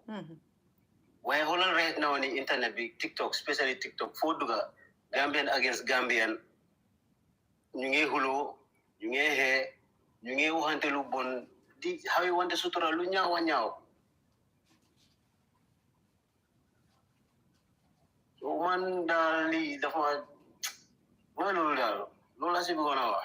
jërëjëf am na solo thank you so much boobu nag moom pour solve problème boobu mooy ku soo seetaanatee rek ki ñi nga xam ne ñu ngi xasante wala ñu ngi saagante wala ñu ngi def yooyu égal foofu nga ne leen bàyyil xam nga tey waaw boo ko buggee wax ci live bi tey mun nañoo xëy suba ne sa live yi Fatoumatta Bah la nit éegoon di wax ni ak nii léegi pour ñu solve problème boobu kum itel dëgga rek saa yu gisatee nit ñi saagante wala xasante rek égal ca live boobu ne leen acca bàyyi leen li the worst they can do to you mooy rek añ ne yow moom wàccee nañ la wala ñu saaga la yow tam teg si noonu boo koy def di ko def rek léegi gars yi bàyyi yow góorgóorlu rek ci site boobu Breezy foofu moom óolu naa la fa jàppale ñu foofu rek waaye fii moom boo ko ñëwee wax fii rek ëllëg ñu ñëwal ma dama la ko ñaan ngir yàlla yónnee taba waaye sa wax bi am na solo jërëjëf waay thank you so much thank you wax nga lu am solo thank you waaye ñun ñëpp nañ leen faytandoor affaire si rek ñu koy faytee rek mooy ku nekk nga jël sa wàlla rek Fatmata fii la mu ne saaga bi moom ak xasante bi duma leen gis sax xaw ma sax ñan la léegi nag nit seen malik rek ma ne curux ñoo dugga toog seetaan su ma gisee ne daal yëf si daal féebawu ma rek ma génnaati because dangaa ragal a wax sax kii saaga na ko bàyyil parce que xam loolu tax mu génna di saaga xam loolu luy problème bi so balaa caat dangaa be very very very careful so yow léegi saa yoo ko gisatee rek dawal ba foofu rek waaw nga ne leen bàyyil waaw jërëjëf waay Brise gaaña office nuyul ma waa office ñëpp waaye jërëjëf ana mama aca mama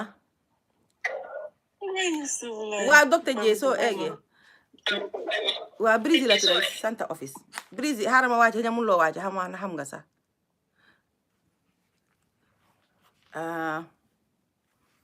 ndeysaan ana kii ndaxam wax li mu wax kay wax na dëgg na ñu ñëpp fight kondoor ku nekk am nga ci wàlla ki tudd mama ok kooku fa naa dafa egg by mistake moom it waaw wàcce nañ ko loolu bàyyi ma ba waaw li Brise la tudd ma ko Brise gaañu lu ma wax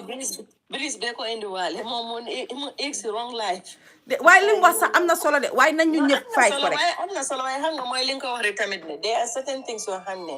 ok ida bul seetaan soo munte egg nga wax rombal ndanka you understand then am nga soo munee toog sax nga binda something bindal ne bàyyi leen kaayi bàyyi leen lii bàyyi leen laa muy loolu rek there are certain ways yoo xam ne mun nga koo faj ida number one soo xorombee naka swipal up loolu mu dem bul fa toog di déglu waaye xama wax ko sax ñu dee maam li sax ñu adresse ko not about Brise moo tax may wax de lim def ñu rafet la waaye pour wax dëgga pour mu moytu si ak moromam moytu si buñ gisee ñi nga xam ne ñu ngee live saaguñ xastewuñ wala defuñ dara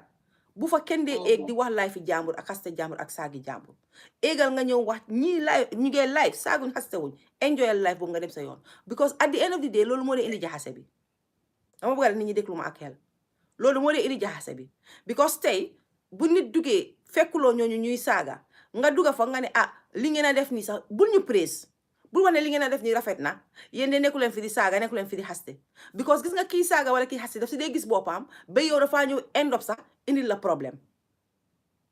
lii moo dee indi problème si biir si nit ñi so balaa caag ku gisati kuy saaga yow li la war suñ waxee buggee wax dëgga buñ buggee fix Gambie dëgga ñoo dañuy fix saagakat yi ak lii li la war mooy égal ca live boobu ne leen bàyyi leen saaga bi yéen waru leen a saaga wala nga nekk fee di bina bañ la block nga ibi beneen account bina bañ la block defal noonu bañ la notice waaye nga ñëw bugg a egg si ay innocent people di wane saagakat yi ak ñeen yi boobu yaa ngi indil ñi nga xam ne saaguñ problème yaa ngi indi ki xastewut problème yaa ngi indi ku bokkut ci problème fii nii ñun ñëpp dañoo seetaan ñiy saaga ñun ñëpp dañoo seetaan ñiy xuloo ñun ñëpp dañ ko seet waaye dafa fekk rek ne time bi la am time bi jot bi ak yenn yi levels la rek waaye ku ci mun a wax danga si dee wax ku ci mun ta wax doo ci dee wax soo nañ leen ko bàyyi nii rek waaye ku ko bëgg a waxati daal ku ko bëgg a adresse don't go to a live boo xam ne saaguñ fa xastewuñ fa nga ko fa adressé because yow borom live boobu rek ngaa indil problème man ragaluma coow man saaga moom xam naa ko miin naa ko maîtriser naa ko man saaga dafa ma dee dundal loolu defuma problème waaye dama màndu luy suma affaire laa duga loolu suma affaire duma si duga loolu waxtaani beneen bés la fii am na ñoo fi kool ñu bëri dañu ma dee kool ne ma kaay ñu taal live ñu wax si lii wax si situation wax si ma ne try naa ko before waaye li ma si jëlee man xam naa ko so bëgguma koo répétaat parce que ku respect suma yaay laa ku respect suma boppa laa ñu ñëw jox ma suma toroxal balaa ma jox suma toroxal nag ma ne mu toog loo musu ta try nag waaw waaye loo musa try ba gis nga sa toroxal yéenay bu se soo mu ne nag nga am xale yoo xam ne boo la gisee situation nga ooleen ci suuf waxal ak ñoom buñ la déggalee wasalaam buñ la déggalul wasalaam boobu tamit baax na waaye daal dama koo adresse tey bés ni ki tey maa ngi koo ñaan bu kenn eggati si live bi because ku ko defati bu boobaa duma la déglu du ma dégloo Brise dama laa wàccee adresse ko sa live ba nga ko gisee bul ko ñëw adresse ko si innocent lives loolu rek laa bëggoon a wax but anyways ñu delluwaat ci rek parce que ñu ngi close si waxtaan bi yàgg nañ fi trop tey dama woon a am beneen live sax ñooñu maa ngi leen a jégalu bu baax a baax ñu ngi toog di ma xaar 12 nit a ngi toog di ma xaar ñu waroon a def live waaye bii tam live boo xam ne la luñ war a waxtaanee la te mu nekk ne moom moo nekk lu ees lu xew ñu ngi wax ne béel nañ Aya alhamdulilahi rabil alamin su dee béel nañ ko su dee digala it ñu ngi sant yàlla bu baax a baax ne béel nañ ko ba tey rek nit ñi di leen fàttali waate rek ne lii is not about the wife kii am na lu moo battle with nañ leen accept loolu nañ leen gis loolu ñu focus on loolu fii ñëpp a fi dee am problems ak seen jabar yi loolu nañ nangu loolu ok nañ nangu loolu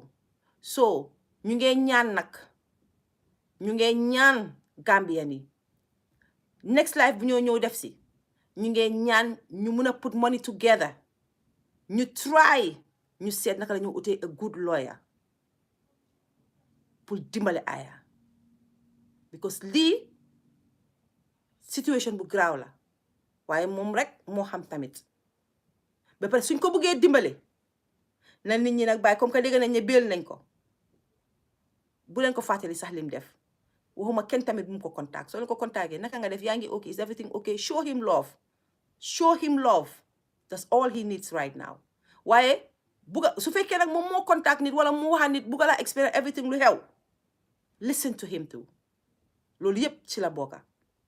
loolu yëpp dimbale wante la waaye xam naa suñ nit ñi boy yow dama déggal lii fekk dégguloo ko gis nga vidéo bi di sakuleet xam naa leen da naa gis vidéo bi di sakuleet da ngeen am ko ne ko booy man lii laa dégg si nit ñi de jaral na leen na ngeen waatee seen sëriñ yi wala jaral na leen ngeen wax loo xam ne lu rëy man dama koo dégg rek gisaguma ko fekk gis ngeen ko bu leen ko remind of it moom bu fiilee ne ok call naa diw sangam ne ok maam Lisa yow maam Lisa bilaay si li ma def nii de sax man teyuma ko nii ak nii ak nii listen to him he needs us right now we should know how to deal with mental health we should by now nit ñi def nañ ci waxtaan lu bare we should know how to deal with patients dama ko wax dëgg ngeen fi Sey Touré fii su ko wutoon duma ko musa wax Sey wax na ko mu ne patient bi ma am man Sey dama day eew rek seen ko message even though dama egg ci life mu toroxal ma wàccee ma ba ma mer ne kii duma eggaat ci life am ma mer def nii su ma eewoo suba ma seen ko message check ko ndax mu ngi okay na everything is fine su ma ko deful ku ko def su ma jàppoon suma xol bu ñëwee di request sax du ma ko égal because dama xam ne lim doon def kooku du Sey Touré xale boobu ku ma jox cër la ku ma jox respect la ku jox waajuram respect ku jox ay mbokkaam respect la waaw so foofu laa ko mën a emal ñu may leena mu wax Yaasin waxaat maam li sa wax rek ma dal di tëj waxtaan bi ëllëg nag moom ëllëg gisuma dara luy tax duma mu ñëw live ak ñi ma war na ñëwal live 12 nit a ngi toog di ma xaar di ñaaw na dama ruus am gàcce asalaamaaleykum Kanata. waaw ana luxurious sense maa ngi nii. luxurious ñaar tout génn dama plead sa ak Gambians di fi bi mu xewee nit ñi ñu ngi def ay videos ku nekk di wax now that he's bail dama leen a ñaan ñu wàccee mboolem loo xam ne am nañ ko te dina ko mun a gis nañ ko wàccee loo xam ne dafa nekk di wax negatively about him or anything loo xam ne dinañ ko mun a use against him nañ ko wàccee Yaasin address na ko fi for a little bit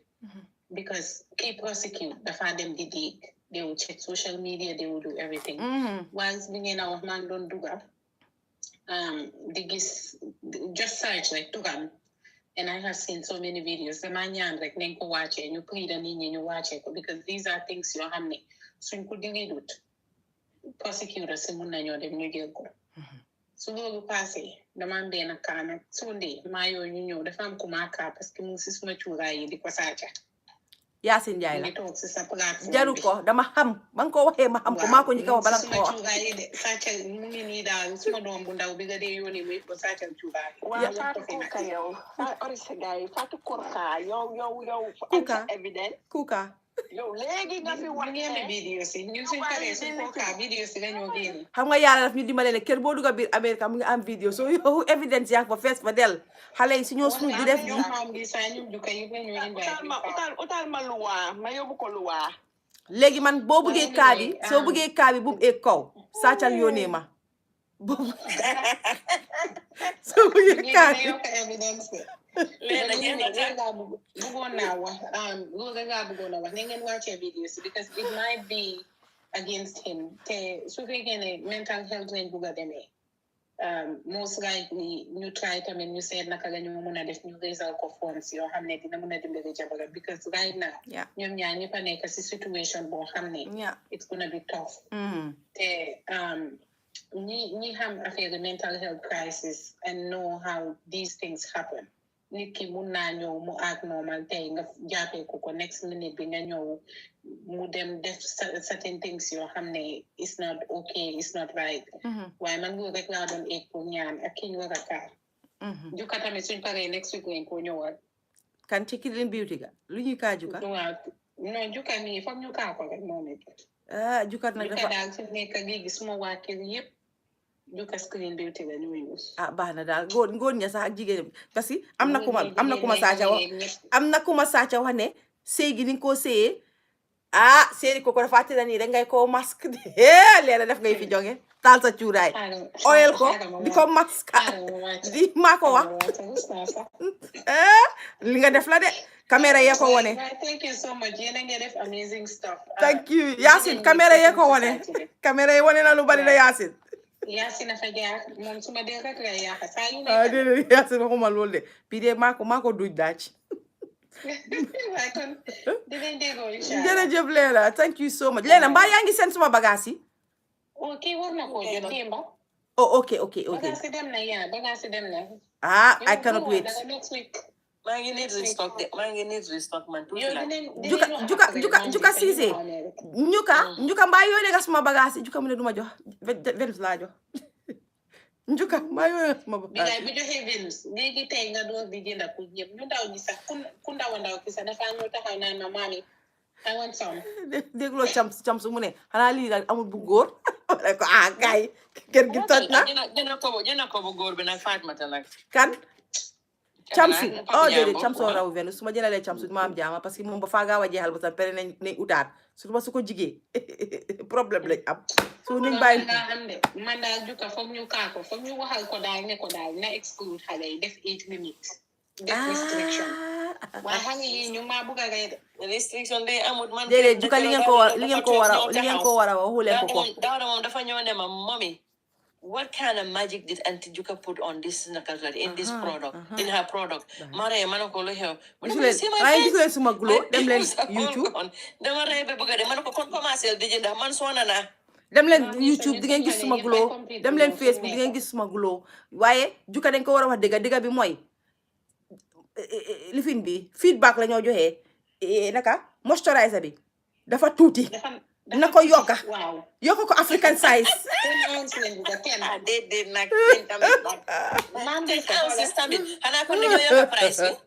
déedéet bu mu yokka price dañu ko def African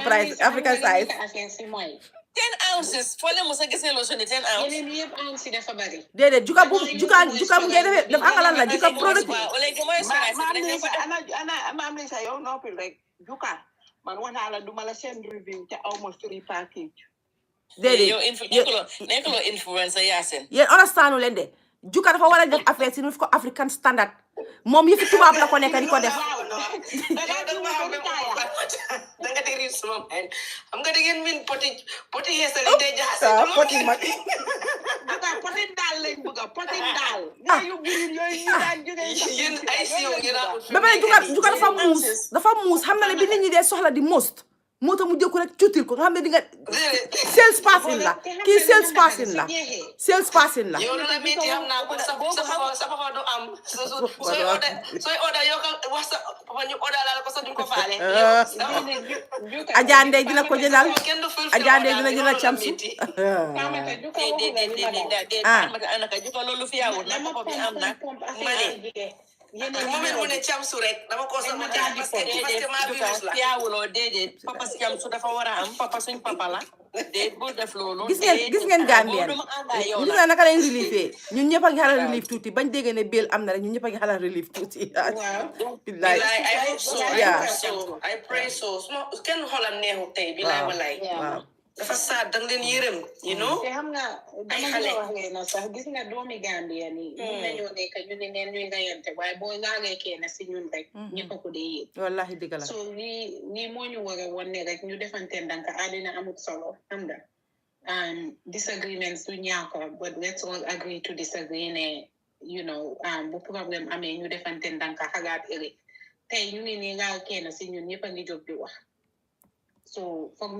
ñu bàyyi wante xel waaye man suma kaa bi daal juka 10 ounce parce que man suma man 15 sax 15 yéen bu ma defee ndaal sax du doy du leen doy man xam naa leen pot yu day nii nga ñu war a defal lii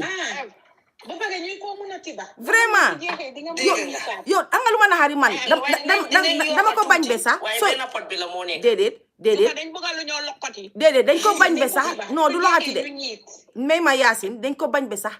yow sooy pompe affaire si danga di pompe lu tuuti di ko ñiimalante du ko def nii sax pour rek pour mu em déedéet waaye sax naka xam nga bi gën a naxari affaire si dem nga pompe last pompe bi affaire si bañ a ñëw dem nga daw kaay ma wax leen yéen ñi na munut nag jëlal paaka kaay ma wax la kii mu ne kan wiske cher juka waaw lifin leen ma follow leen ma bi mooy suma account bu masa dama waroon a aju bu yàgg nga ñu follow ma dama fàtte jugal maa ngi nii suma account bu es bi ngeen a follow guys seen order yëpp ship nañ ko already mu ngi noonu sa order bi ship na order boobu nag moo war a em ni yeneen bii moo ndaw bii lu ndaw xëj na fi def 2 ounces xëj na waaw dinañ feesal pot bi daal dinañ feesal déedéet waaye juka may ma maam Lisa may ma xaaral déedéet waaye xam nga li ngeen war a xam mooy soo leen gisee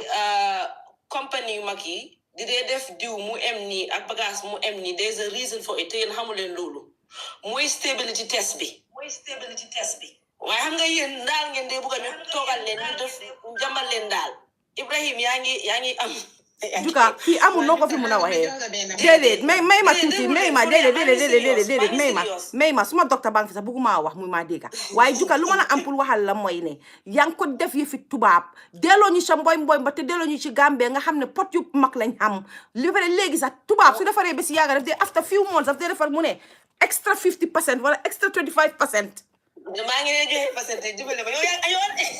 waaw Famata. ma déglu man tamit dama am benn kàddu ka. dama am benn kàddu ma la may de. déedéet xaaral leen parce que gis nga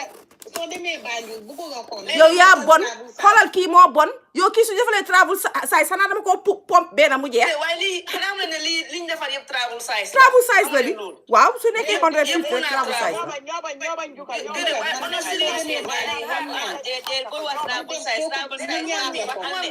déedéet lu ma miin mooy it's travel friendly mun nga koo exactly yeah but what I'm saying is Fatmata xam nga yaa ngi wax affaire yi naka la tuddaate sax ñu yokk ko ñu defal leen daal waaye léegi nga ne ñu defal leen ñu dellu sa Afrique cosaan nga waaye léegi nag foofu sa seen poste yi de kulogee ngeen am picca yi parce que stabilité bi baaxut. ma ne stabilité bi romb nañ stage boobu noonu mais ñu 25% extra. non gis nga liggéey ak africain moom it business ak. déedéet xamoon nga ne déedéet Juka xamoon nga ne lu mu yaaga déedéet xamoon nga ne lu mu yaaga dinañ la ñëwal. africain man pare naa si yéen maa leen bëgg a tudd ngeen nekk sama kër. Juka ñun dañ bëgg a di diwu ba suur. de daf ñu jàngal yi fi tubaab daf ñu jàngal ne affaire si pii ndanka la waaye ñun léegi yéen ataleen danga ko dee ñiima lan tudde soo pompé sax mu ëpp sax ma ne jéema wut foo koo teg waaw léegi ay maam Lisa mais leen suma docteur député lu bi ma dee def nga suma pompé mu bari bala ma koo kubéer dama dee jëlaat lim nga xam ne soxla ma ko yëpp ma tegal ko yëpp si kol fi soo koo kubéer next use ma use ko xay dara du waste déedéet maam li sax muusu leen yéen xamu leen naka la affaire ci soo leen bëggee mu doy da ngeen a bàyyi seen kanam bi nu mu xalee tooy tuuti ngeen def ko fa na ritirata bi bari def leen noonu ba pare pot bi jël leen paaka da ngeen a jël paaka ngeen samp ko si benn cati pot bi soo ne flic yëf si dafa naaw nga dugal diw bi xamante ne si dee des duy bari man amoon naa li si des du ma yóbbu 10 days dama ko def flic ma dal di def 10 la ma yóbbu man li si des woon ñaari fan dama yóbbu Fatou dama ne 10 days xam nga ko ñëw da nga dee fi wala seen order yëpp lay reject bu ma xama seen order mais du wala maa leen jaayatut léegi doy na jox nañ la feedback de juka man order naa ba ñëw suma kër xamuloo ne man la so yow mënuloo ñëw nëbu ma ne seen ñu nataal Yaasin gisuma sa guloo suma guloo yaa ngi nii yow suma guloo rek war naa tax ngay maa jox 75% extra moom sa guloo moom macha allah tabaarkalla waaye guloo yi Venus moo daaxa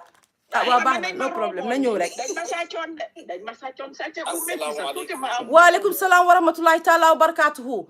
nijaay meel docteur Dieye mu wax ba pare ak yéen ñi nekk ci panel bi dama leen di nuyoo dem parce que dama gis dégg Fatou live am ko wax nga dëgg wax nga dëgg waaye Fatou Diagne ak Fatou yéen yëpp na ngeen def maa ngi leen nuyu di leen ziare fay nañ la ak yéen Gambien yi yëpp samay jaatige yi maa ngi leen nuyu di leen ziare fay nañ la bu baax waaye yal na jàmm yàlla wax foo leen mënta nekk yal na yàlla guddal fan yi may leen wér may leen sutura aar seen jaboot amiin yaa rabbana amiin lépp loo leen def yal na yàlla def ci jàmm dafa ci sutura xéewal yi bari ci barki yonente bi sallallahu alayhi wa sallam amiin yaa rabbana yow tamit maa ngi leen di nuyu di leen ziare bu baax waxtaan bi neex na xumb na donc Fatou maa ngi lay nuyu di nuyu yéen ñëpp bàyyiwuma kenn delloo nañ la ziar dama gijoon dugg ci seen live am na at léegi donc maa ngi leen di nuyu bu baax loo ñu namoon nama nañ la lu kontaan ci yéen trop waxoon naa fu ma gisee Gambien dama koy gën a fonk parce que li ma fi am ci sama àdduna yëpp ci Gambie laa ko amee donc maa ngi leen di nuyu bu baax a baax di leen sant bu baax ci barke jërëjëf jërëjëf sëñ bi loolu rek moo tax ma yëg jërë ngeen jëf kontaan nañ Ibrahima borom tur bu neex bi borom ci yónnente ay waay jërëjëf waay docteur Dieye welcome docteur député mu ne bu ma ko di wax loolu xam nga fu ma jëlee loolu man ay waay muñal docteur foo jëlee docteur député waaye dinaa ko jël rek ci noppi waaw muñal xoolal juka yaxanaa turam bi jug seen jiw nenti ne lii sa lii nit ñi mënuñ si man dara muñal rek ndegem am nga docteur député kay jëlal rek mi na jot ci ngeen si rek ci sama am noo def jug looy def maa ngi nii docteur Dieye noo def docteur Dieye first of all xanaa ñu deserve ñu am extra 10% si diw bi or extra 25% si diw bi kan si juka kañ dama koy ñaanal rek bàyyi ko noonu rek di ko seetaan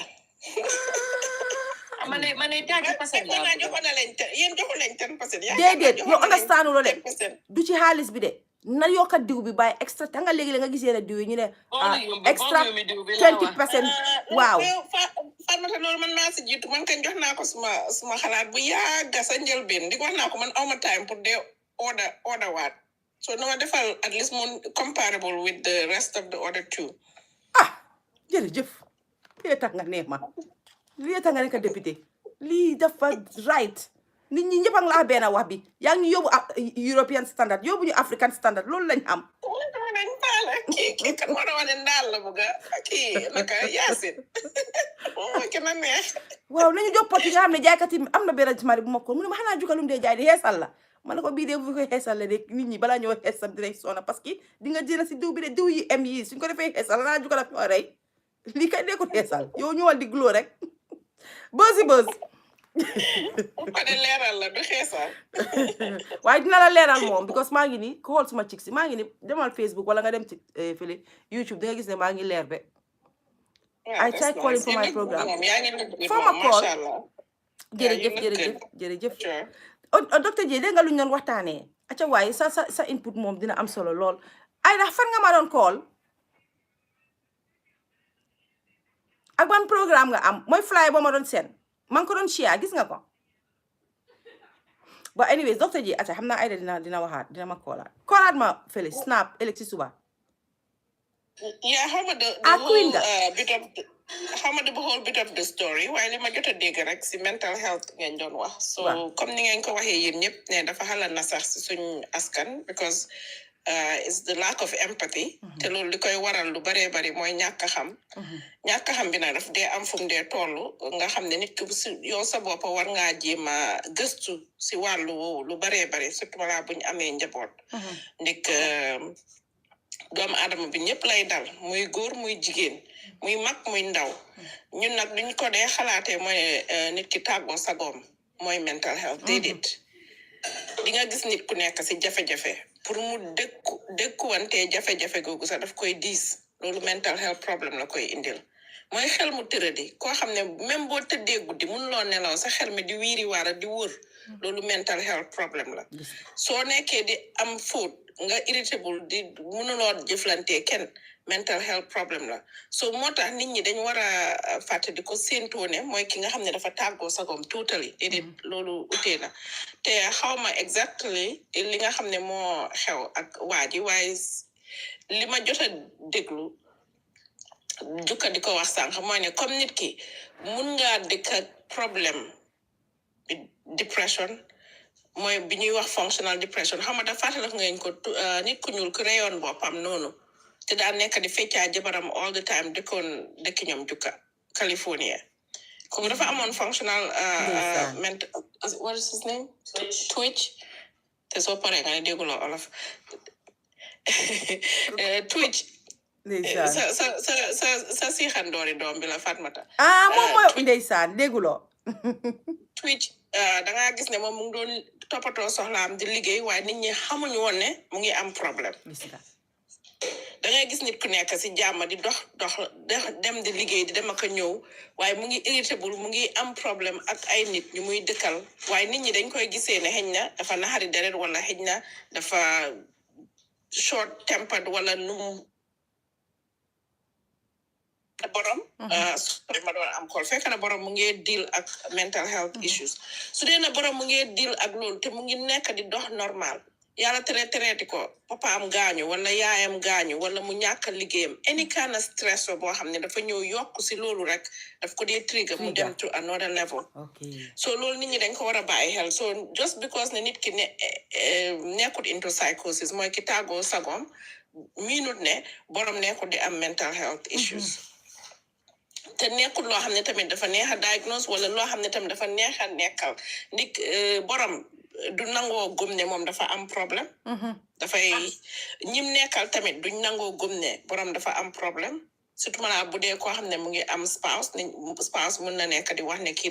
dafa réew wala dafa naxari deret wala neexuta dëkkal ak yooyu te fekk na kooku am na lu moo jànkuwanteel loo xam ne mu ngi ko sonal lu baree bari surtout maanaam jamono ji nga xam ne ñu ngi ko toll nii muy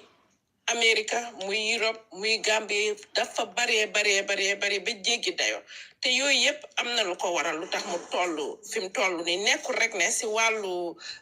stress bi bari si àddina bi la waaye sax si wàllu li nga xam ne nit ñi ñu ngi koy dundee ak ni ñuy dundee rek dafay tax loolu mu bari waaye leneen li ma bëgg a wax mooy ne pour ñuy bàyyi xel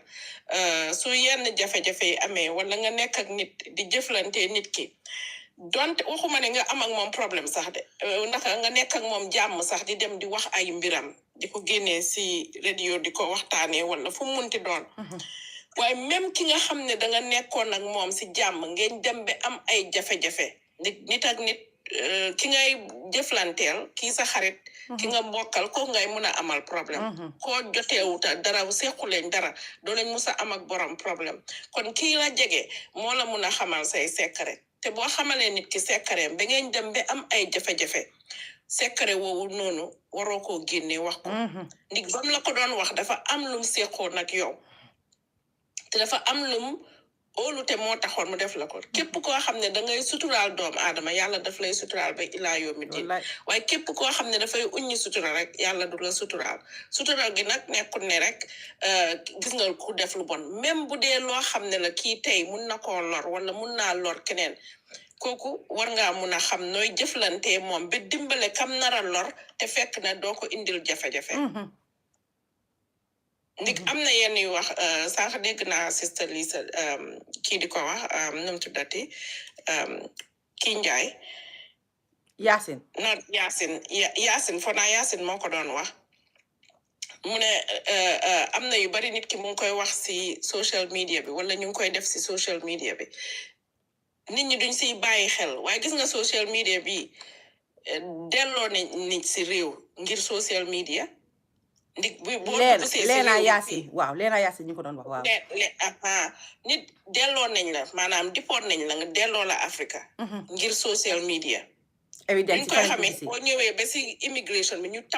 di la laaj enquête balaa ñu lay enquête fekk na ñoom dugg nañ sa social media bi benn seet li fa nekk te ndegem AI mooy translate léegi làkk boo munti dégg làkk bu dul làkk jinne dañ koy translate te dinañ ko xam soxlawut ñu ooyi nit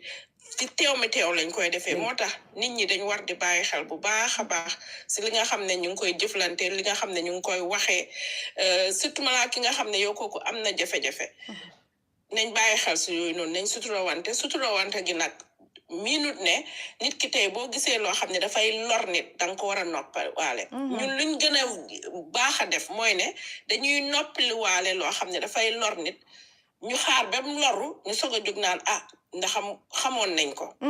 waaye lépp loo xam ne suñ ko waxee daf lay lor tey balaa ñu koy wax mënoon na laa bañ a lor ñun loolu la ñun dañ ulbati liñ war a wax ak liñ warta wax moom lañ jaxase so maa ngi ñaan rek pour ñun ñëpp ñu bàyyi wante xel ne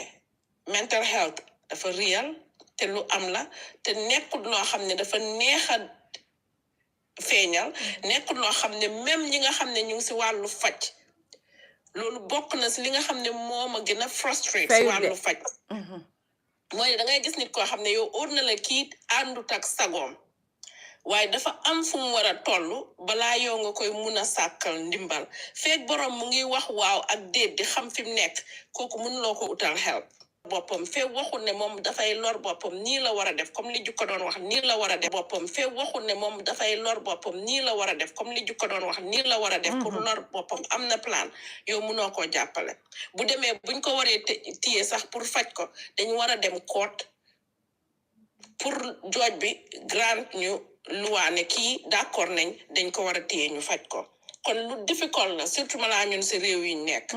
kon nañ si bàyyiwante xel bu baax a baax ñu xool naka la ñuy dimbalante yaakaar naa loolu dina am solo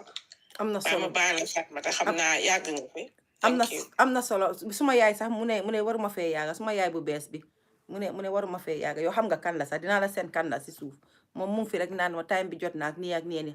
koo xam la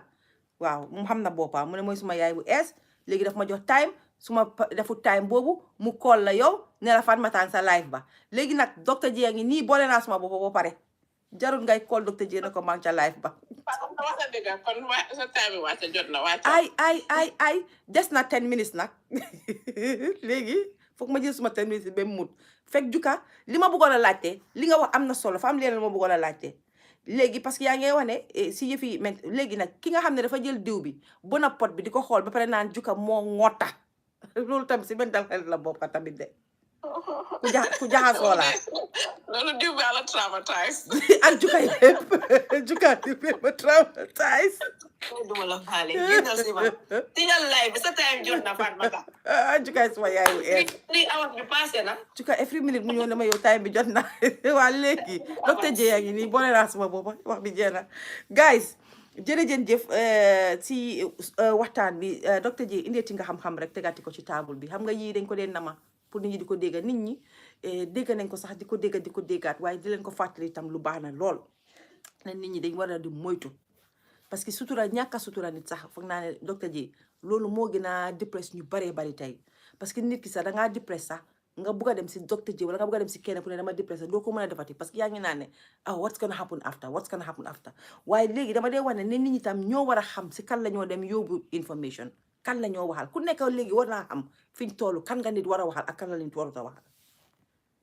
because kenn xamatut kan ngaa waxal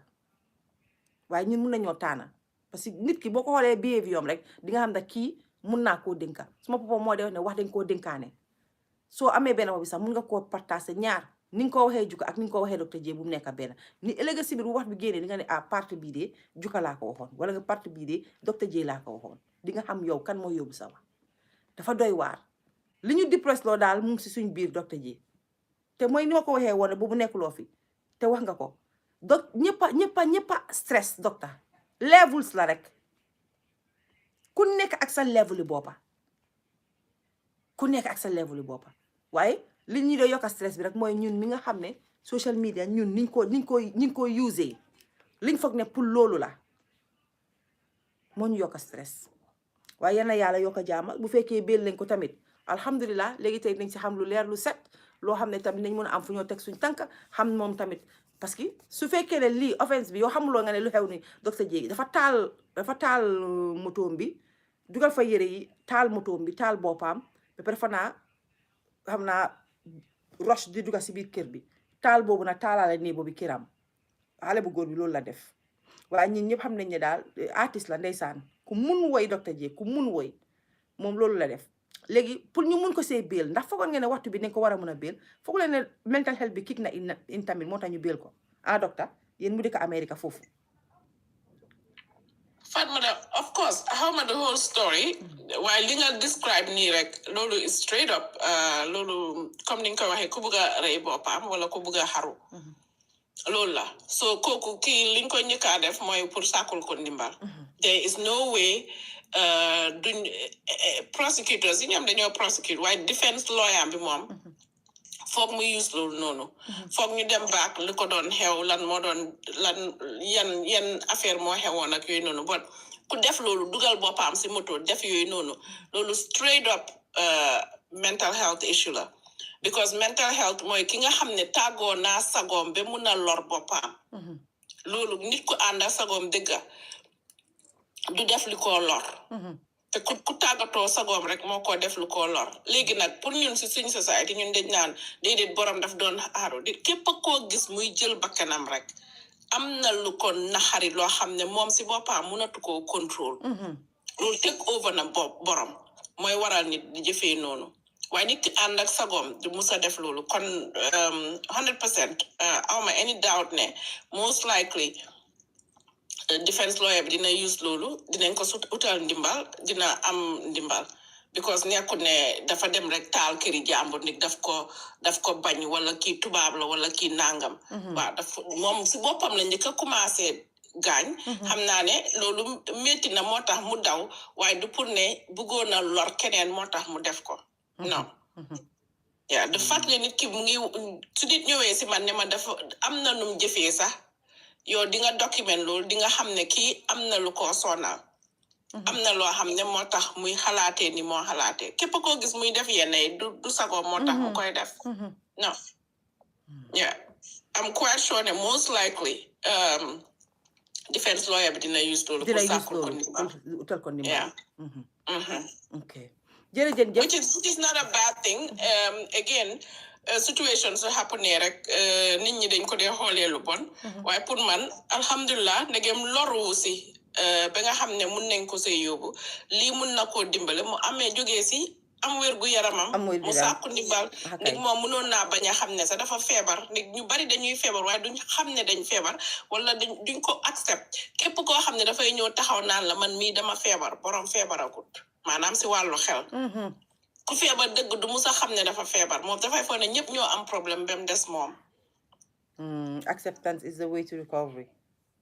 yeah moo tax su de borom demee ba xam ne dafa feebar si lay soog a mun a nangoo jël garab si lay neexat jëflanteel waaye feeg borom a ngi wax ne moom dara jotu ko moom dafa wér kooku moo gën a naxaree di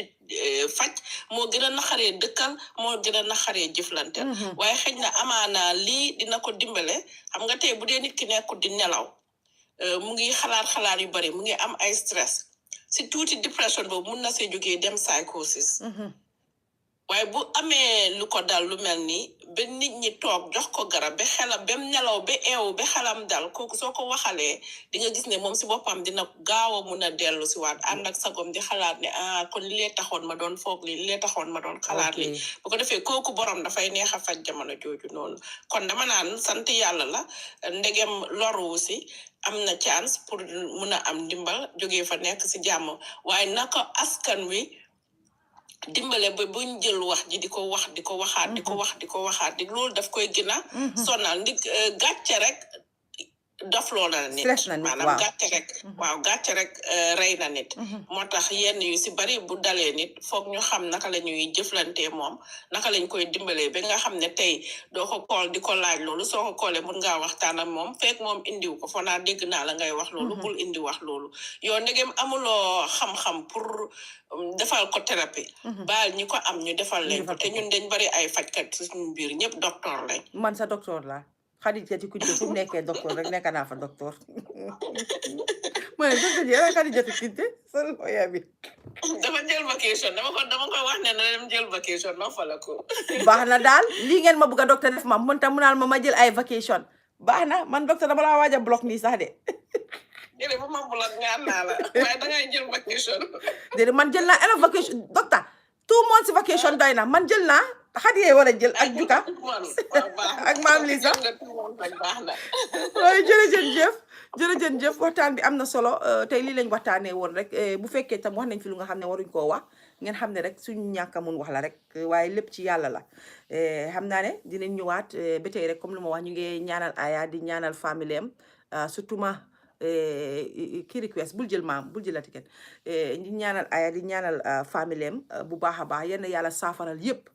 yal na ko yàlla saafaral and I hope ne maa ngi ñaan docteur Jine Gambien ni ñu jàngee si lii parce que every day ñu tegal ñu dara lu Gambien ni war a jànge waaye jànguñ si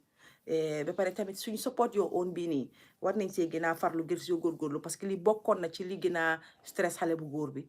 ba gis na fi mu ñu yóbbu tey kon ñu ngee ñaax rek ñëpp ñu xoolaat li bu baax parce que lii mun na moo nekk si any household mun na moo dal anybody so te société buñ nekka buñ ko xoolee parce que ñun dañ gaaw ci ñu xoolee nit rek ne ku nekk ne danga dof fara ñoo mujjee ji lu tuuti lu mu fi def rek ñu ne gisuloo wérut fekk demeewul noonu jabar ji tam nañ ko gestu gannaaw bu baax nañ ko gestu bu baax a baax xam ne lii si moom la gën a métti nga lose sa home lii dal sa jëkkër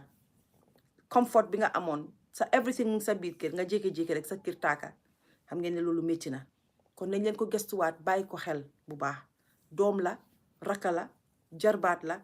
jigéen la nañ ko gestuwaat bàyyi ko xel bu baax a baax li moo dem through moom am naa sax moo ëpp sax li booy bi di dem through you never know so fi mu nekk nii ñu jàppale leen dimbale leen rek loolu lañ mën a def jabar ju bëgg a jëkkëram la parce que su ko wutoon du ko delloo si waat Amérique parce que moo ko fayal ticket pour mu dellu si waat ñibbisi after bu booy bi nekkee Gambie 6 months xam nga kon kooku bëgg na jëkkëram jàppale na jëkkëram fu mu ko mën a jàppale business bu correct la am biir Amérique xale buy góorgóorlu xale bu jigéen buy try la famille am di ko jàppale famille jëkkëram tamit benn la so ñu ñaan rek tamit sëy bi yàlla gën koo barket na yokka si njaboot ba nga xam ne dañoo toog ñoom ñaan ñëpp di nettali ne Ali jàlloon na fi parce que sëy bu war a mun a dem la wax dëgg fa neex yàlla Aya is going through a phase te dina jeex am na ñu ko fi gënoon a métti la jeex na yàlla lii la dogal bu fekkoon ne li ko dal nii tey Gambie la ko dal pour wax leen digga xam ngeen ne tey nit ñaa nga bari ñii di ko saaga ñii di ko xas wala ñu ngaa dem pour lakka sax kër bu mu nekkoon wala def lu nonsense waaye gis nga fi mu ko dalee fi help nekk la ko dalee kon maam lii sax man foofu laa tàggatoo ma bàyyi la nga tàggatoo ñu daal di fay. Fatma li ma wax rek yow dina gën a jaajëfal again. Thank you for bringing this up. ñu ngeen see shed light bi yëpp is all about awareness pour wax ne ñu ne mental health is real and depression ku nekk la mun a dal amul du dee naxaltiraati du dee differentiate amul xalel amul mag amul góor amul jigéen ñëpp la dee dal te kum dal tamit the best thing to do is trying to seek help utal help moo gën nga di ko bottle up wala nga rusee ko ne danga ko yël ko def ko gàcceloo daal so ñu ngi ñaan tamit am nga family Aya bi especially jabaram yàlla may ko xoli muy